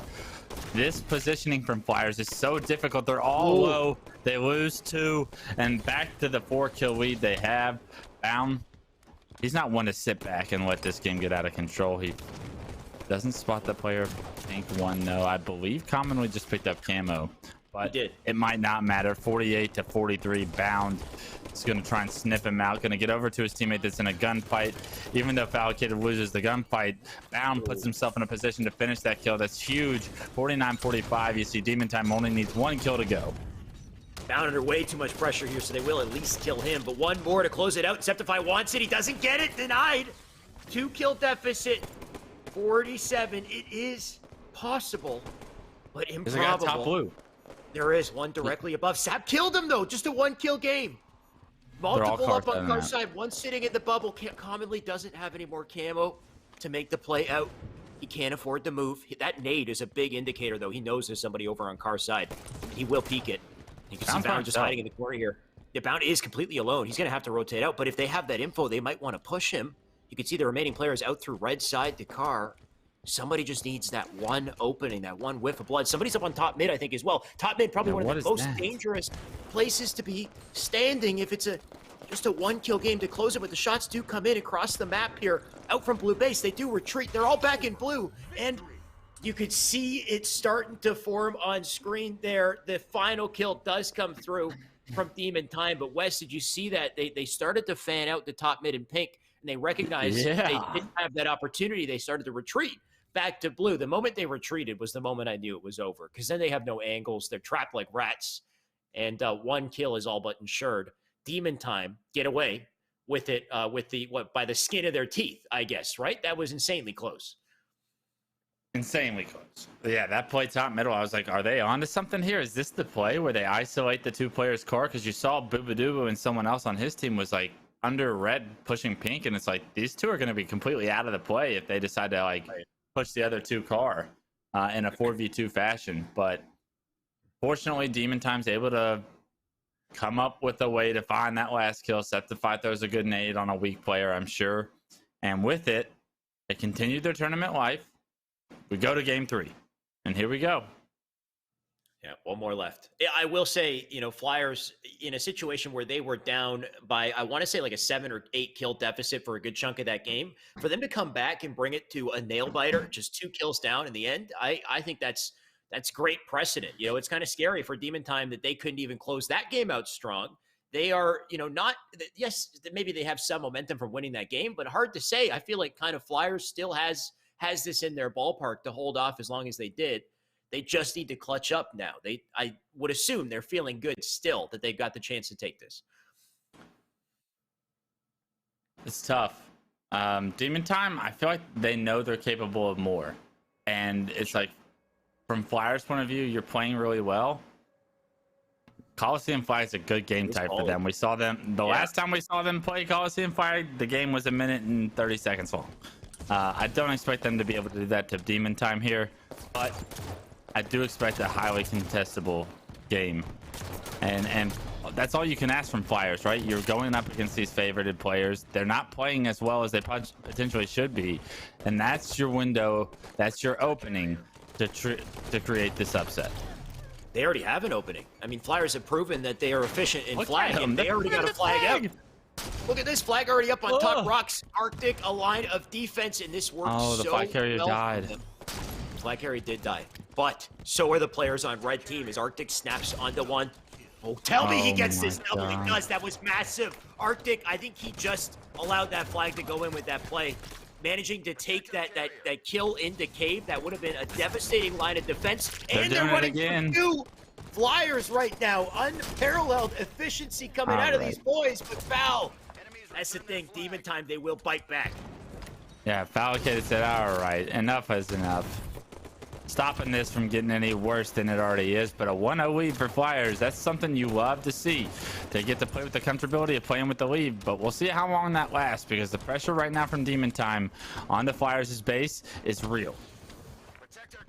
Definitely seeing the return pressure coming out of Demon Time here. One player was hiding at back base. Commonly actually made a play off of it. He was just sitting out back base, got the nade kill. Septify pulling a snipe out of his pocket that I didn't know was there, but didn't work out for him. So that's one failed attempt onto the flag, and they'll have to reset and try again. But as they try to spawn, they're getting pelted. Look at this. Pressure on from all sides. 2 coming up elbow. You got Arctic just laying in the lead down from Cave. He'll spin. Make sure Septify's out. New spawners up on Cave side, and Bound already getting tagged. That flag already pulled as well. But can they take it further?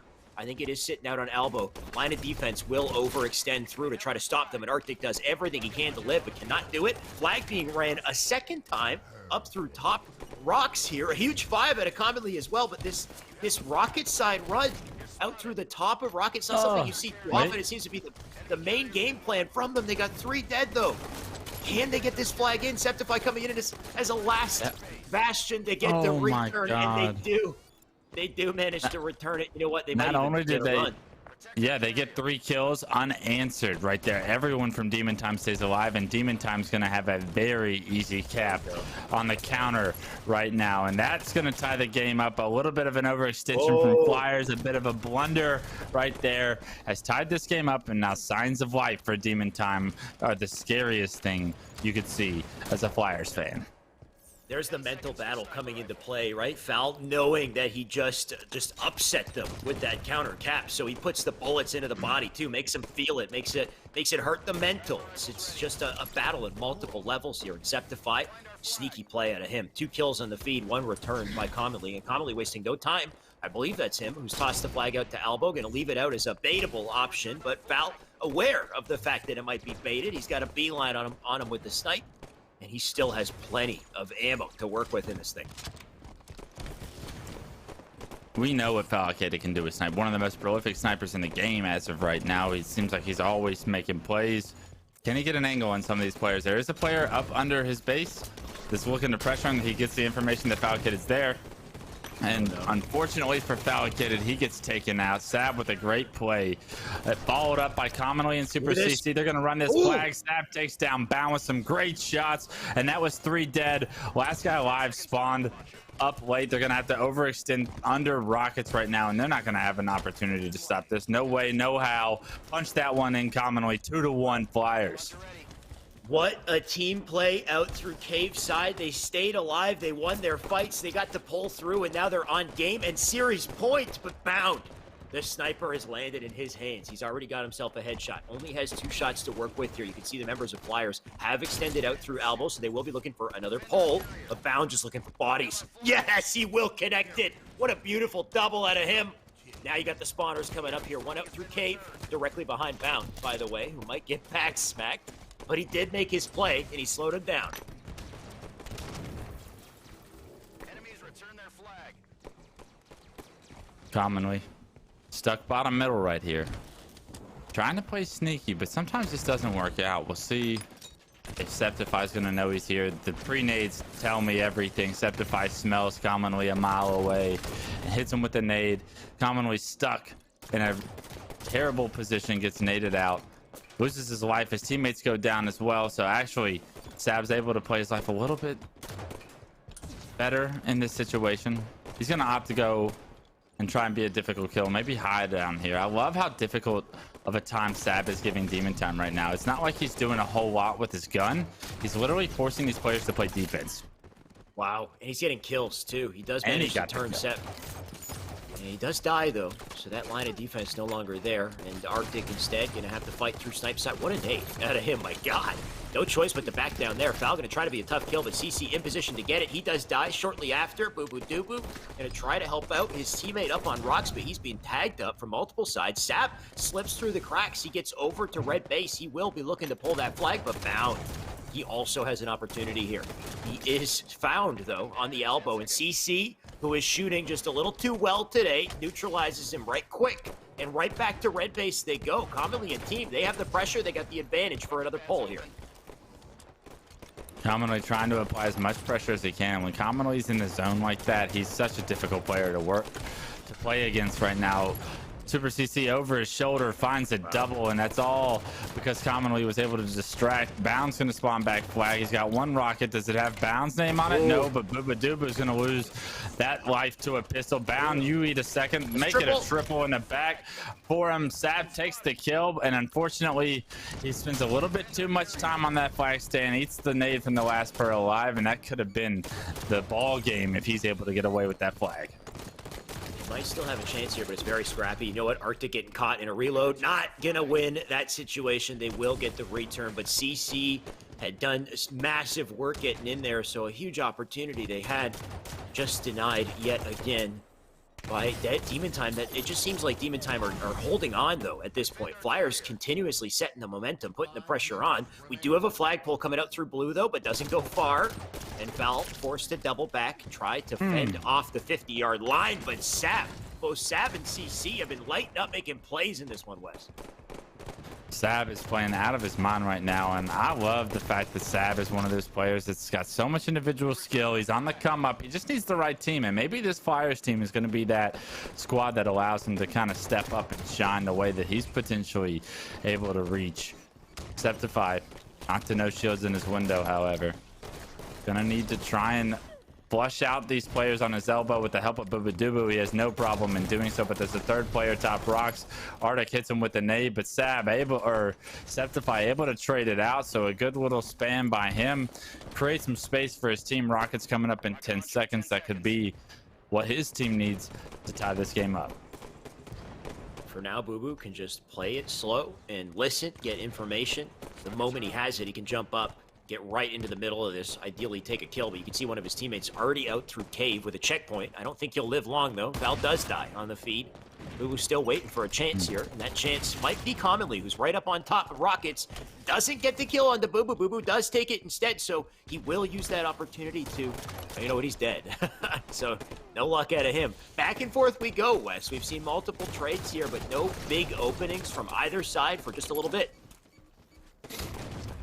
Yeah, it's back and forth for map control at this point, and unless Demon Time's able to really make a play here, this will benefit Flyers because the clock now starting to get under that 3-minute mark. As long as you have the lead, that is always going to be some constant pressure applied to the team in the deficit. Val making some nice plays, though. Picks up 2 big kills. He's now getting targeted out from elbow, though. They'll rotate back to base. Defense coming in yet again, but the map control starting to be set up by a red team here. You can see they have players perched on rocks on Sipe side, funneling through all of the lanes here. Going to do everything they can to get their slays to get a clean pull out. We do see multiple come in, but the cave spawners already in position to get the defense. Septify going to try to at least get this flag down to the halfway line. He'll get a kill maybe as he flies through. I love the attempt at a Septify, doing everything he can to live and keep these players back, give his team a chance to collect this flag and pass it through, but he goes down. So does Boo Boo, and so does this run. Unfortunately, they got to do it again, Wes. One shot away from finishing that player top catwalk, and that entire situation goes differently, but that's Halo, man. Difficult kills make it so much more interesting. Like, it just changes the entire dynamic, that one headshot that got away, right? Even though it was a great play by Septify to try and play his life, just not enough being done around to get that cap secured. And right now, Demon Time, 2 minutes on the clock. You're down a flag cap. Valkated has the pressure on him in the window, and Sab has all the time in the world to play with at this point. Yeah, Demon Time does not. I mean, funny they're called Demon Time.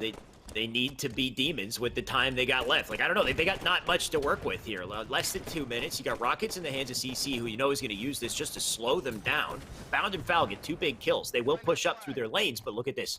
CC is waiting for the ultimate moment to get in here and just ruin their day. If he can cut them off, look at this! He's in the perfect spot to do it, but the rocket doesn't go through. He's taking pressure out from bottom base. Needs help from his teammates here. Needs to put this to work. I don't know if this should be the focus. He's spending so much time. Focus on that one player, and that rocket does go down. Flag still in play. Boo Boo Doo collects it instead. Boo Boo gonna look to get a kill of his own here. Where is the flag? It's being taken into red base, and they might have a shot with it. They do cap it in the final minute of the game here. Likely we'll see an overtime as Demon Time keep this in the running. A huge misplay by Super CC. He tried to get all the way to top catwalk, made it so much more difficult for himself. Couldn't find the opportunity with those rockets, and like you said, it's been all day that we've seen power weapons in great positions, but the timings just haven't been right, and because of it, it's now a 2-2 game. This is it. Crunch time here. We'll likely see an overtime, but anyone's game with this flag. And Boo Boo Doo and team backing up. They know that somebody might be overextending to elbow. Remaining player is going to push Boo Boo for snipe as he tries to stay back and lend some defense in. He'll get right behind CC. Foul with a kill on the feed, and this is a chance for them to come right back into blue base here. They still got to cut off that one other player on Snipe's dive. The flag is pulled. Like you said, they got it out through Snipe. Somehow Foul's alive. He gets it to grass, and he will live. This is huge. If he can stay up and just bait this flag, they bring it out to red maze. And they'll collect it once again. Baton pass, 3 2 dead. kills at a CC. 4 dead. Multiple dead. They picked up the flag. They'll try to turn this into a counter cap, but a new spawner up on Cave and knock him down immediately. Can they run the flag further? Sab collects it. He gets it out to Maze. Bound. And team, though, they will pounce on this opportunity and return it right back. Septify just clutched up so hard right there. He spawned by himself in Cave and stopped that entire flag run virtually by himself. It would have been a counter cap for Flyers that ended the game, but Septify made the play. And the game still continues, man. What a match this has been just to get to Grands here. Nobody wants to drop out here. They want that chance to face against MV9, and this might be it. Flag out. Boo Boo Doo Boo with a hot double. Septify gonna hold down the new spawners on elbow side, and CC, no chance at survival. I don't think they can do anything. They can't stop it. Bound goes all the way and takes this series with a 3-2 in what was the closest game we've had today, Wes. What a series.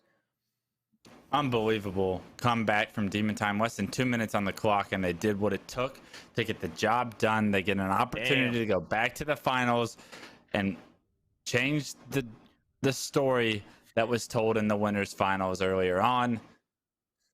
We wondered if their mentality was broken after that first game in the series. The answer was no. They did just enough to get by in this series, but just enough gets them to the finals. We'll see what they have later on. Their mentality was fractured, I guess, maybe not completely broken, but they stumbled their way through that series. It was definitely not easy for them, and many times I thought they would lose, especially considering the hot start Flyers had in Flag. You had CC, Sab making massive plays, keeping them on the back foot the entire game. But all it takes is just that one opening to bring it up to a tie, and they played off of it. They made it work. It must feel rough as CC in that position, though, who had the Rockets. A lot of pressure, right? Like when you know you have Rockets, you know they're going to run flag. They're bringing it directly to you. You could stop the whole game plan. Physically What's to that? you. Physically to you, like to the catwalk. You don't have to clamber up and like get on flat ground with the rocket. You either like you want to use a wall when you have rockets. Like it was just a big misplay. I would have preferred for him to either sit on the DMR or sit grass or somewhere where he could have just like looked up and used like the ground next to the flag carrier in order to get that kill. But I mean, there's a lot going on there, and it's a tough situation. Yeah, if he shot the clamber ledge on top cat, you know what I mean? Like I think he tried to shoot a rocket that went deep into DMR. Even up on top cat, he was in a great spot because that player has to clamber that ledge, assuming they don't spring jump it, which they didn't.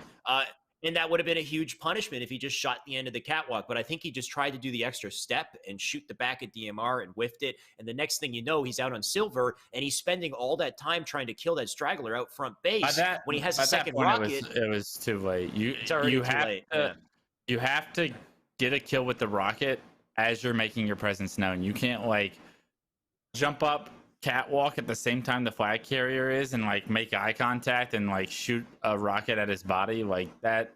From there on out, it was like the Halo 5 rockets are not strong enough to make the play from there on out. Like you have to get the opening pick with the rockets and disrupt the entire flag run that way. Like, and unfortunately, like he didn't have the timing to be able to get to catwalk fast enough to match the flag carrier. It was like they got there at the same time, and that's when it was too little too late.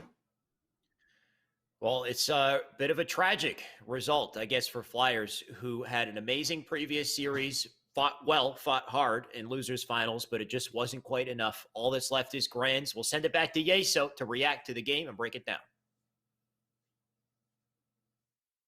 What a finish there to our losers finals, and we see Demon Time move on to Grands. I was very nervous for a little while there. Flyers with a great start, a dominant win on Stronghold, and then almost brought it back to get the 2-0 there on Slayer. So I was certainly sweating a little bit because I picked Demon Time to win that one, but they do pull it through in a clutch finish, winning in overtime on CTF to close out that series. Let's check out our stats here from our losers finals. Again, we started off, it was Rig, it was Stronghold, in a 100-8 finish there. Dominant from Flyers. They gained control early. They almost didn't give it away. at all. Great performance from them. Let's check out the kill stats here. Just a 5-minute and 16-second game, but still Arctic, Sab in those double digits. Even Sab, 11 kills and 9 assists on only 7 deaths. That's a great performance there from Sab. Meanwhile, you even had Septify, 12 kills, 5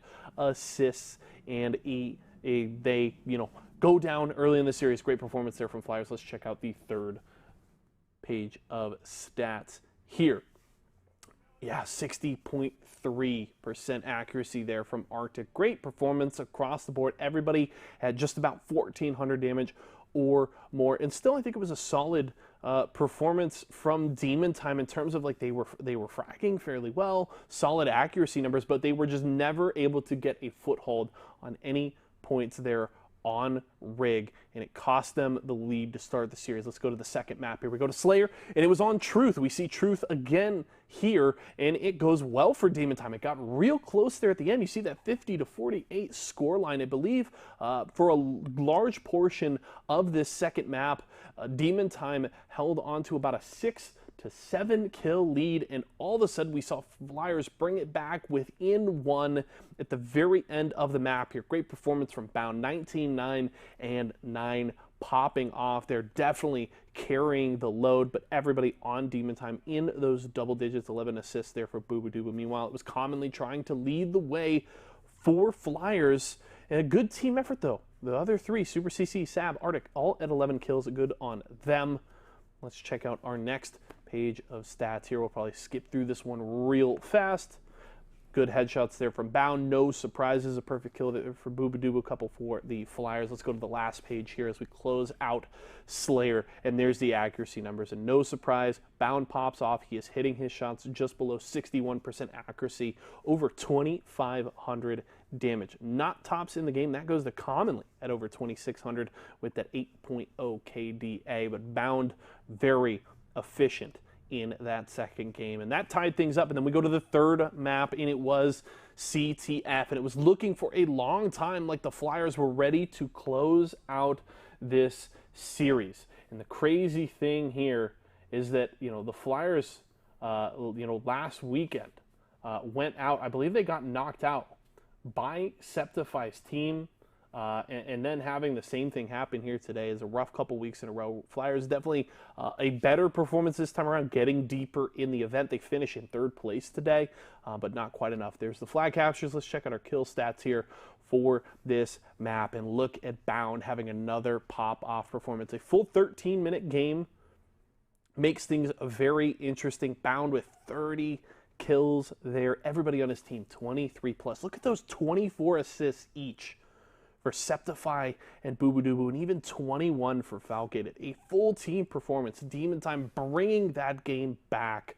What a performance from these guys. Let's check out our last stats page here for the losers finals, and just great numbers across the board. Everybody at about 53% or more accuracy. Look at Bound almost hitting 4,000 damage. Septify getting 4,500 in that game. Septify just popping off for Demon Time, and they take the 2-1 win. Losers finals are done.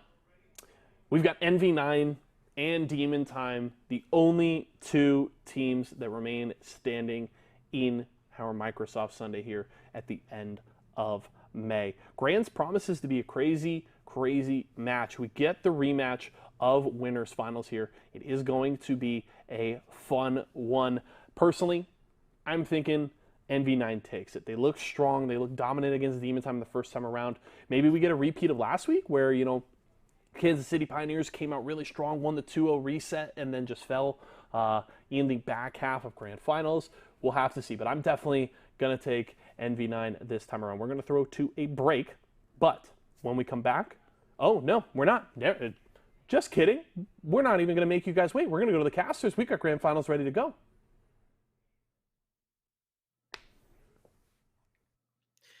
Thank you, Ye. So what a series that was, Wes. It went down to the line, just a total nail biter, but only one team prevailed. That team is Demon Time. They've made it to loser's side of Grands, but they have the gauntlet to go through in our final match. This is it.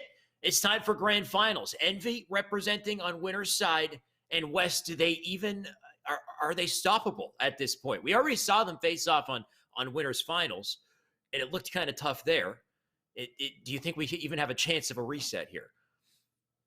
There's a chance. I think Demon Time's gonna have to pick it up once again. Like, I know Flyers was playing really, really well, and for Demon Time to still beat them, like, that's big, right? Like, when you beat a team that's hot, like, that feels good, no matter how you beat them. I know it was as close as it could be, 2 kills and a flag cap, but at the end of the day, you're here. Like, what's happened in the past is gone, right? You need to figure out a way to beat NV9 in 2 series and 1 game at a time, 1 play at a time, 1 life at a time, right? NV9, right? They're going to be really, really tough to beat. Though they're confident. They're obviously you have to beat them twice. They only have to beat you once, but like their cohesiveness and how like just dominant those players are. I mean, like just straight out individually skilled. Like trying to say that you're going to beat Renegade, that's tough. Trying to say you're going to beat Pistola, that's tough. Let me tell you about it. It's not easy to beat Pistola. I barely did it throughout my career, and honestly, the times I did, it took a miracle and a half to do so. So he's a great player, and Renegade's just another one. Yeah. Penguin's another one. I mean, their entire team is stacked. So Demon Time, you're going to have to elevate your game once again to rise to this occasion if you want to try and win this whole thing. Any specific player you're looking at on the side of Demon Time to really step up and make sure that happens if they want this reset? I think it's got to be Bubadubu. Like Bubadubu's got to elevate to that MVP performance that he's capable of, and he's been fairly quiet today. It's not like he's playing bad today, but he's not playing like outstanding. If he has one of those outstanding Bubadubu performances, they can win this series. That's a good point. You look back in the history of Inconceivable when they have Saiyan. I find that the best days for Inconceivable are the days when Boo Boo is having a good day, when he's popping off, he's making plays. I think, looking back at that finals that we watched a few months ago, Boo Boo had an incredible 26-6 game, and because of that, I think they won in the end as a result. So we have to see Boo Boo pop off. I'll agree with you there, Wes. Of course, the entire team needs to make plays, and they got to do it quick. It's a best of 3 for grand finals. So 2 games, and it's over unless, of course, Demon Time wants something to say about it. Yeah, I don't think it's going to take a 26-6 performance, but sure, it wouldn't hurt. I promise you, Demon Time fans and his teammates wouldn't be upset if he dropped one of those. But right now, things going pretty good so far from the looks of it. Bound's got blue control. He's got rockets in his hand. There's going to be a player behind him here in a second he needs to watch out for, but a nice place. Okay. Rocket's going to take him out. Can he find a double? No, but he gets him weak. I believe his teammate's going to be there to finish that kill, potentially. I didn't see it in the kill feed as of yet, but Bound got rid of rockets, but most so got his team an early lead here as they control Catwalk and Blue.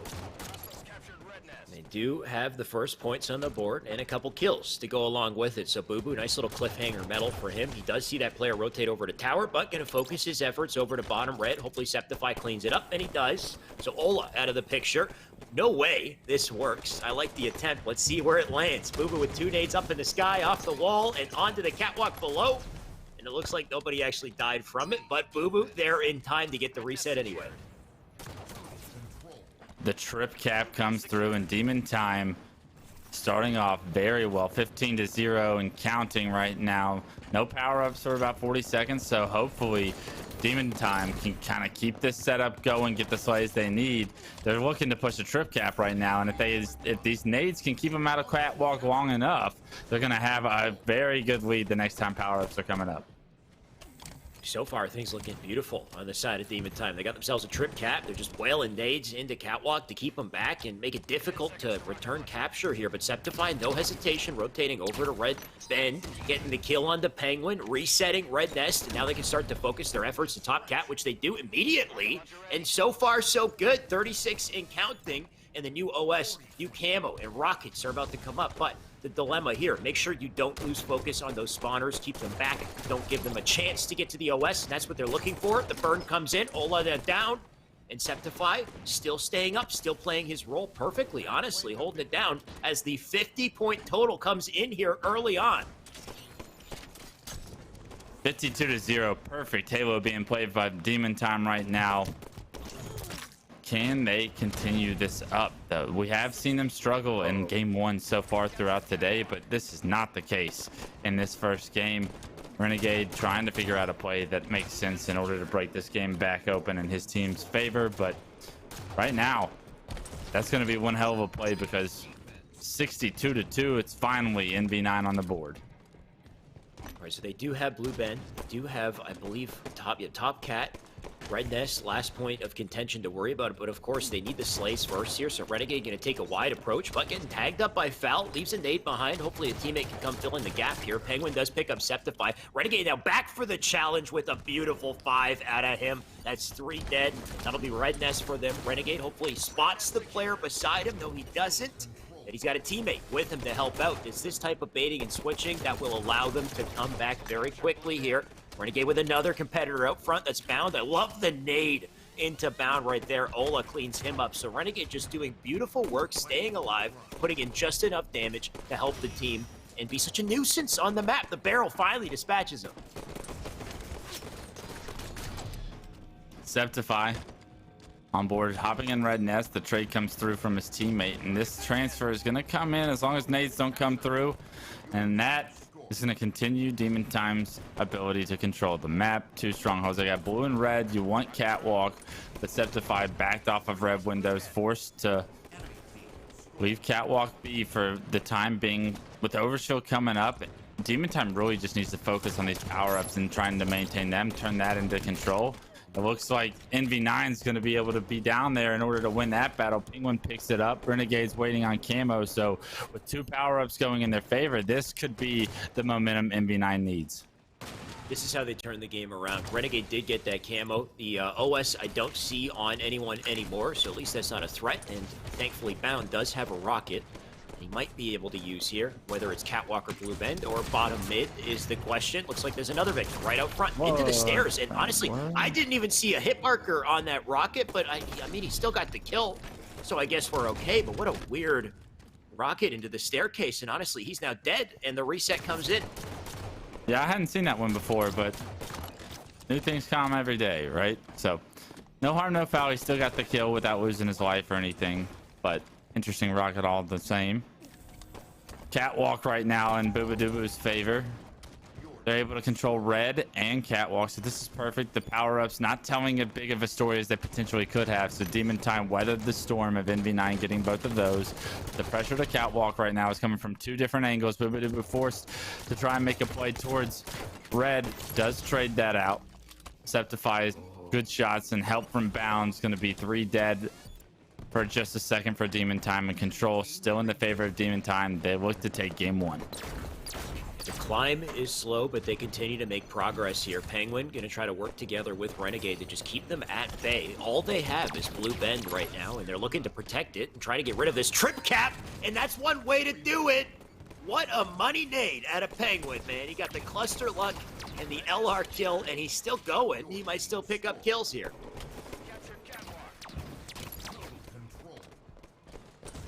Penguin starting to really pop off right now. The trip cap in effect.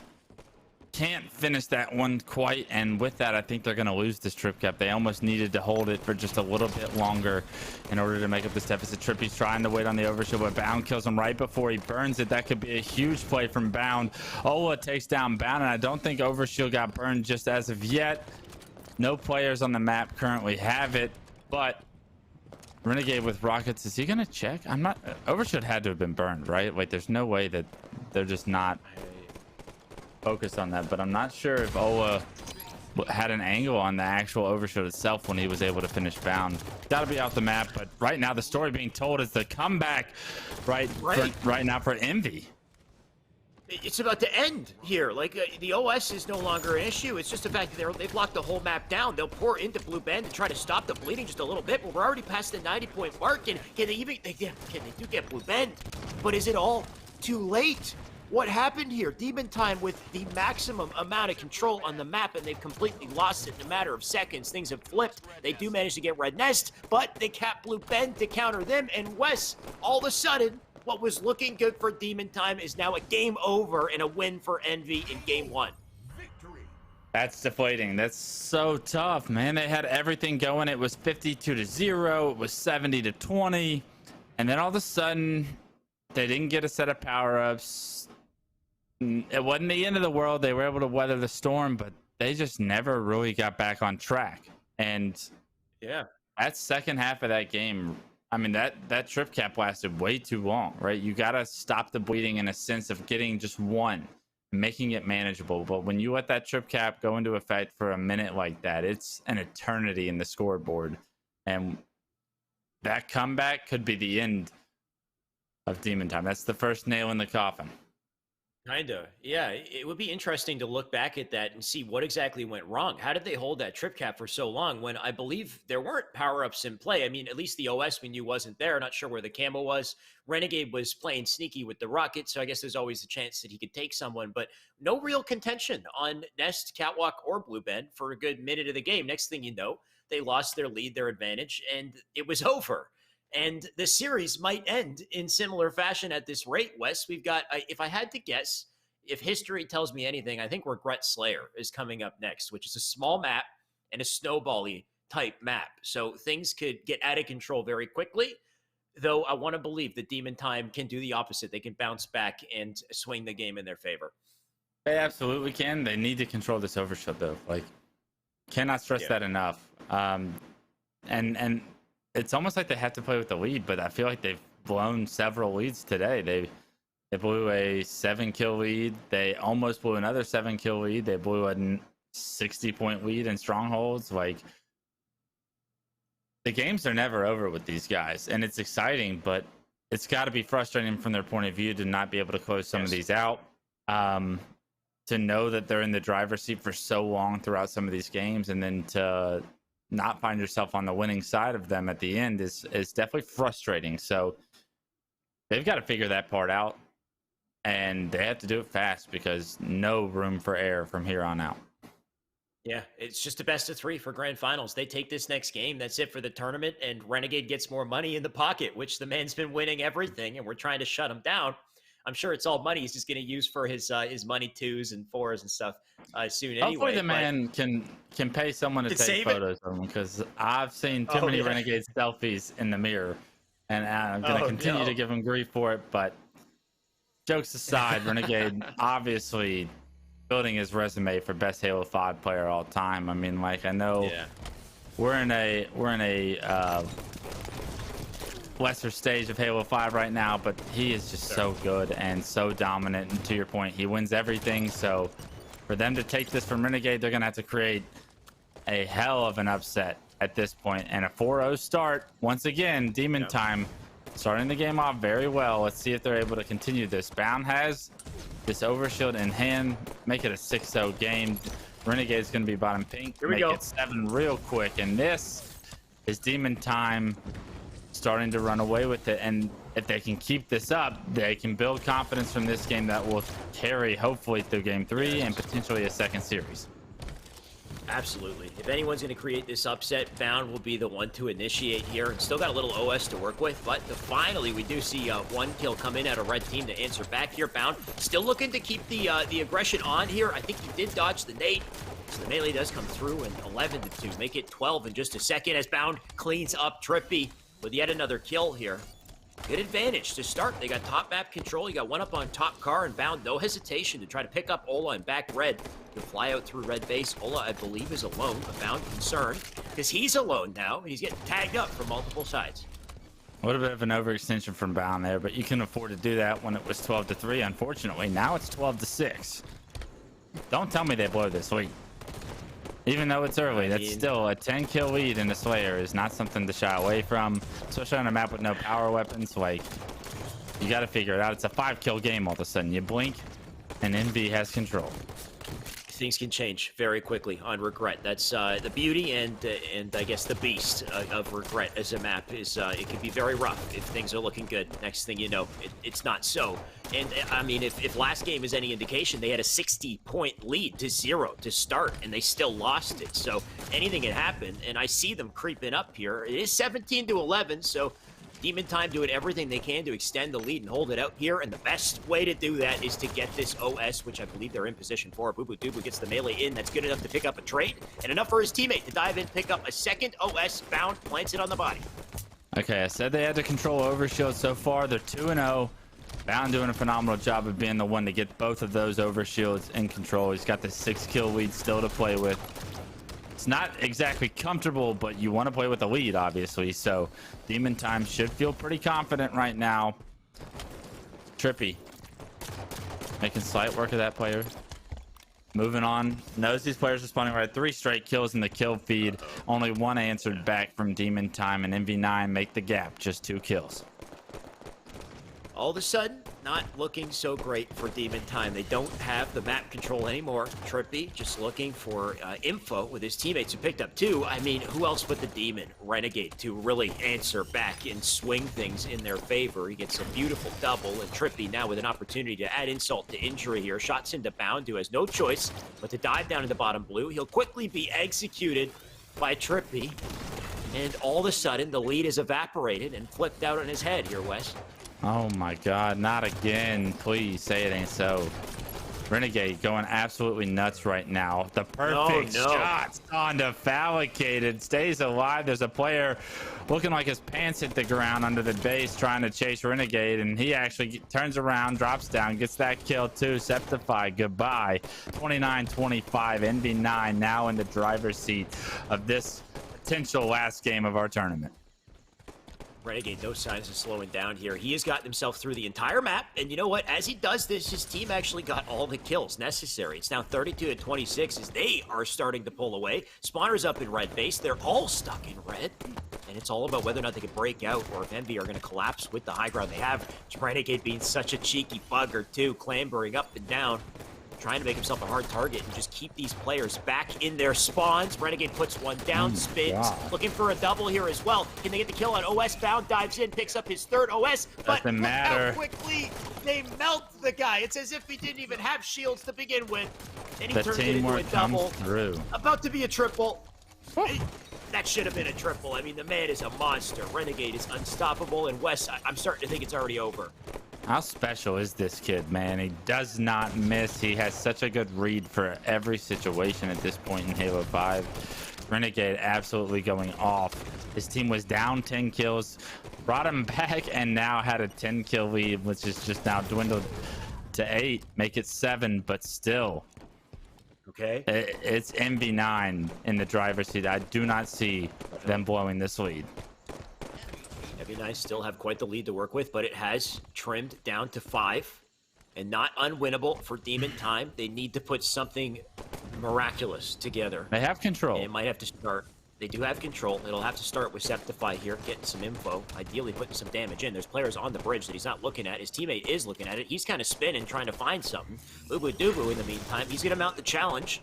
Combo in, shots in, not enough to get the kill, and Trippy in the meantime on the feed takes Bound. Boo snaps on the Renegade, so at least he gets the trade. Can they at least get rid of Trippy, who's being a pest in the back of the base? And while he distracts, you can see these players move up into top mid and take Trippy comes down. Back. Yes, it might be over off of that one little flank there to take out Boo. I just want to say this. So many times we've watched Trippy be such a difficult kill. It's not like Trippy's dominating with his shot, but he's made, like, that situation right there, Trippy just bought so much time and eventually ends up waiting for help. Penguin gives him some help. He gets the kill. It's a 5-kill game, though. A beautiful job by the bait and switch of Envy right here. Once again, Ola swoops in, helps Renegade out, keeps him alive, gets the kill, extends the lead to 6. An overshield's coming up. It's probably got Bound's name on it, but he's not long for this world, as we've seen the last few stories told. Yeah, oh no. Okay, OS is in the hands of Boo here. Boo does get a kill, but a 7-kill advantage. We would need to see a miracle to come back here. All players in blue are trapped in red base. Top map control in the favor of Envy, and they're putting the shots in from above as Boo just spinning to try to figure out where it is. But we're at 48 here, about to be 49 as Ola looks to close it out. He's got the caster. What a brutal way to do it. Shots in to take the shields off, but not a kill just yet. Ola gonna stay up in bottom red base. The pinch coming in out through pink side. Now 49 on the board. 1 kill left to close it out. Who will be the one to get it? It's Renegade, of course. Renegade on to Bound. of all players in the game to close it out with a 50-42 and making a statement today, Wes. You want to see a statement? 17-9 from Pistola in a closeout game. I had $1 for every time Pistola just dominated a game that closed out a tournament in his favor. I'd have a lot of dollars. It's incredible. Ola has all the dollars. And unfortunately, it is Ola with all the dollars, and once again calls himself a champion for the day. Ola, can I get $1 from you, brother, please? But in all reality, it's a testament to his ability as a legend in the game to take so much time away from Halo 5 and step away and just enjoy whatever he's been up to, come back and be one of the most dominant players in the game, win a tournament like this. Like, I mean, that's Pistola for you, right? Like, he'll be here for a while. Yeah. He's been here for a while, and he's going to be here for a while, so just get comfortable. It's a pleasure to see. Here. Yeah, absolutely. Yeah.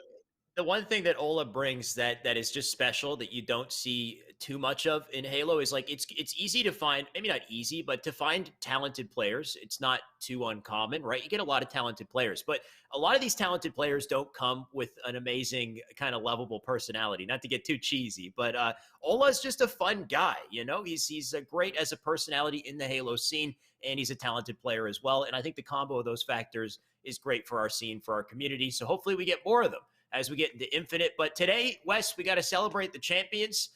Today, MV9, they take it, and they take it in dominant fashion. I don't think they might have lost one game. One game. They lost one game. It was to Flyers. Yep. Fathom CTF to Flyers, who Flyers, maybe the sleeper hit of the show, I want to say. They popped off today. They look great. Not quite enough to clutch up against Demon Time.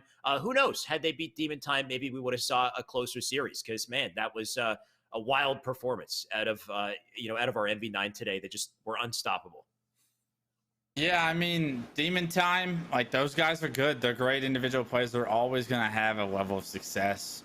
But that MV9 team, like, it just, the veteranship speaks. They can throw in, you can throw an Eco in there. You can throw in a Frosty on that team. Like, substitute one in, one out, throw in an Ola on that team. And those guys are, like, there's that level of understanding when it comes to the level of Halo that they play at that I think the Demon Time guys are going to have to grow into. Not saying that, like, they're not capable of that. It's just, I think, experience. But, and that's no shot at them. Like, I don't mean to downplay Demon Time's greatness because, like, those guys are cold and all of them are individual gods. They just need their respective play styles and teamwork on their individual teams in order to have the kind of level of success that I think, like, they want to reach. But, like, it just sticks out to me more and more when you get an opportunity to watch the Renegades of the world. It doesn't matter who the three people on his team are. Renegade's going to be Renegade, right? Like, Pistola's going to be Pistola. Trippy and Penguin, like, they are joining that, like, caliber of player, like, more and more every day and every time they play. So congratulations to those guys. Hell of a tournament. You guys played at such a high level today. It was a pleasure to watch this combination of players play. I'm looking forward to next time.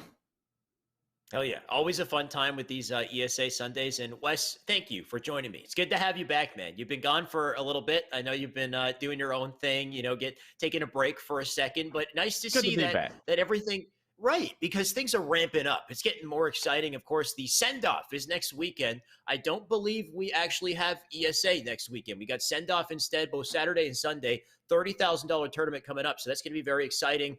If you don't know, well, now you know. Anyway, that's all for today. Thank you guys for tuning in, hanging out. Of course, I will send it over to Yeso to close the show. Thank you so much, gentlemen. Great cast on the day. I'm going to need some horse runs. Give me some poggers in chat for Shyway and Clutch. They crushed it on the cast all throughout the day. Fun tournament here, guys. Seeing NV9 go the distance, dominant win there in grand finals, even getting a bit of a comeback there in the second game. It was a hot start for Demon Time on Slayer, but they weren't able to go the distance and complete the bracket reset, and NV9 takes the W. So I am 2 for 2 on predictions today. I'm just gonna, pat myself on the back there. I hope you guys had some fun. Naughty Morocco asked, do we have streams this week? Yes. Before I close the show, I will let you know about streams. But I hope you guys enjoyed all the games today. I'm looking forward to seeing more action from those C9 boys. They've been mixing it up. Renegade and Stellar on different rosters on our Sunday tournaments, and they continue to perform well. It's now Renegade with wins in 3 straight weekends, taking the Kellogg's 25K, and then back-to-back Microsoft Sunday wins for him. So he is certainly looking very strong, and I hope to see the return of the Kansas City Pioneers as well as Flyers. I want to see that roster continuing to come back. I think they have definitely had back-to-back performances on Sundays that they can be proud of. They have some things to build on, and obviously, they haven't gotten into grands like they would prefer yet and win a Microsoft Sunday over the last couple weekends, but I think they've looked really strong, and I want to see them keep rolling. For those of you who all joined us today, viewers, I saw we got over 400 today, which is awesome.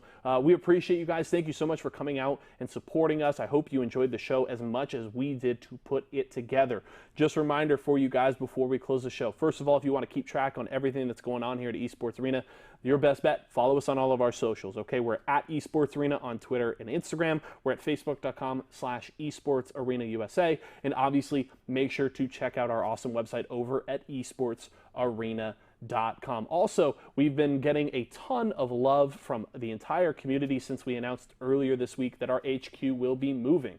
Esports Arena Santa Ana is going to be closing down, but Esports Arena will continue, and we are moving very soon. So we're super excited about that, and we've greatly appreciated all of the memories that those of you have been sharing with us on Twitter, those photos and videos telling us stories about the people that you've met here, the relationships that you have forged, and the memories that you have had here. We appreciate it because, this location, this arena is so special in our hearts. We have loved all the years that we have been here, and we are excited for the future of Esports Arena. So please, if you guys have those stories, those pictures, videos, whatever it may be, please continue to share them with us as we close our journey here at Esports Arena Santa Ana. For the next week, though, Naughty Morocco, one of our OGs in chat, was asking, what do we have on the slate? Well, we have qualifiers for Series E Season 3 starting on Tuesday the 1st, as well as on the 3rd. So Tuesday and Thursday this week, that is due to the ALGS schedule. ALGS kicks off